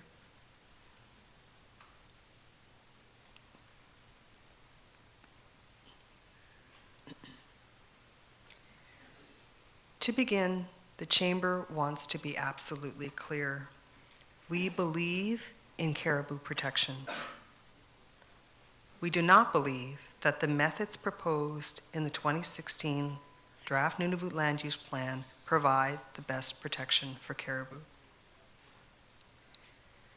In the draft land use plan, the NPC has substantially changed the designation for the protection of caribou habitat, caribou freshwater crossings, and heritage rivers in the revised 2016 version from special management areas to protected and prohibited areas.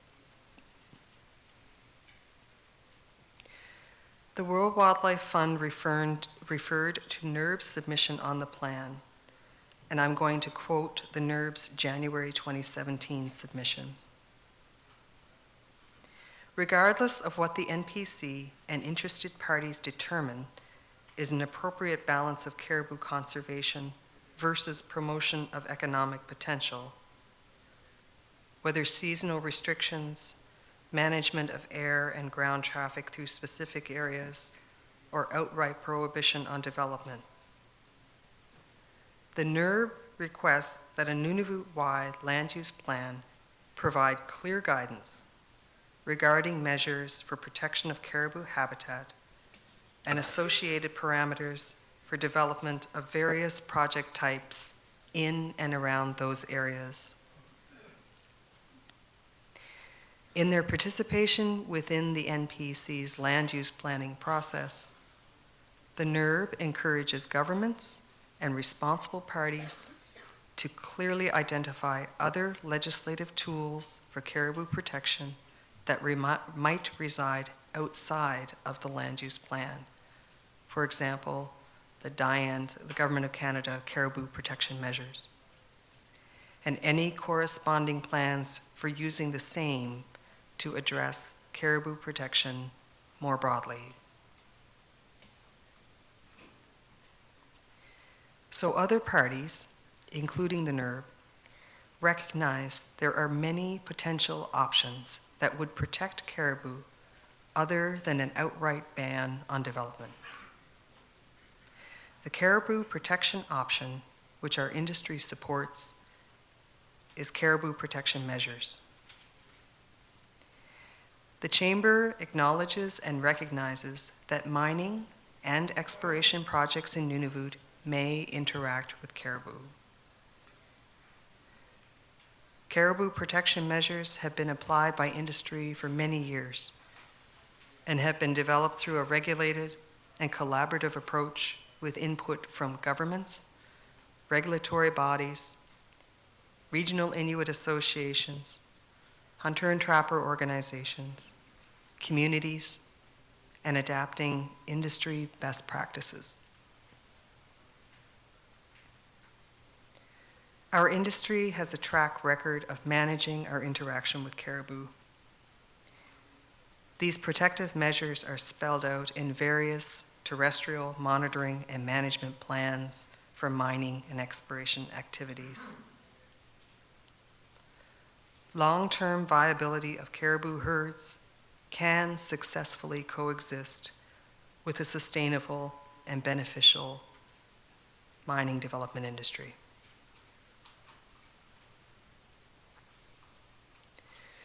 The minerals industry is leading many efforts in studying and monitoring the effects of exploration and mining activities on caribou, such as extending funds to and collaborating with the government of Nunavut on caribou collaring. And we continually adapt new information and new approaches to monitoring and reducing those impacts, such as mobile caribou protection measures. And we have shared this information with land use planning partners. Banning exploration and mining activities where there is no scientific link to the decline of caribou would unnecessarily compromise the development of economic and other opportunities for Nunavut and Nunavummiut, while not necessarily contributing to better caribou protection.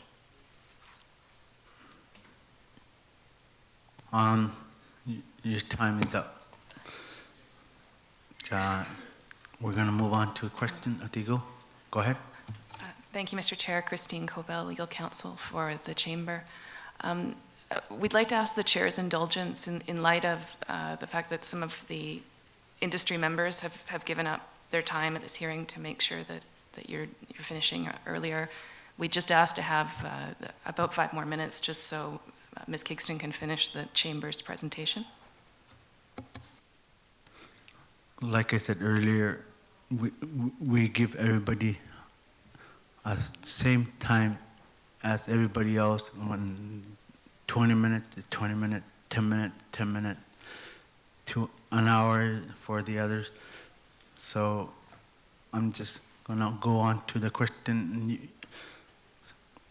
If there's any mana apakudi sa taka.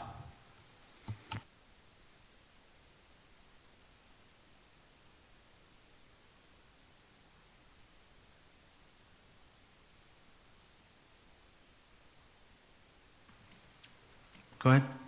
Mr. Chair, is it possible for some of the industry participants to give some of their time that they were allocated this hearing to the Chamber? Sorry, can you repeat that? My apologies. Mr. Chair, is it possible for some of the industry members that were granted time at this proceeding, hearing time, to give some of that time to the Chamber to finish their presentation? You want me to extend your time again? Is that your question? Yes, it's to give some of the time that had been allocated to other industry members to the Chamber so that they can finish their slides. Like I said, I don't want to argue. I've been giving everybody the same amount of time, 20 minutes and 10 minutes, and if there's none, we're going to move on to our next one. Apellido como va?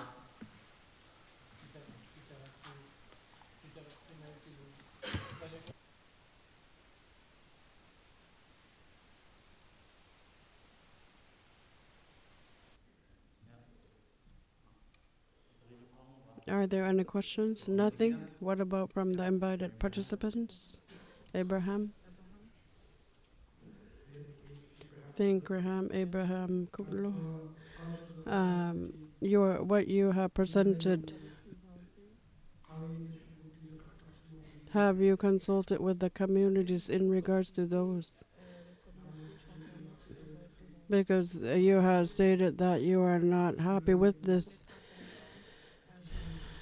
Have you consulted with the communities on what their thoughts are? That is my question. Thank you.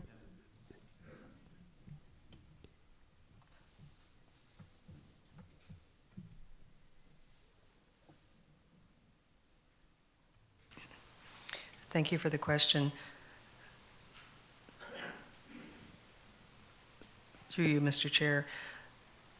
Yes, the individual companies, as they discuss their projects, would consult extensively with impacted communities, and caribou and wildlife management would be a major part of that discussion. So, yes.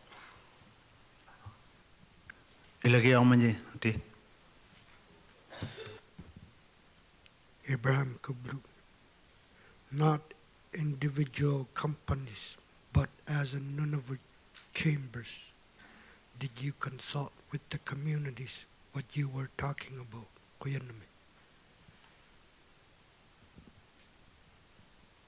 Go ahead. Yes, thank you. That's a fair question. Just to explain the Chamber of Mines' role, we are the industry association that speaks on behalf of all of the companies, including service and supply, mining and exploration companies that operate within the territories. So to answer your question, the Chamber of Mines, the industry association, on occasion or when the situation allows, would talk to communities and community leaders. But generally, what we would do is collect information and gather information from all of our members and present that as an overall voice on behalf of our industry. So it would be a shared piece of information from our individual members that they would provide to the Chamber of Mines. I hope that answers your question. Thank you. Ja, Renamik, aber ich kann noch mal. Digo chel.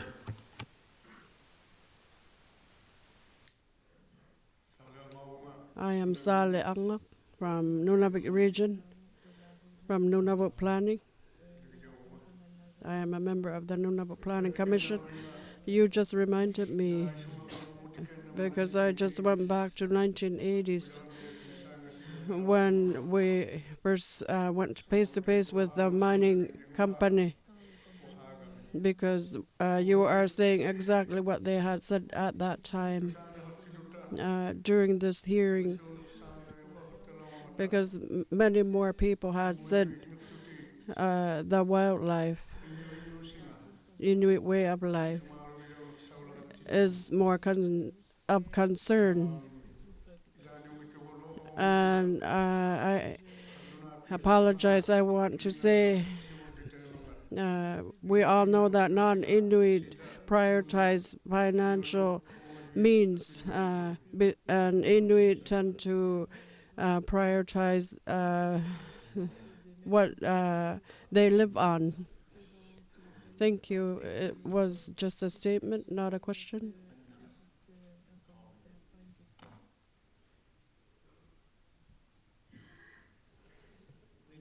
Thank you.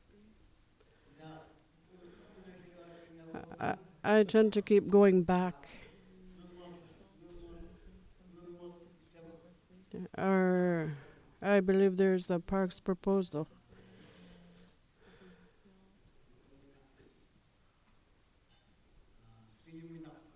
And we all know that there is an interest for many areas. How can you inform us of those things? Can you please elaborate more on your question? Your question may be answered if they understood the question about the park's proposal.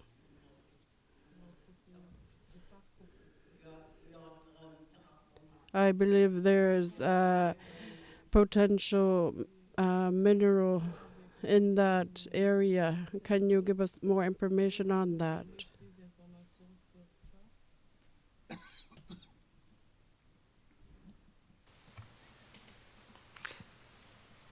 Thank you for your question. I'm not, I'm sorry, I'm not very clear on specifically where you're asking, but I think if I heard correctly, at least the first portion of your question regarding a parks presentation or parks initiative, the Chamber of Mines would not be directly involved with providing community updates on a proposed park. That would come from either the territorial or federal government, depending on the type of park. So if I'm understanding your question, if I'm not, I apologize, but maybe with more details I could try to provide a better answer. Thank you. Ati.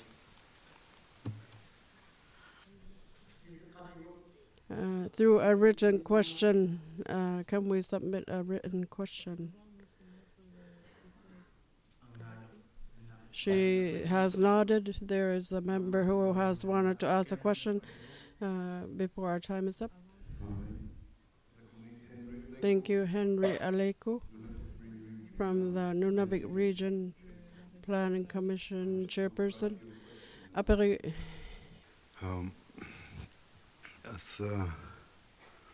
Nunavut Chamber of Mines, whenever you're planning to extract the ore through the ship, I know there are not too many routes that you can take that mine going out from that particular area. Would you provide us shipping routes when you are planning to take the World Nunavut Marine Region Plan Commission? Would you provide us these shipping routes in the future?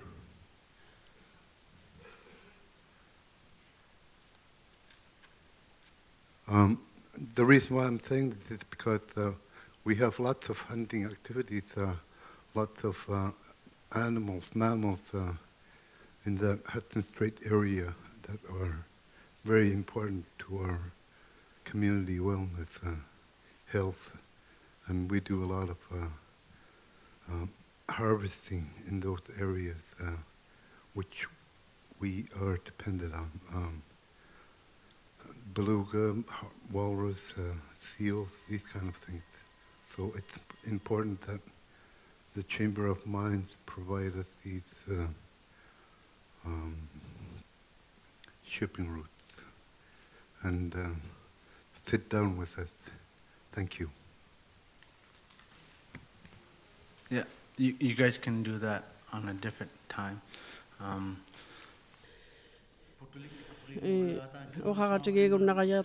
Putulik has raised his hand as well. He will be the last member to comment. From the communities that responded, are they in favor of the mine or gas or oil exploration as compared to their livelihood of not having those? And most or all of them had responded that they prefer that they not be disturbed. And this is a blunt response to the mining industry. Having said that, probably if they want to sit down with the mining industry, it's up to them. But their first response is, no, we're not in favor of those. We have survived for thousands and thousands of years, and this is how we are.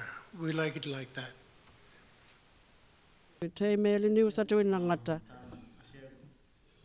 Yes, you can speak about that through another avenue or meeting. Thank you for your presentation and your responses when you were questioned. Thank you.